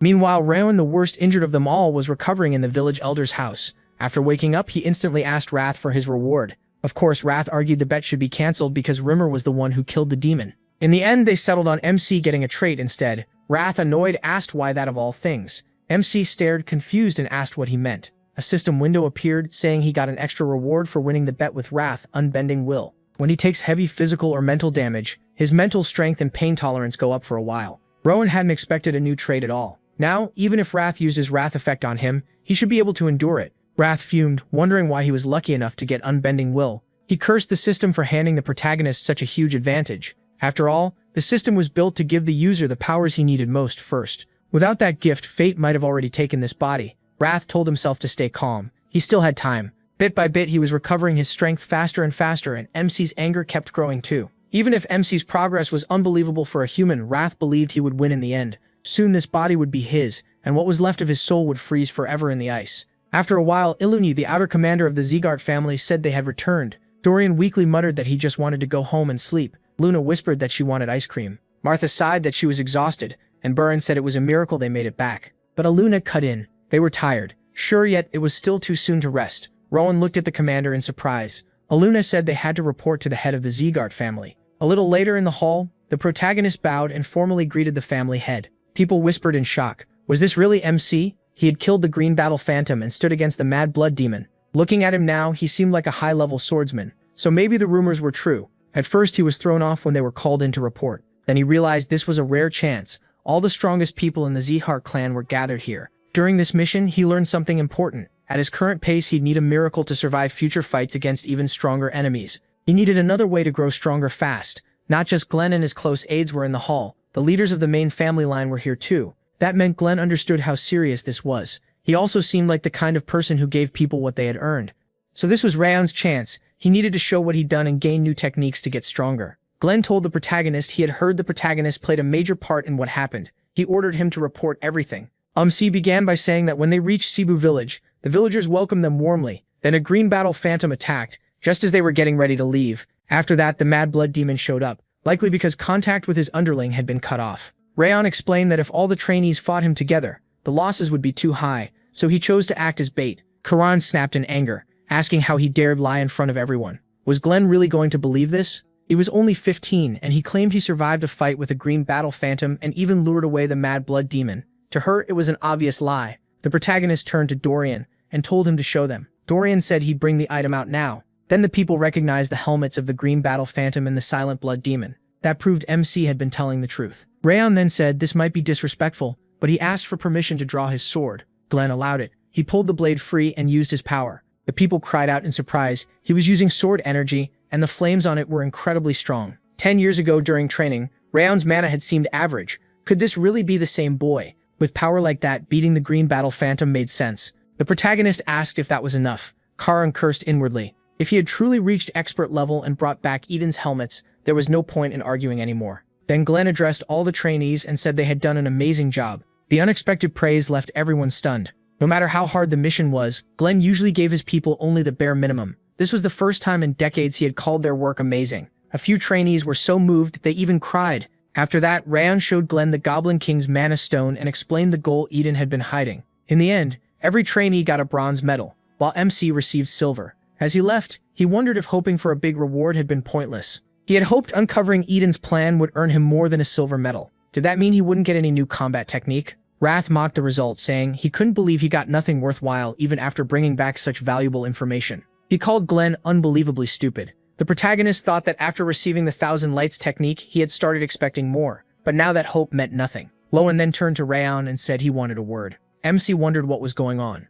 Lane asked if he could come to the annex around midnight. He asked why. Smiling, Lane said Glenn wanted him brought there. He was probably planning to give him an extra reward. Later, Helen announced that the young master had returned. Sylvia called for him and said she heard rumors that he had run into Eden. How was his arm? The protagonist answered that he was fine, completely healed. She hugged him and apologized for pushing him too hard and for telling him to show everyone the true Zegart spirit. Sylvia blamed herself, saying her words had led him to challenge Eden's demons. Rayon called her mother and said he was thankful instead. He admitted that when he faced the Mad Blood Demon, he wanted to run. He wasn't sure he could win. He even considered using the other trainees as bait. But then he remembered what she had said. She had told him she'd be happy if he lived as a Zegart swordsman. Those words gave him the strength to stay on that path to the very end. He said he only stood his ground because of her. She tried to reply but suddenly dropped to the floor, sobbing. The maid started crying too, saying he had become much braver. Rayon looked at them in confusion and asked what was going on. That night, MC asked what new things had happened while he was gone. Chudol said she had been called back and order came from the central hall.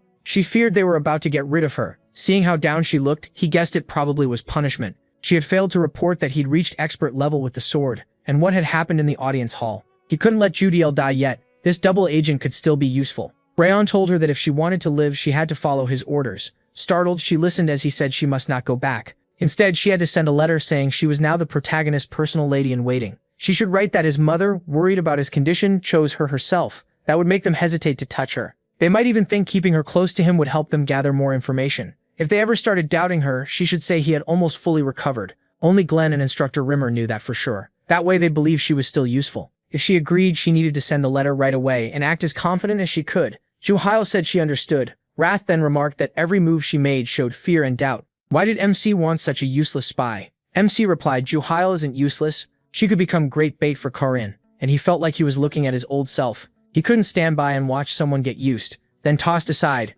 Looking out the window, Rayon asked what the plan was for today. A little later, he smiled to himself. Then he told the clan head that he had come because of his summons. Glenn told him to skip the formal talk and ask straight out what movement skill he used on the mission. Rayon wondered why Glenn brought that up. Carefully, he explained that movement is life or death for a martial artist, so he used river step, the basic footwork taught to beginners. Glenn said that kind of technique can still help later on, but for a master it was too simple and weak against strong enemies. To the protagonist, that sounded perfect. Glenn had already decided on a reward for exposing Eden's goal. Glenn said he would personally teach him a movement technique that fit him better. MC could hardly believe it. Glenn was going to teach him himself. Glenn warned him to watch closely, he would only show it once. As Glenn began, Rayon realized he was seeing the footwork of the strongest warrior on the continent. It was a rare chance. The moves were unlike anything he'd seen. Smooth and fast, strong yet subtle. Those wide flowing steps felt beyond anything else in the world, and even after a short look he was completely drawn in.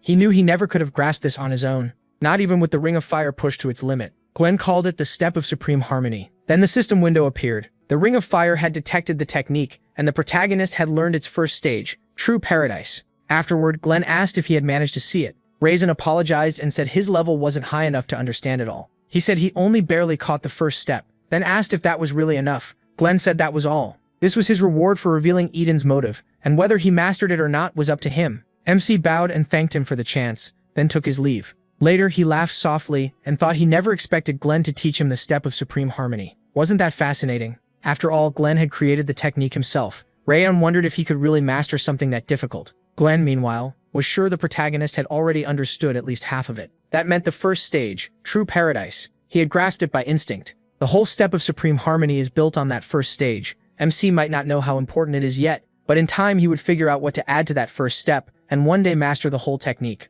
Several days passed after Glenn showed him the Step of Supreme Harmony. Rayon kept training with the system's help, but still couldn't fully learn it. Then Wrath reminded him that he had already said he wouldn't master a technique like this. He had thought a few tries would be enough, but he still couldn't do it. Then Sylvia suddenly called his name as she jumped over the fence and demanded to know what he was doing there. She told him to rest, while Wrath was shocked enough to wonder if her power core was really damaged. She snapped that he had promised to rest until he was fully healed, and the protagonist tried to calm her down. To him, his own mother was scarier than a demon lord. In the end, he had to put the Step of Supreme Harmony aside. Even when he tried sneaking in practice, Helen and the other maids watched him closely, never letting him train. Rayon thought it was too much, though honestly, resting like this was kind of nice. Then a maid rushed in and announced that Raiden Zagard had arrived. MC thought that should be Baldur's son, Glenn's fourth son. He asked what he was doing at the annex. The maid nervously said she didn't know. Before Rayon could get there, he heard that Raiden had already started getting violent with Sylvia, and his expression changed. Soon, Raiden complained that an important guest had arrived,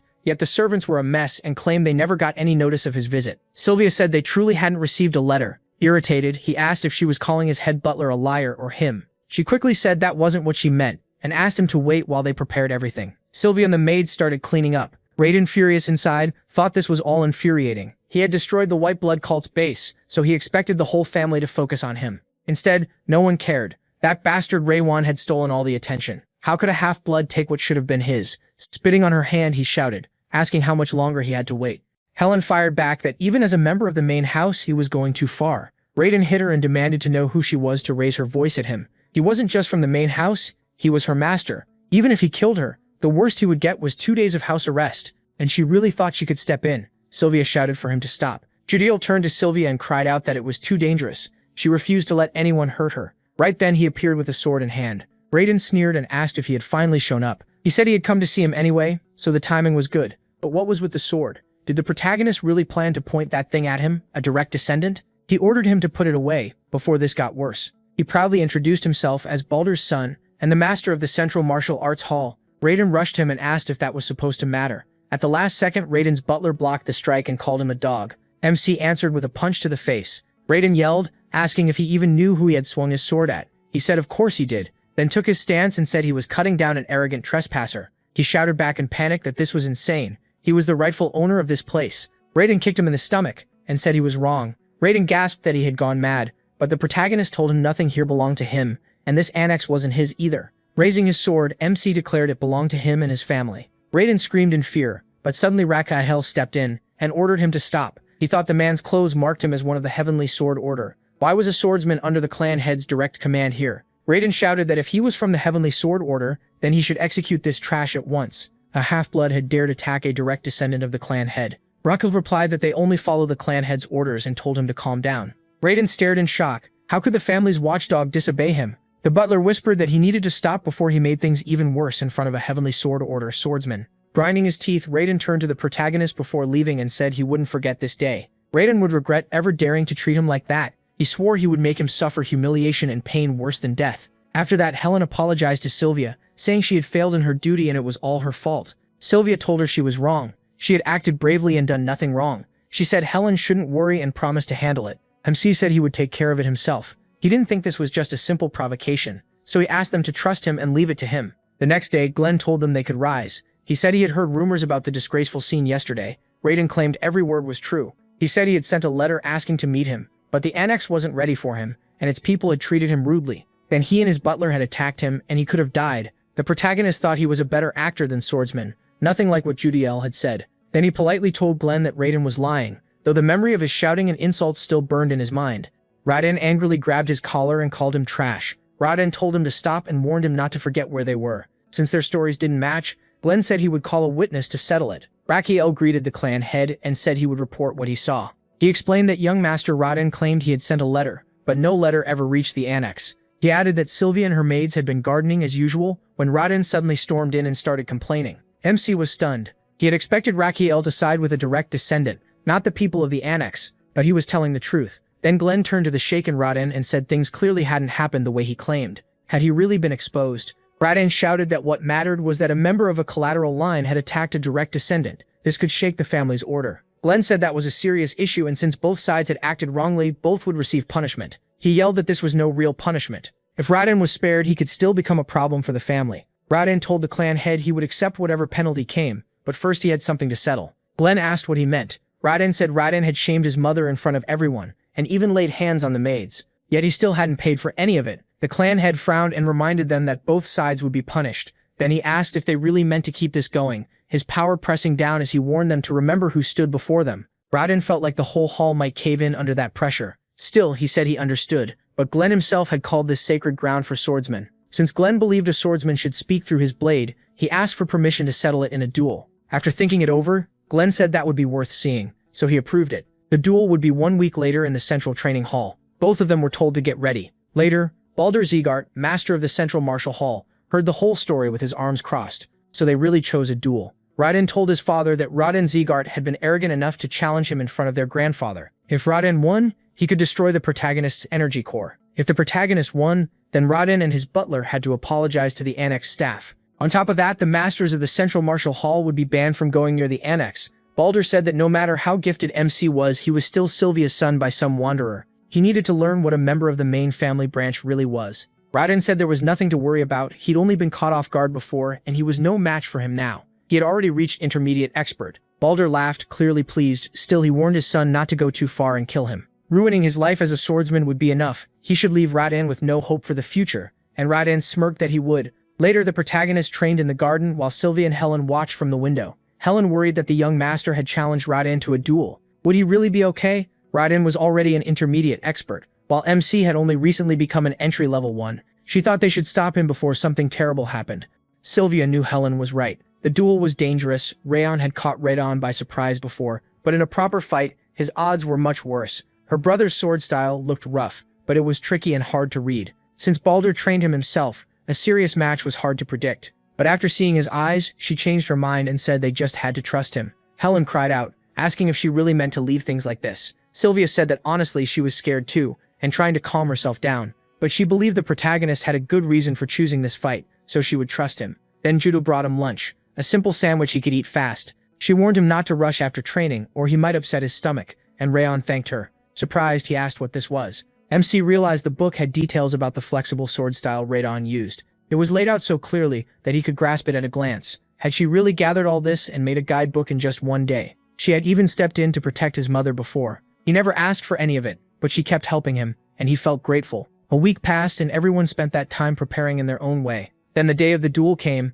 and the whole family gathered to watch. Raydon smiled to himself, thinking he had waited a long time for this. Rayon had no idea how badly he wanted to finish him. He planned to wreck his body so badly he would never hold a sword again. The referee called them up if they were ready. Raydon sneered that he wanted to see the loser's pathetic face, but he said he wouldn't get the chance. The referee declared the duel had begun. Raydon rushed in with a smirk and mocked Rayon for acting so confident, but after using his movement skill, he suddenly lost sight of him. The protagonist appeared behind him and said that this was his first death. Raydon was stunned when had he gotten behind him. Raising his fist, MC said today he'd die as many times as he deserved. Then he slammed a punch straight into Raydon's face. Raydon reeled, wondering what just happened. He hadn't seen a single move. Raydon asked how long he planned to stay on the ground and told him to get back up. Raydon had said he was meant to die many times, so this one was for lying about the letter. Furious, Raydon swung his sword and called him arrogant trash. He swore he would regret not ending it earlier. They charged again, and then Raydon lost him a second time. He was sure he had only grazed him. Rayon struck his face with the hilt of his sword and told him he was on the left. That one was for ruining the flowers his mother grew. He hit him again and said this was for trampling them. Then the protagonist drove another punch into his face for hitting Helen. Raydon couldn't understand what was happening. This trash was only supposed to know the flexible sword style and river step. Rayon was a lower-level expert, so he should have been weaker. Then why was he losing? Helen watched beside Sylvia and thought MC could have ended the duel in one blow. Instead, he kept giving Raydon chances to stand back up. It was like he wasn't fighting just to win, but for them. Helen started crying, realizing he was releasing all the anger from the insults they had suffered, even for someone like her, just a maid in a place where bloodline meant everything. Rayon had challenged and crushed a direct descendant. Watching her son Sylvia thought her father had only ever valued strength, and that was why this family had grown colder and crueler over time. Even as a direct descendant, she never felt she belonged. In the end, she broke under the pressure and ran away instead of facing it. But maybe that was not a mistake. Now she could see another way to use her strength to break the order of this rotten place. He, her own son, had shown her that. No matter how weak you are, your spirit has to stay strong. No matter who stands against you, you fight to the end. After a while, the judge announced that Rayon could no longer move. The duel was decided. The winner was Rayon Zygarde. Baldur shouted at his son for bringing shame on their family. Raymar cheered, shouting that he had said the protagonist would win. Dorian yelled that this was exactly what he expected. Luna called out his name, and Martha and Burren shouted that they knew he'd do it. Rayon noted that he had served the Zygarde family for a very long time, but this was the first time he had seen so many people openly support a collateral descendant, no matter his rank. Glenn thought being praised by allies without regard for status was impressive. But what shocked him even more was that, despite his lack of experience, Rayon had used the Step of Supreme Harmony, a movement art Glenn himself created through years of hard discipline. Most masters needed half a lifetime to learn it, yet MC had done it in only a week, and he was earning this much support while still so young. Their family had always chased strength above all else. That mattered in noble society, and even Glenn could no longer change that way of living. Rayon, as a collateral descendant, had felt the unfairness of that system himself. Maybe one day he would be the one to change this family from its roots. Rising from his throne, Glenn said the result was clear. Now all that was left was to carry out the terms they had agreed on. Afterward, he told Roan to find any excuse he could and slash the Central Martial Hall's budget in half. The butler grinned and said he would handle it. Then, under Glenn's watch, the duel's terms were carried out at once. Rayon had to kneel and publicly admit what he had done, apologizing to Sylvia and the maids. Glenn also ordered that no one from the Central Martial Hall was allowed near the annex. The maids finally relaxed, their tense faces turning bright with relief. Once everything was over, they all headed home together. At the front gate, Sylvia smiled and grabbed Rayon's hand, asking when he had become so strong. Flustered, he told her not to cling to him like that,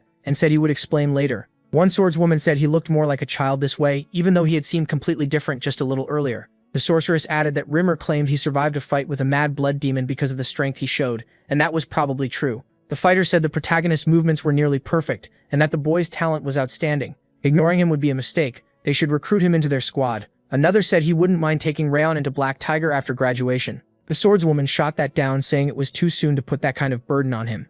The sorceress pointed out that the trainees of the 5th Training Hall did not have much time left before graduation, and after that they would choose for themselves which squad to join the ranks. They said he clearly stood out, but he wasn't the only standout in the 5th Training Hall. There were also Martha, Burren, and Luna. Any squad would want all three. They were strong and gifted. The coming selection ceremony was going to be fun to watch. Later in MC's room, Judiel asked if he had planned that duel from the start. He said more or less at least he never doubted he would win. With a sigh, she called him scary, though still far kinder than most people here. Rayon asked if that meant he was nicer than the rest. Smiling, Judiel said she was truly thankful he saved her from Karen back then. After that, she left so he could rest. He noticed her expression looked natural. Maybe her efforts to protect Sylvia and the way she reacted were real. For a moment, he wondered if he should admit he lied about the rampaging worm. Sometime later in the hall, Rimmer cheerfully greeted Glenn. Glenn asked where all that gold came from. Rimmer said he won it from that fool, or rather from the master of the Central Martial Arts Hall, and it was all thanks to Renon. He also got a huge pile of enhancement pills for the 5th training hall.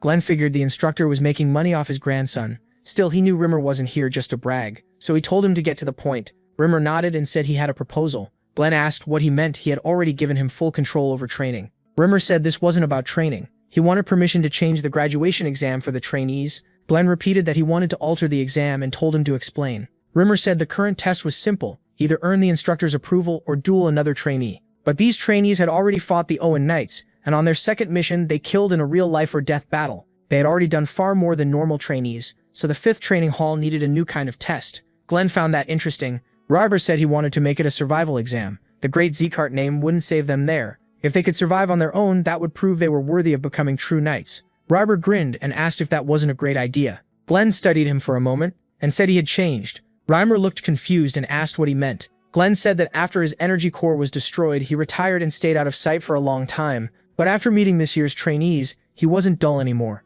Now he was full of energy and eager to teach. Rymer laughed and said praise like that was embarrassing. He added that he agreed with Glenn. His mood really had gotten brighter. He denied it, then admitted it almost felt like he'd found a talent for teaching. Who knew? Maybe one day someone he trained himself would sit in the clan leader's chair. Glenn asked if he meant Rapso. Reamer said who could know for sure. It might be Burin, Martha, or even Luna. Glenn smiled and said that was amusing. He gave him 1 week to prepare the exam plan. If he failed, this whole talk meant nothing. Reamer smiled and pulled out some papers, saying he had already prepared it.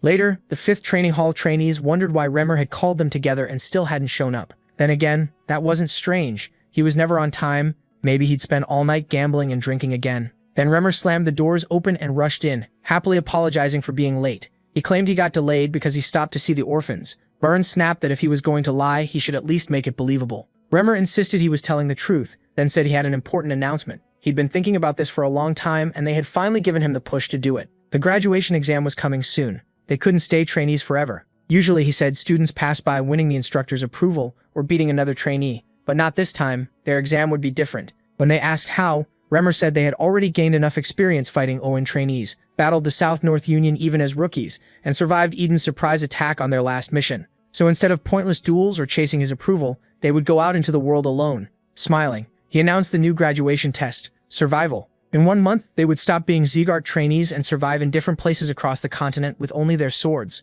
Of course, anyone too afraid could take another exam instead. Luna turned to Raon and asked if he would join this test. The protagonist said of course he would. Luna answered that she would too. Burin said the instructor must have a reason for choosing this, so he was in as well. Martha said she'd been surviving her whole life, so she was ready. Remer looked surprised that not just MC, but all of them decided. So fast, had they even stopped to think about where he might send them? He warned that he especially was the top trainee, so his choice could sway the others. They might follow him without thinking. He replied that he didn't expect it to be easy, but Remer wasn't the kind of person to make a choice like this without a reason, and he had never given them impossible tasks. Remer said that was worth praising, but he still wouldn't go easy on him. Then he announced their destinations. Reading from the paper, Remer assigned the Levin Desert to Burin, Siam Canyon to Martha, the Kadam Jungle to Luna, and the Northeast Fortress Haben Castle to the protagonist. He was startled and wondered what kind of place it was. The instructor explained that it was a battlefield where they fought monsters pouring in from the Northern Sea and Mount Stalin every day. People called it Hell on Earth because there was hardly ever time to put your sword away.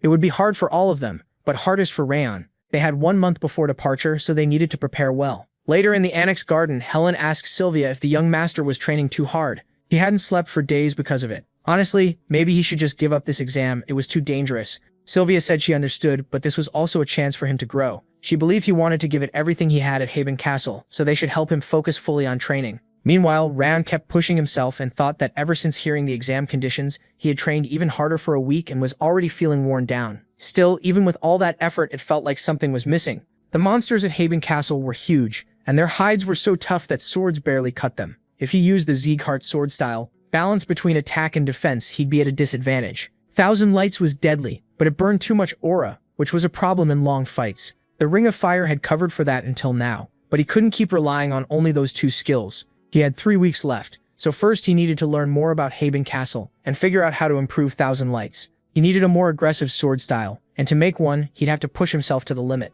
Sometime later, Glenn asked if he wanted a new sword art in exchange for a silver medal. Rekon said yes, exactly. Glenn reminded him the silver medal was his to use, but asked if he hadn't planned to spend it on something else. MC said that was true. He had wanted to use it to restore his mother's place as a direct descendant. Glenn asked if he still meant to spend it here. He said he had learned something from the Sepia village mission and the last fight, and Glenn told him to continue. Rayon explained that for someone his age and position, his mission achievement was impressive, yet he only earned a silver medal, not a gold one. Then he remembered what Glenn had said before about how hard it was. Gold medals were what he needed to restore his mother's status. Gathering silver medals wouldn't help her at all, so it made more sense to use his silver medals to get stronger, then win gold medals later. Using his insight, Glenn said that logic was sound. He told the protagonist to take this. It would help at Haben Castle. If he didn't like it, he could choose something else. MC looked at the title on the book, Fangs of Madness. He thought that at least Glenn wasn't cheap when it came to proper rewards. Since Glenn picked it himself, Raon trusted it would work and respectfully accepted it.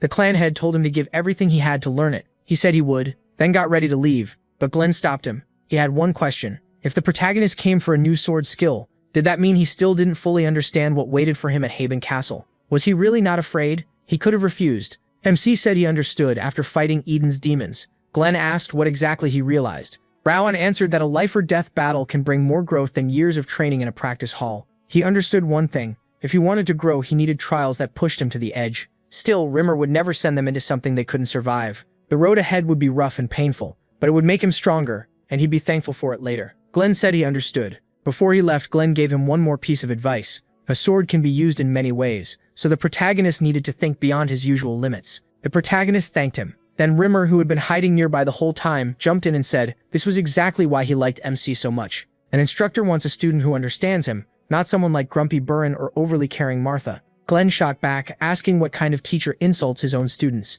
He also said it surprised him that Glenn gave him Fangs of Madness.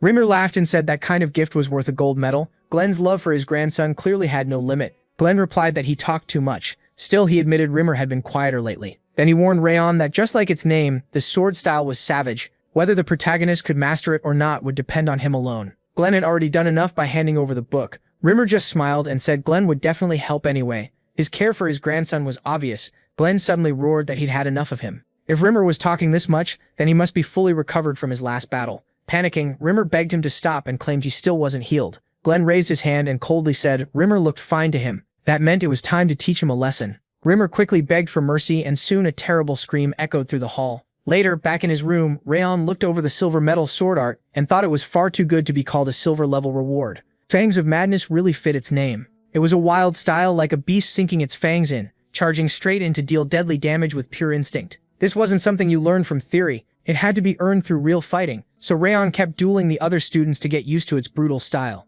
He trained without putting his sword down until the graduation exam drew near. He had to become sharper and fiercer before he could truly master it. So he kept training until no one wanted to spar with him anymore, and just before leaving, he finally grasped the core of Fangs of Madness. Then his training time ran out, and the final night before the graduation exam arrived. Judal pointed out all the bruises on his body. He'd pushed himself too hard because of tomorrow's exam, and Sylvia would be upset if she saw him like this. MC admitted she'd be right. He'd gotten carried away. To learn Fangs of Madness, he had fought every single day. Then he asked her to heal him somehow. Judil said it wasn't like she had a choice. Before leaving, Rayon said there was something he needed to tell her. As she listened, he closed his eyes and admitted he had lied about the frenzied worm. From her reaction, it seemed she may have already guessed. Judil said she had suspected it, though she wasn't sure. He asked why she doubted it. She explained that at first she truly believed he'd put the worm inside her, and after that she was too terrified to even think it might be a lie. All she could do was focus on surviving. But little by little, the warmth of the people in the annex changed her. Rayon treated her like a person, and asked for nothing back.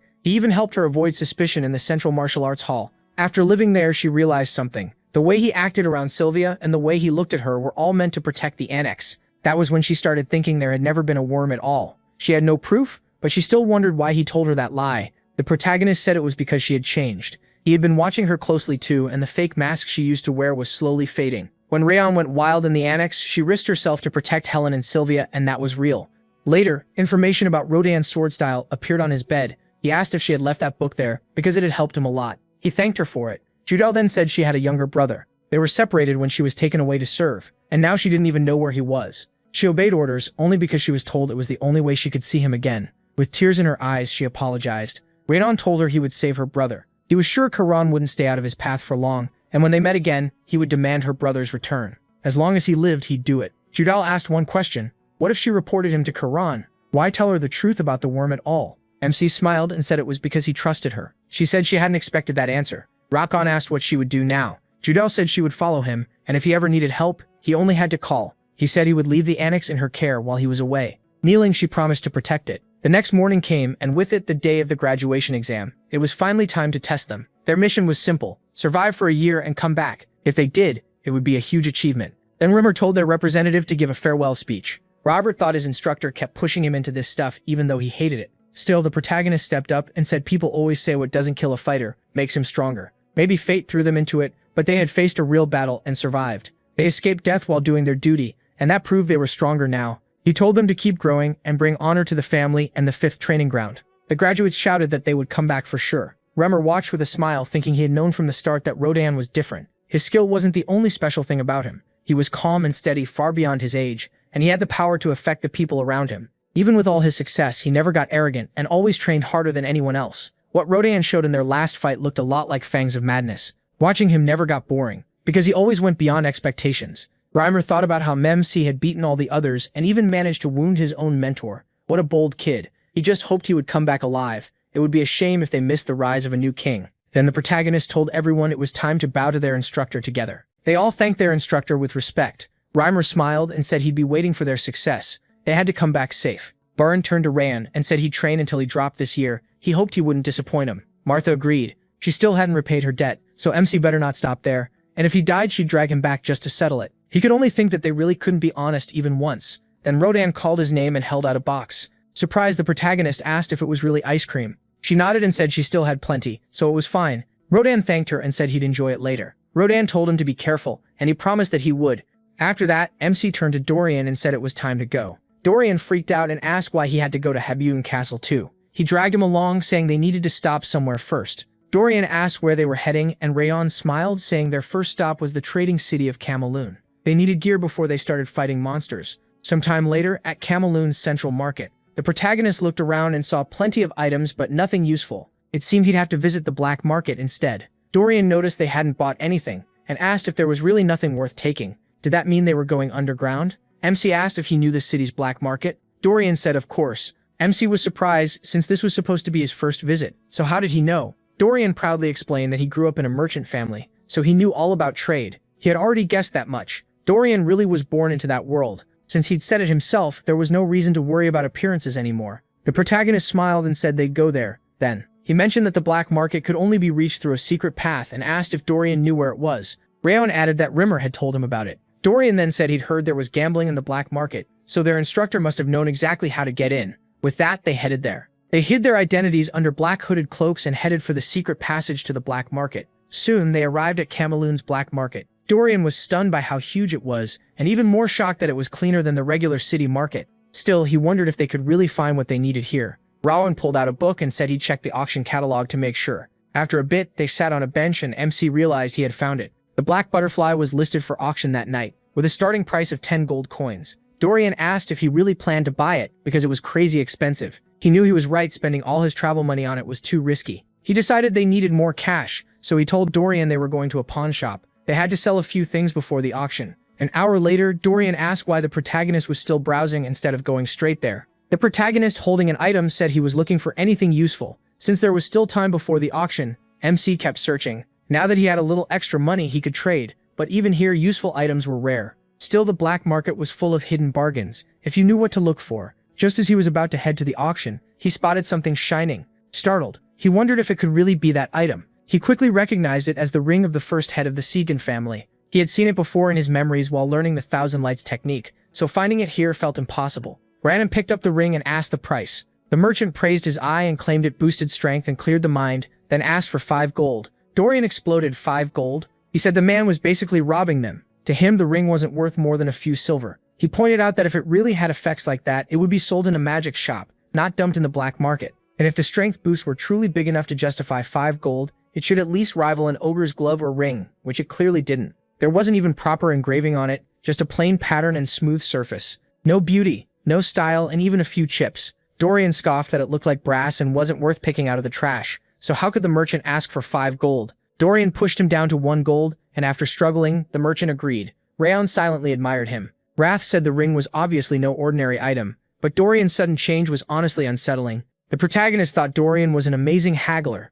even if he couldn't judge true value. For the protagonist, this was a huge win. Then a masked girl stepped in and asked if he had already paid for the ring. MC said yes, and she immediately offered 10 times what he spent. She didn't care what the price had been. She wanted the ring. Judging by his look, she guessed he was an adventurer, short on money, so that should be enough. Dorian shouted in disbelief at the offer, while the merchant blurted out that he had sold it for 50 silver. Was it really that valuable? He urged him to sell it for such a huge price, but he realized the girl knew what the ring was really worth. Its true value had to be at least 100 gold. Even so, the protagonist politely refused. The masked girl raised the offer to 20 times, then 30, but he still said he wasn't selling it. Even when she offered 50 gold coins, MC turned her down again. He said he didn't sell his belongings, no matter the price. Her escort Satar warned that he didn't know who they were dealing with, and should be more careful. Going against the lady would only bring trouble. Rayon asked if he was supposed to change his mind just because her status was high. He didn't care who they were. Everyone should follow their own path. The masked girl snapped back, asking who he thought he was to act so proudly.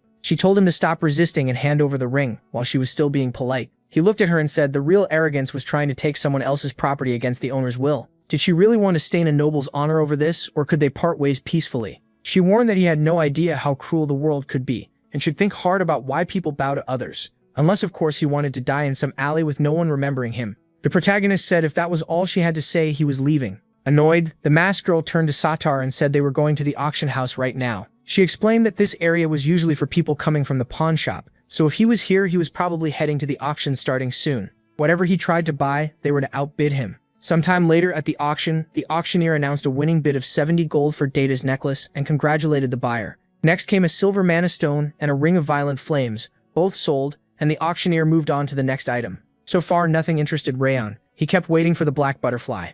At last, the auctioneer introduced the next lot, a rare butterfly that worked especially well with mana stones. This one was a black butterfly, also prized as decoration because of its faint glow. It did have drawbacks, a short life and high upkeep, since it fed on mana stones. Even so, its beauty made it popular, and the bidding began. The price quickly climbed to 7 gold and Rayon jumped it to 13. He thought that was already high. For a decorative butterfly, 13 gold should have been enough to scare everyone else off. Then the masked girl called out 50 gold and the room erupted. People shouted that no one had ever paid that much for something like this. The auctioneer declared that at 50 gold the item was as good as hers. She said it was time to leave, and Satar asked if she had come just for the black butterfly. She said yes, that guy had ignored every other lot, and even bid above market price for this one. The black butterfly was clearly his target. She had just put him in his place. Dorian cried out that she wasn't even hiding her bad intentions anymore, and asked what they should do. There might not be another black butterfly for sale. Ravan told him not to worry, they just needed to go pick out clothes for a night trip. Dorian stared at him confused, and MC calmly said they were going to steal back the butterfly.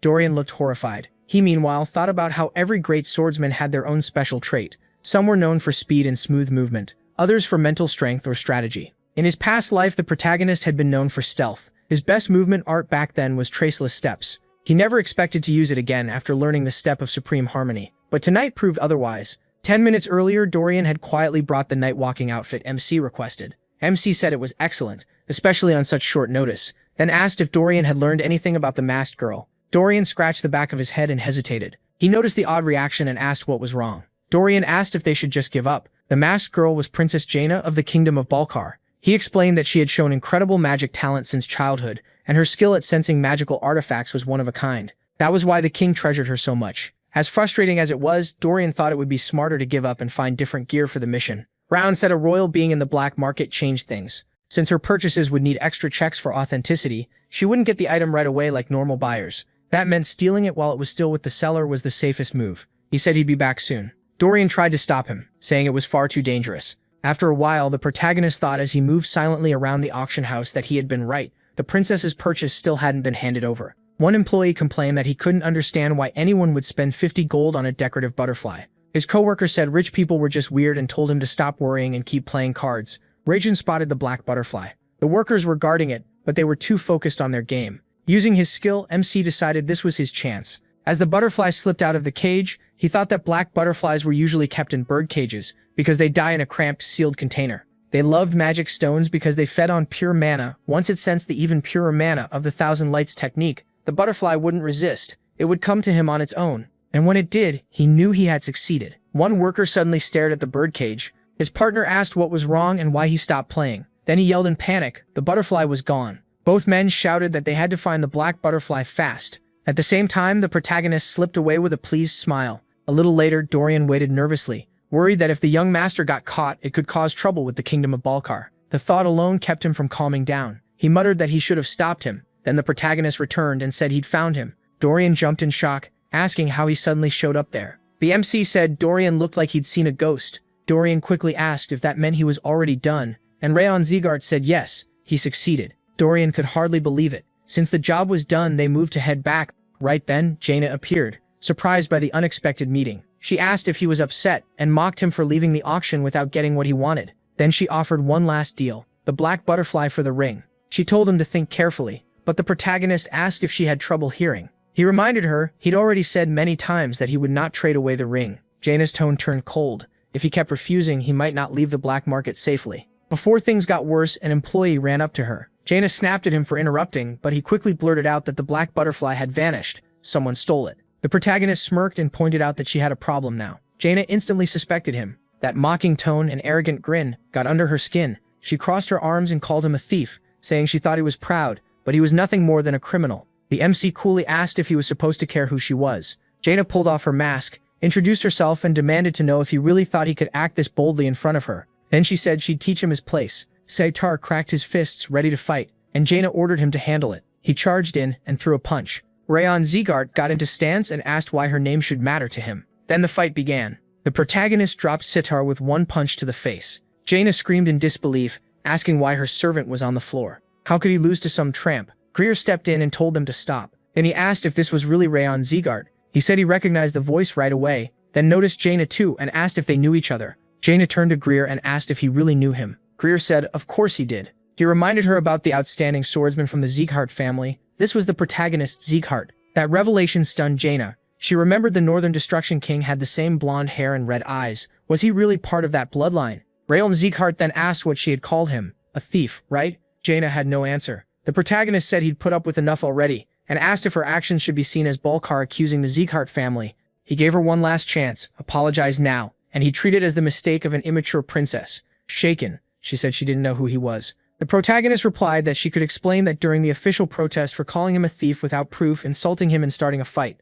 Grinding her teeth, Jaina finally bowed and apologized. Before leaving, the MC said he accepted it because he didn't want this to grow bigger. Still, he warned her to watch her mouth next time unless she wanted to shame her kingdom. She kept her head down and swallowed her anger. Later, Greer asked if he had shown up at a bad time. Rayon Zegart said not really, thanks to him. He avoided being falsely blamed. Greer said he was glad to hear that. He added that MC didn't need to worry about Jaina anymore, since he would speak to her himself. The protagonist thanked him. Greer then asked what brought him to Camelon. He was there on a mission himself, so he wondered how someone from the faraway Zegart lands ended up here. The protagonist explained that he was on a graduation test assignment. He came with another graduate to buy gear. Greer nodded and said it really was graduation season, then asked what he needed. The protagonist answered that he was looking for a new sword because he'd used his current one for a long time. Greer said he knew a good place, a small workshop in Camelon's Western Craft District. It wasn't fancy, but the smith there was excellent. He even wished he could introduce them himself. Sadly, his mission kept him busy. The MC thanked him for the tip, and as they parted, Greer told him to visit Owen someday.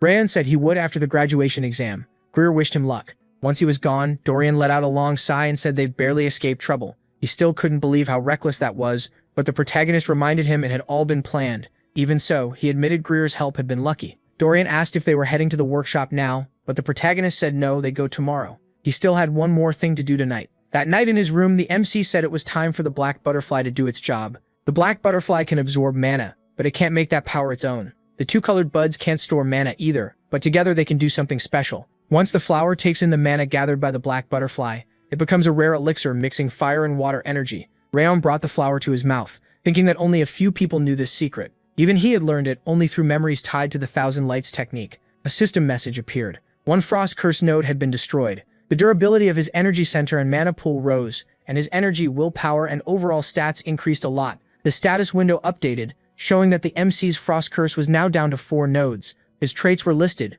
Fury Stage 5, Ring of Fire Stage 5, Thousand Lights Technique Stage 3, Flame Resistance Level 3, Frost Aura Level 3, Legendary Sense, Water Resistance Level 4, Invisible Strike, and Unbreakable Will Level 1. His stats now stood at Strength 72, Endurance 66, Sense 79, Agility 73, Energy 70, and Rage 10. After some time, Rayon said it was time to visit the workshop. Dorian was shocked and wondered what had happened to him.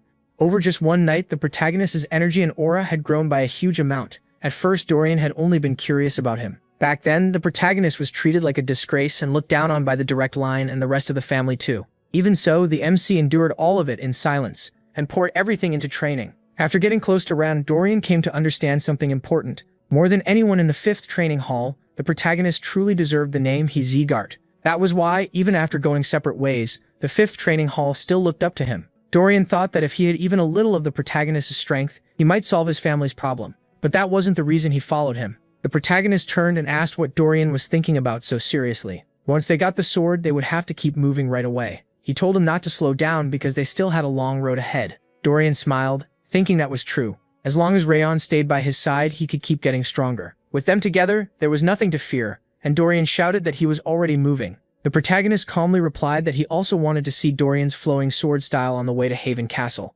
Dorian grinned at that. Sometime later, the blacksmith Kubrad Jajan apologized for the rough greeting and said they had come on Sir Greer's recommendation. He asked if they really knew the 3rd prince of the Owen Kingdom. The protagonist confirmed it and said that if the prince recommended this workshop, then the weapons here had to be reliable. Kubrad seemed surprised that the prince had really sent them. Then the blacksmith studied the MC closely. He looked young, but his level wasn't below the prince's. Not perfect yet, but his aura felt sharp and powerful, like a strong blade. Kubrad said it was hard to believe a child could hold that kind of strength, and that his aura was different from the prince's. Then he asked, "Isn't this Renan Zekart?" Dorian quietly wondered how the smith knew that without much talk. Wrath remarked that this was the real Kubrad, someone who could tell exactly who stood before him, and what they could do at a glance. MC thought his companion talked too much. Sitting in his chair, the blacksmith said he had seen many swordsmen in his life, but never anyone quite like the protagonist. The MC apologized for not introducing himself sooner and gave his name. Dorian introduced himself next, and Kubrad answered with his own name, calling himself just an old man who had spent his whole life at the forge.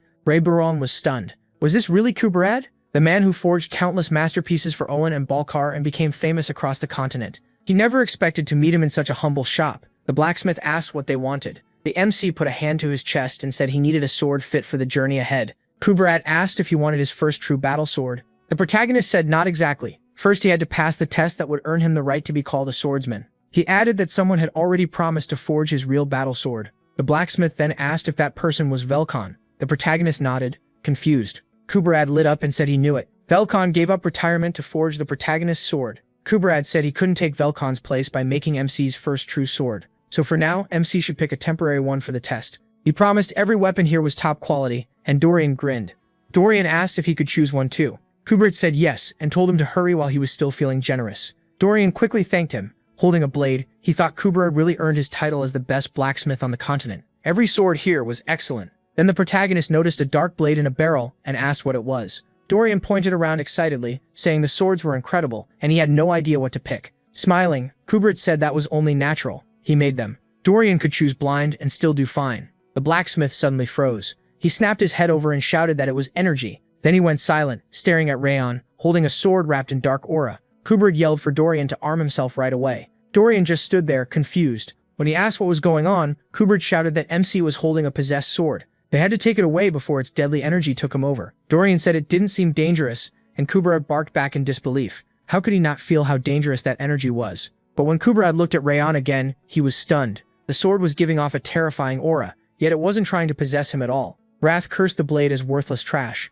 Furious, he shouted that this thing dared go after a body that belonged to him. He marched up to the sword, calling its nerve unbelievable. Wrath said he'd freeze it and smash it, but he told him not to touch it. Annoyed, Wrath yelled that the freak was trying to take his body, so why wouldn't he interfere? He even claimed the protagonist would have been possessed without him. The protagonist calmly answered that his body wasn't Wrath's, and the blade wouldn't have consumed him anyway. Kubrad asked if MC was alright. MC said he was fine, then added that this dagger was clearly no ordinary weapon. Kubrad said it was a failed piece. He didn't know if he had been hurt, but the blade was definitely possessed. He explained that there had once been a small southern village, called Siren. Its people served the sacred tree of Fellow and lived peaceful, trusting lives. Then the white blood cult attacked. Half the villagers were killed, and the rest were taken. No survivors were ever found. After hearing what happened, Kubrad used a branch from a fellow to forge this blade in their memory. But it became a terrible mistake. The moment the weapon was finished, its pale blade and hilt turned red. Instead of honoring the dead, it brought back the villagers' hatred and bitterness. No one had ever been able to withstand its malice and deadly energy.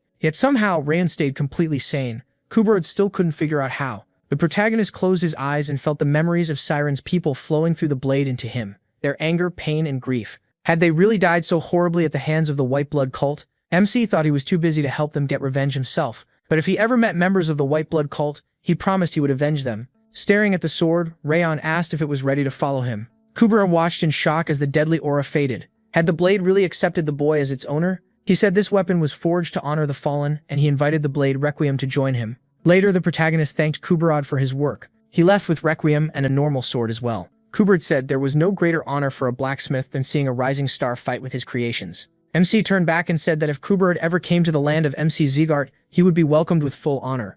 Kuberad wished him luck on the exam, and hoped all would go well. As he watched them leave, he thought that Rayon had not only endured the possessed blade but made it his own. Was it some kind of bond between the blade and his mind, or was his spirit just that strong? Either way, Kuberad felt the protagonist Zegart would shock the world again. After leaving Camelon, they kept heading north for several more days. Snow covered everything around them, and once they got used to the endless white, Haven Castle finally came into view, the place where they would take the final exam. Rayon let out a breath and said they had arrived. Dorian covered his mouth and asked what that smell was, while Wrath cheerfully called it the true scent of a battlefield. He even said it was refreshing. MC looked at Dorian and asked why he was already complaining when they had just gotten here. To him, the trip hadn't even been that bad. Dorian stared at him and shouted, asking if he was serious. Ever since they left Camelon, the cold kept getting worse, and he only moved faster like freezing weather meant they should train harder. That wasn't all. Whenever they rested, Rayon kept picking apart Dorian's sword skills, and during his night watch, he swung his sword right next to Dorian's ear. Dorian barely slept, so of course he was upset. Wrath grumbled that even a broken watch is right twice a day. The protagonist had really gone too far with the training. He didn't even let Wrath rest. Then Tarion Barradoon, the deputy commander of Haven Castle's defense, asked if they were the reinforcements. He pointed out that they were late, and introduced himself in a stern voice. Tarion made it clear that while they stayed here, they would answer directly to him. MC agreed and asked for his guidance. Tarion glanced at Dorian and asked if he was alright, but MC said this was normal for him, so there was nothing to worry about. Tarion told them to follow him. He urged Dorian to get up already, but Dorian dropped to the floor and muttered that he wanted to go home. As they walked through the castle, the protagonist thought it looked far more vivid in person. The walls scarred by collapse and repair, and the air thick with dust, blood, and the stench of burned bodies. It was exactly how Judiel had described it. There was no way she could have seen this herself, so how did she know so much in such a short time? Just then Yua, who worked at the Frosty Branches Tavern, turned and noticed Rayon. Carrying a bag of food, she said she didn't recognize them. Were they new reinforcements? Her grandfather asked why she had stopped, and told her they needed to open up. She answered that she was going.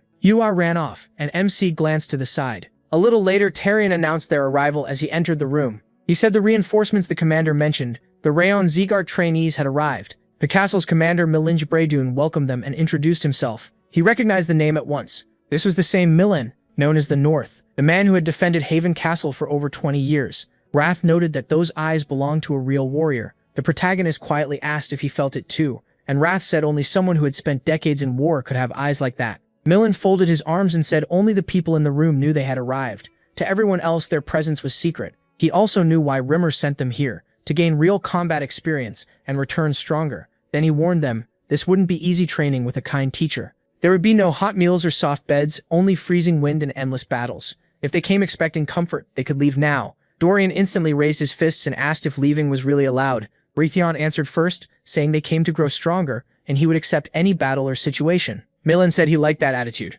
But they were soldiers now, and they would start from the bottom like everyone else. He turned to Charles and ordered him to place the 2 in the 3rd Reconnaissance Squad. Charles said he understood, and Milin added that they could be given any mission or fight. After that, Charles was told to show them their rooms and he led them out. Once the door shut, Tarion said he didn't like them. Milin asked why. Tarion said Dorian had been trembling in fear, while Rayon was way too calm like he was out for a walk. In his eyes, they would bring nothing but trouble. He even mocked the flower bracelet, asking what kind of warrior wore that, and said they should just send them back. Milin cut him off and said he understood the doubt, but appearances meant nothing. They had survived the brutal Zegart training, so they weren't as weak as they looked. Milin said they should watch them first and judge later. He told Tarion to keep an eye on them, and Tarion agreed. Then Milin said the only thing he didn't understand was why someone had asked for weekly reports on the boys. Tarion wondered if it came from Instructor Rimmer, but Milin said no. The letter looked like it came from the head of Zegart himself. Tarion was stunned. The commander said the Northern King of Destruction was watching them himself, and Milin confirmed it. Glenn had ordered reports on everything they did. It was the first time the chief wanted every little detail, and even the commander had no idea why. A little later, Rayon stared at the room in shock. He asked how Dorian had fixed it up so fast. Dorian happily raised a hand and said he did it while MC was in the bathroom. He was baffled. Just a minute ago, the place had looked awful. He pulled back the curtain and asked where Dorian got it. Dorian proudly said he brought it with him. Rayon noticed it came in different colors too. Dorian nodded, saying it was a must-have. He had red, yellow, and green, then asked which one the protagonist wanted. The protagonist could only wonder what kind of magic bag Dorian was carrying. Then Rodden, the captain of the reconnaissance squad, stepped in and asked if the newcomers were done unpacking. After introducing himself, he said he knew they had just arrived, but there was no time to rest. Orders had come in. They were heading out on an expedition. Meanwhile, back at Zeekhart Castle, Glenn asked why Rimmer had come. Rimmer grinned and said he already knew everything. Glenn had secretly put people on Rayan to see how he was doing. Glenn rubbed his forehead, annoyed, thinking he never should have let MC go to those gambling houses, if that was where this got exposed. He told Rimmer to keep quiet, but Rimmer just excitedly brought up how incredible he was. He said the protagonist had even made use of the 2 colored buds from the Claw mission and beaten Princess Balkar. Glenn dryly replied that the protagonist really was an amazing thief. What was so great about wrecking things with a princess from a nearby kingdom? Rimmer shot back that she had started it, and Rayan only answered in his own way. He added that even the Watchers couldn't figure out how MC stole the butterfly, and his next move would probably be just as impressive. Glenn said he doubted that. He'd already called his people back. Rimmer was stunned and asked why. Wasn't Glenn curious what he would do next? He'd even heard Kubarad gave him a sword. Glenn calmly said he only sent them to stop trouble inside the family. Since that was settled, there was no reason to keep watching. Rimmer smiled and said that was fine. Now Glenn's spies inside Hoven could send reports instead. Glenn looked horrified, and the butler shouted that he never said that. Rimmer kept pushing, saying it was obvious Glenn had people in the castle. Why was it so hard to admit his grandson was the best? Then he asked Glenn to show the protagonist some favor. That would also help the people in the annex, and it might fix things with Sylvia too. In the end, everybody would benefit. Glenn coldly said. One lesson clearly hadn't been enough for Rimmer. Rimmer instantly got nervous, said it was time to go, and rushed out. Glenn folded his arms and vowed to make sure he never forgot lesson 2. A loud scream echoed through the castle. At the same time, Rand turned his head and wondered if he had really just heard someone screaming. Later, Rodden announced they had reached Mount Sterling.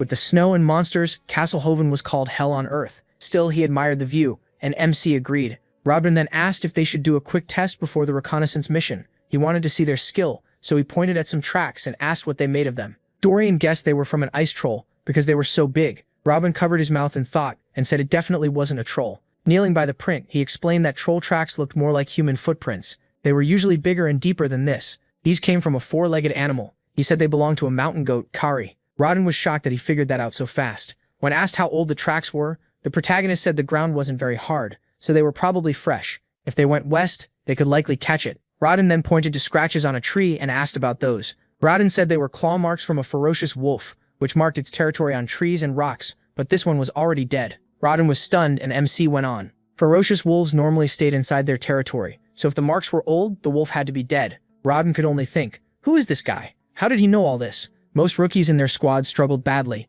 At Hoven's reconnaissance unit, they didn't haze newcomers or bury them in chores. They just threw them into reality until they understood how useless book learning could be, and how deadly this place was. At best, a rookie got a few tips, but Raynon already knew too much. Nothing here seemed hard for him. Dorian stared at Rodden, confused. Rodden just smiled, held up a branch, and shouted, asking what this meant. Dorian asked how he was supposed to know. Rodden laughed, wondering how he could not know, and Dorian quickly asked the protagonist for help. MC thought they could keep playing around while he checked the area himself. Thanks to his legendary senses, he was great at picking up everything around him. Then he noticed the dark energy coming off the blade.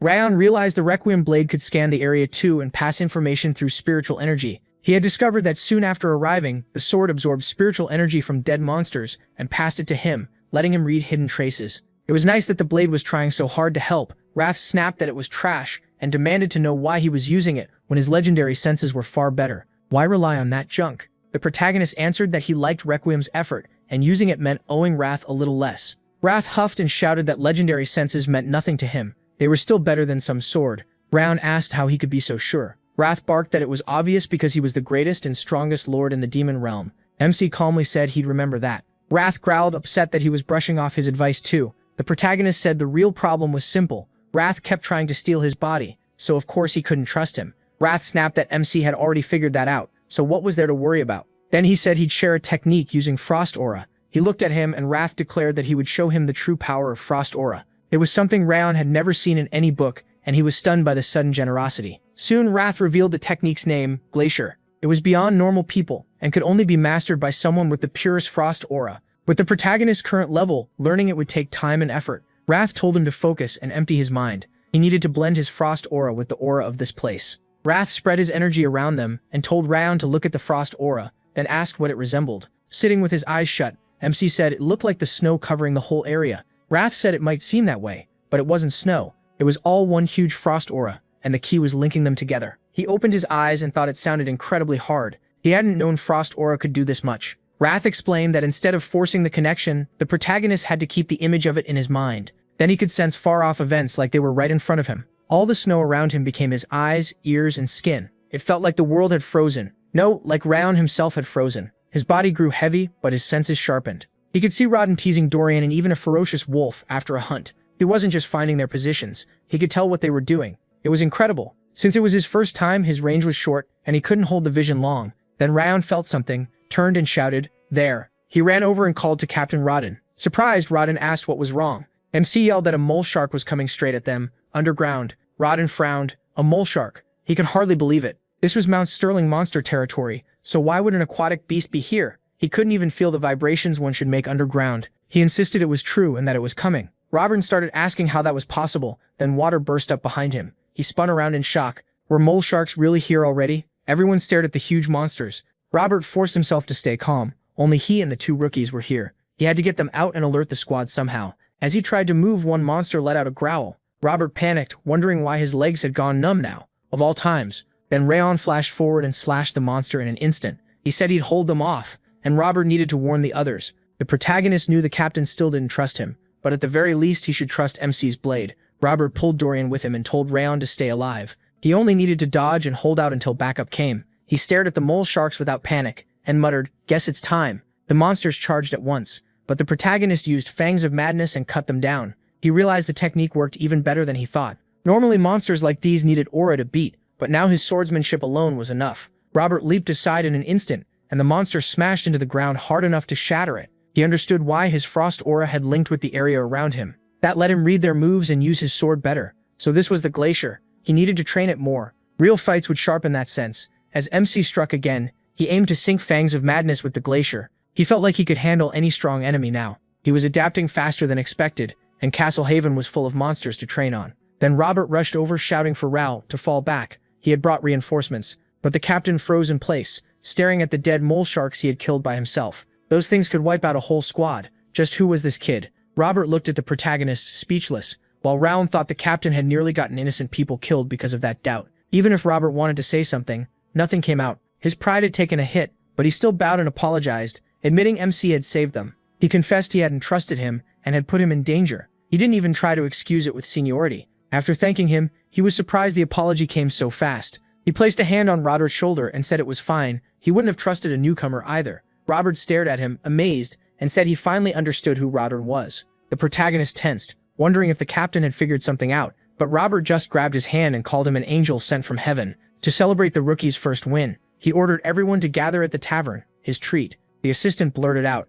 amazed that their cheap captain was actually paying, and nobody was about to turn down free drinks. At the tavern, one comrade swore he saw the whole thing himself. Robert told the captain to trust his blade, then wiped out every monster. Another grinned and asked why someone that strong was stuck in this awful place. He didn't even look 17. The captain snapped at him for doubting the newcomer. Meanwhile, Roth was busy praising pineapple pizza, saying the rich cheese and sharp fruit taste were perfect together. MC looked at the slice in his hand, wondering who invented that combo. Dorian laughed and said this was new. He'd tried it before and hated it. Roth shouted that a guy who eats anything wouldn't understand. US stared at him in surprise and said the rumors were true.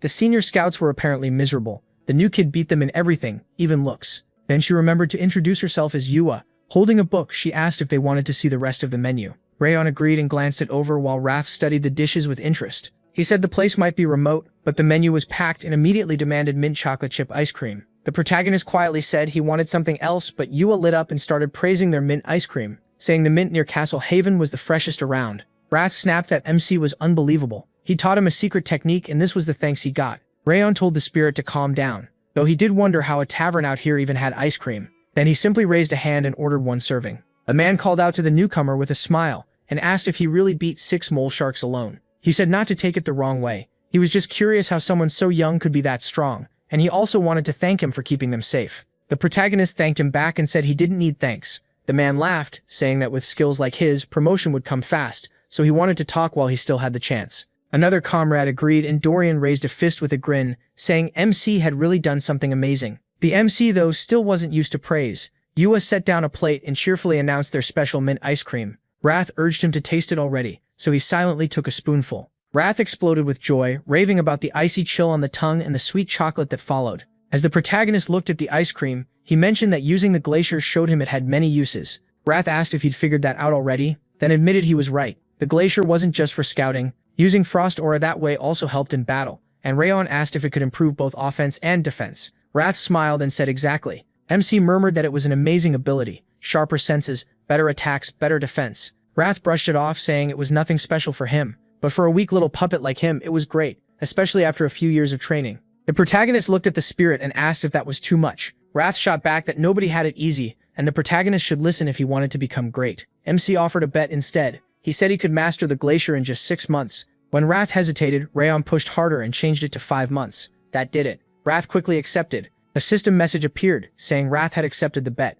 Later he suggested that Dorian head back to the dorm, and Dorian agreed. But Yua stopped them, saying she had something to give them before they left. She handed over a bag of cookies and said they seemed to like the pineapple pizza, so she used the leftover fruit to make pineapple cookies. Rayon accepted the bag and thanked her, while Wrath praised the pineapple girl. Yua smiled warmly and said she hoped they liked them, then asked them to come back anytime for more. The group waved goodbye and said they'd meet again. At the same time, back in the snowy forest, the second reconnaissance squad ran hard through the snow. Their captain knew this was an emergency. They had to get back fast and report to Commander Millen. Ice trolls had appeared nearby. Some time later, at the castle, Radine announced, without meeting their eyes, that they'd been ordered to eliminate the ice trolls. Dorian freaked out, asking if this was really another mission. They had just finished the first one yesterday. The captain said he knew the timing was rough, but the order came from above, and he couldn't change it. Dorian still asked why, and the deputy explained that the second reconnaissance squad had found 13 ice trolls near underground mine number 4, maybe more. It was better to strike first. Millen pointed out that the 4th mine was close to the 5th. Terion said that was why they would deal with the trolls first, then check what happened with the mole sharks at mine 5.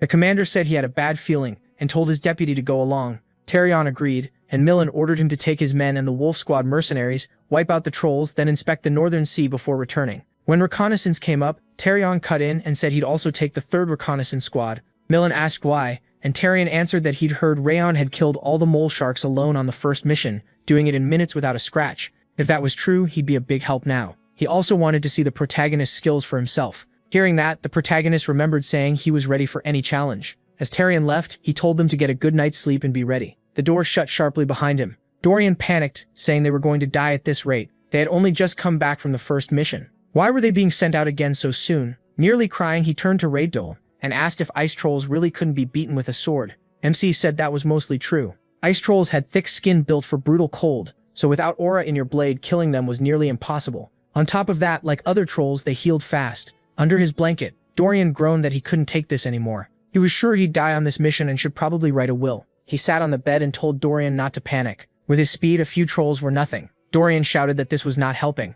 Ryan said there was another way, and Dorian quickly asked what he meant. Gripping his sword, the protagonist said the best cure for fear of ice trolls was simple. Fight him first. After that, trolls would look like cute little elves. He lifted his blade with a scary aura and said they were starting now. Dorian gave a nervous smile, then he blurted out, "Seriously? What was MC doing?" Compared to him, the trolls sounded weak. He hurriedly said goodnight, and Wrath muttered that Dorian was a strange guy. The next morning, at Hoven Castle's main gate, Terion checked the list and called for roll. He asked how Dorian was doing. Looking exhausted, Dorian said he was fine. Anything was better than fighting him. Then Beto, leader of the Wolves mercenaries, walked over and asked if this was Radine. He introduced himself and said he was happy to meet him. Beto added that all his men wanted to test themselves against the protagonist. With a smile, he said he had no idea MC was part of the reconnaissance squad. MC answered that he was glad to meet him too. Beto shook his hand and said he was looking forward to working together. Then he waved and said he had to go check on his men. He only came over to introduce himself before the mission. Wrath immediately said he didn't like Beto. In his view, eyes like that belonged to traitors. Maybe not always, more like 8 times out of 10. So even Wrath sounded a little unsure. Wrath figured that idea had really stuck in Wrath's head. Still, he had to admit Beto's eyes made him uneasy too. Since they were traveling together, he decided to keep watch on him. As the troops got ready, Yoa came down the road carrying a box and apologized for being late. She said she brought the food they ordered. The soldiers lit up and told her she got cuter every day, and her cooking kept getting better. One of them patted her head and called her the pride of Hoven Castle. Rotham watched with a small smile. It was obvious everyone adored Yua. To him, she was basically the castle's mascot. Yua called out to young master, the protagonist, handed him a bag and said she and her grandpa made jerky. She proudly told him to take it. Surprised, MC asked why he was getting one. Yua said it was because this was his first trip, and if he liked it he should buy more from them later. He gently patted her head, thanked her, and said he was sure it would be great. Yua beamed and told him to visit, since they had lots of tasty things. Tarian then called everyone to attention and ordered them to line up. Before leaving, he gave a short briefing. Their first job was to kill the ice trolls. The second was to scout the area between Mount Sterling and the Northern Sea. Most of all, they needed to finish without anyone getting hurt. At that moment, Wrath noticed something. Wrath quietly asked what it was and where he was staring. Wrath said a faint aura was coming from the mountain, but he could still feel it. Could it really be him? A second later, Wrath shut that down and said it was nothing important. Then Tarian ordered everyone to move out. Later, a soldier from the vanguard raised his hand and told the scouts to unpack the bags and carry them. He warned them not to lose even one, saying they should treat the bags like their lovers. The others mocked the scouts, saying people like them wouldn't understand. Rathon turned to the captain and asked why the vanguard was making the scouts carry their gear. Rathon said this was the protagonist's first mission with them, so he'd explain. The attack squad saved its strength before battle, because they were the main fighters. That had been the rule for a long time. It was annoying, but scouts had no choice. They had no power and no status, so they just obeyed.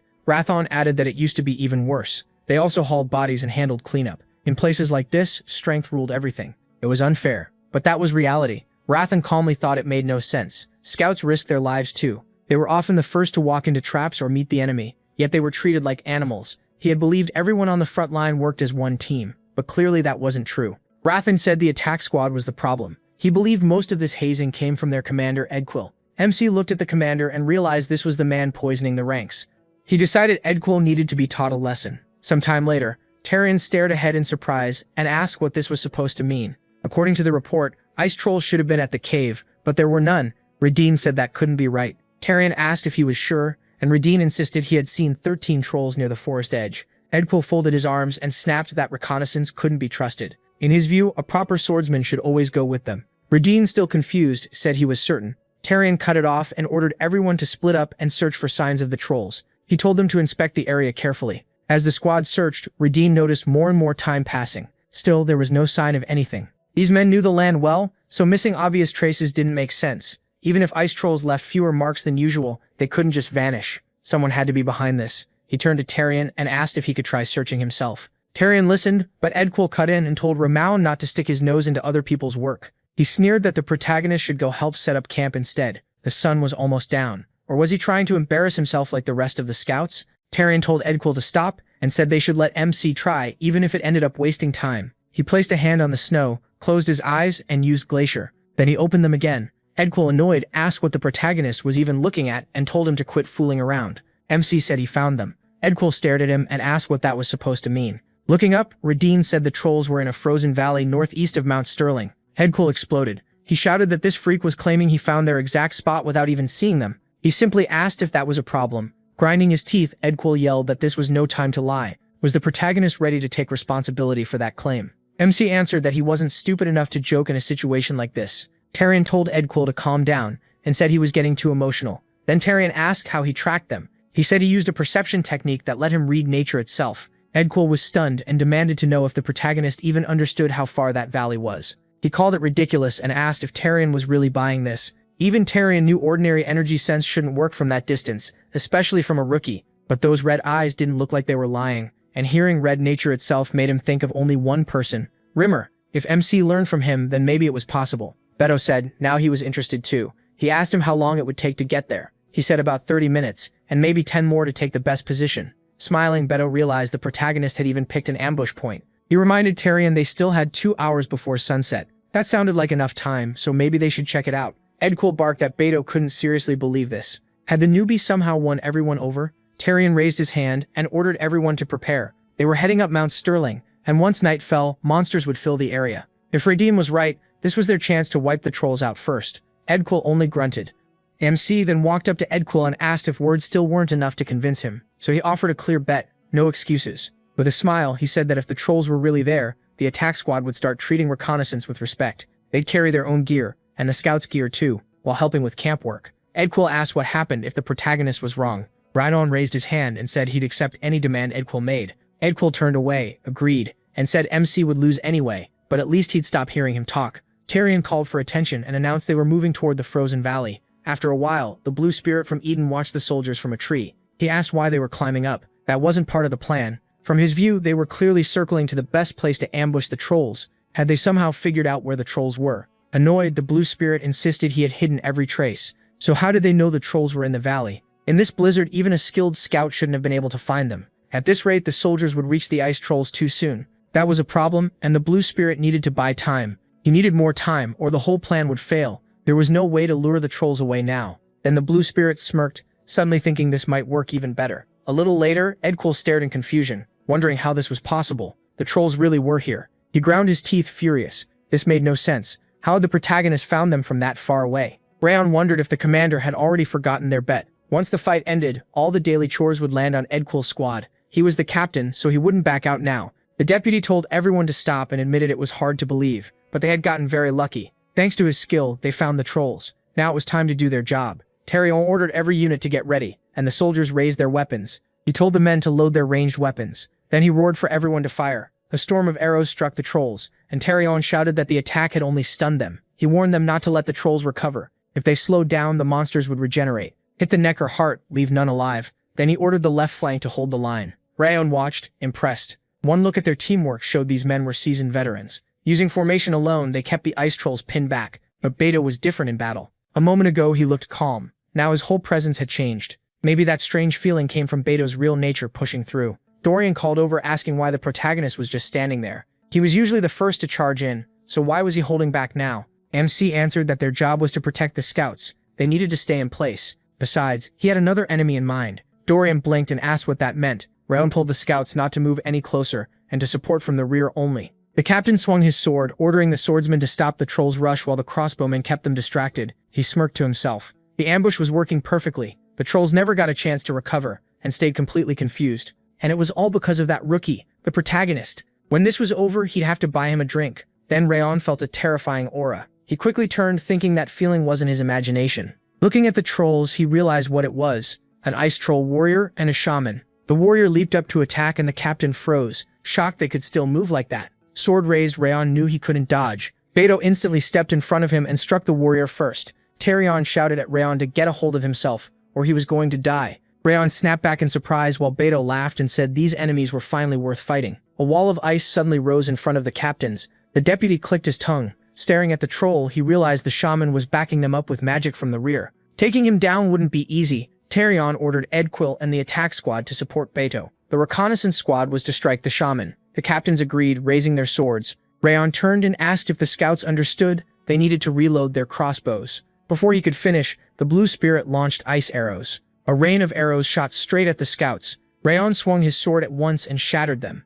He said coldly that the enemy had finally shown himself. The blue spirit laughed, amazed that a kid could stop his magic. He was also surprised by the deputy's sharp judgment and quick commands. Therion roared in anger, finally understanding why the trolls had been moving so oddly. It had all been the blue spirit. Using the curse of the ice shadow demon, the blue spirit formed a magic seal overhead and mockingly told the deputy not to curse. Then he declared that none of them would leave alive. The captain suddenly felt something and started coughing. They dropped to their knees at once, and Edquill gasped that a brutal cold had pierced his body and he couldn't move anymore. The blue spirit said that for their great revival plan, he would send them all to the next world today. Smiling behind his mask, he ordered them to die. But Rayon suddenly slashed at him, and the blue spirit cried out in shock. How could MC still move under the curse? He said he didn't get it either. He'd spent his whole life under a far worse frost curse. Then he used Fangs of Madness and Wild Dance of Fangs, smashing the enemy with a heavy strike. Landing lightly, he said one thing: anyone who depends only on curses is helpless up close. Edquill stared in disbelief.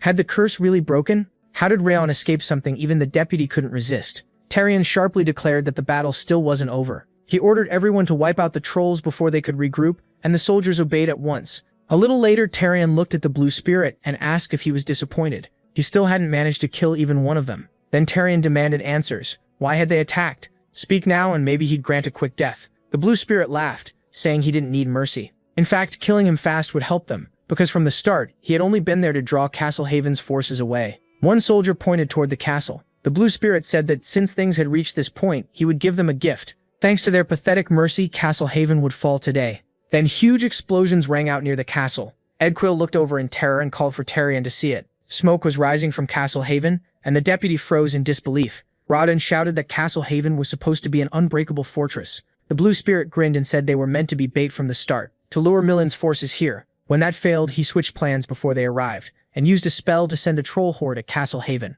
By now it should all be ruined. Tarion punched him in the face in pure rage. He told the blue spirit to shut up and shouted that a few trolls would never bring Castle Haven down. Rodden thought Tarion was right. Even if the castle's elite forces were here now, Commander Milland and the rest of the army were still inside. Some ice trolls alone couldn't take Castle Haven. The blue spirit laughed wildly and asked, what if there were more than just a few trolls there? Then the ground beneath the soldiers began to shake. Edquill looked down in shock and yelled that the earth was trembling. Beto shouted, was this an earthquake? Rodden knew at once it wasn't an earthquake. This couldn't be happening. The blue spirit sneered, asking if the deputy had really underestimated his preparations that badly. All this time, Tarion had been dancing to his tune. Laughing, he told him to watch his precious castle collapse. That was the price of their arrogance. They would learn despair. Tarion cut him down without hesitation. Edquill called out, but Tarion ordered him to tell every unit to return to Castle Haven immediately. Sometime later, the castle was burning. Milland ordered the locals evacuated first. The first squad was to fight the fire, and the second would block the ice trolls.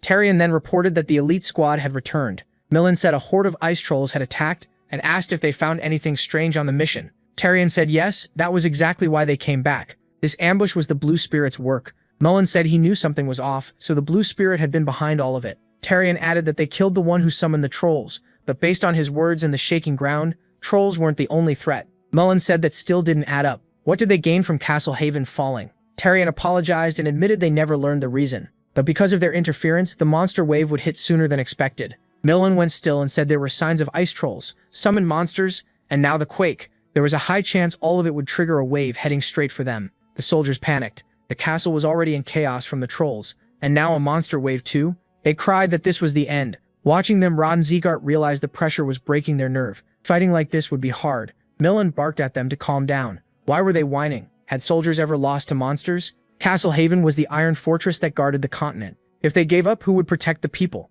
Their families? Their friends? He tightened his grip on his sword and said they could do this. They had held before, and they would hold again. He told them to steady themselves and grip their swords tighter. Not for themselves, but for the people they cared about. The soldiers answered with new resolve. Rodden thought that was exactly what a real commander looked like. Just a few words and Milland had changed the whole mood.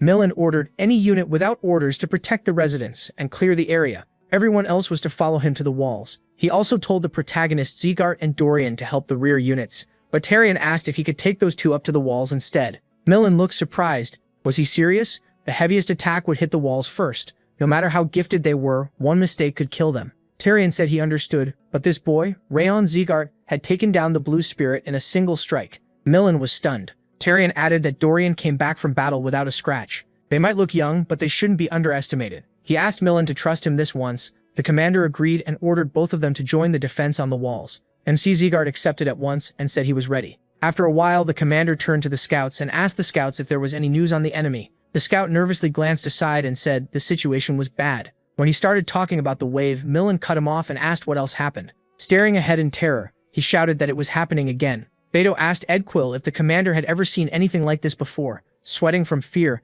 Edquill said this was his first time seeing it. Rayon looked out at the scene. It reminded him of what Rimmer once said, that Haven Castle in the northeast would become his battlefield, a place where people fight monsters every day from the northern sea and Mount Sterling. They call it hell on earth, and for him, it would be even harder. A mass of trolls gathered before the walls. Milland asked how big the wave was, and the deputy said they counted around 1,000 monsters, but from how far the line stretched, he guessed there were really tens of thousands. Even Ryan knew he couldn't count them all. So this was what defending Haven looked like. Milland asked if the protagonist knew what a monster wave meant, and he said yes, he'd heard of it. A monster wave is a huge invasion that can take hundreds of lives. That is why they send out scouts here to get ready and lower the losses as much as they can. Broken walls can be rebuilt and ruined gates can be replaced, but the dead can never return. Milland told Rayon to save as many soldiers as he could. That was his duty now. MC firmly said he understood, and then a deafening roar cut him off. Milland said there was no time left to talk. He ordered the soldiers to raise their swords and admitted the size of this wave was terrifying. Still, Haven had faced this before. They would endure it and win. Lifting his sword, Milland shouted that they would celebrate together after the battle. He placed shield bearers and spearmen on the walls, while archers gave cover. Then the commander brought down his sword and ordered them to attack. The trolls answered with furious roars as a storm of arrows flew at them. The shots sank into monster flesh and they howled in pain. A scout checked through binoculars and yelled for everyone to look. An orc was charging in. It was headed for the gate and they had to stop it. Their arrows couldn't pierce it. Then lightning slammed into the orc and Milland shouted for everyone to stay calm and hold the line. He would handle the gate. Hearing that, a soldier yelled for the others not to panic. The commander was still with them. Then more soldiers cried out that enemies were climbing the walls. They had to stop them before they got over, throwing them back with aura the moment they came close. An orc climbed onto the wall and raised its axe. One soldier dropped in terror, screaming for help.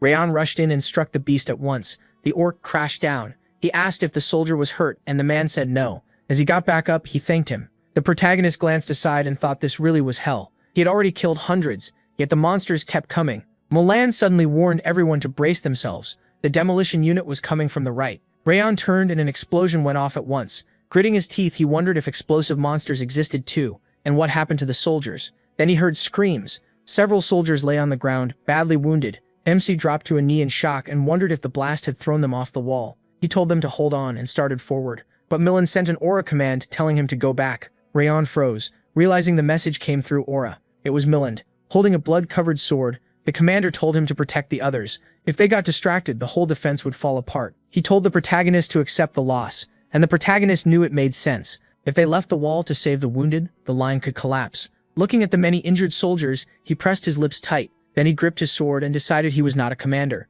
His job was to stop soldiers from dying, so he leaped down to the ground. Wrath called him insane and asked if he had even thought before jumping. Did he really believe he could save everyone? Rasht said it would be hard, but he would use every sense he had and try. A huge orc moved toward him. Wrath snapped that MC was an idiot for acting on emotion, and that only death waited for him. Tightening his grip on Requiem, he admitted Wrath was right. Honestly, retreating would have been smarter. But in this life, he swore not to live as a killer. He would become a swordsman. Ryan declared that as long as he stood there, no one would get through. Then he charged, vowing to survive this hell and win. The fighting never stopped, and the protagonist kept cutting down enemies again and again. Blood covered his arms to the elbows. The skin on his hands tore open, and all his aura ran dry. His palms knew only the feeling of flesh splitting under his blade, again and again, and his vision turned red with blood. Roaring in fury, Rayon rushed another orc and brought up his sword.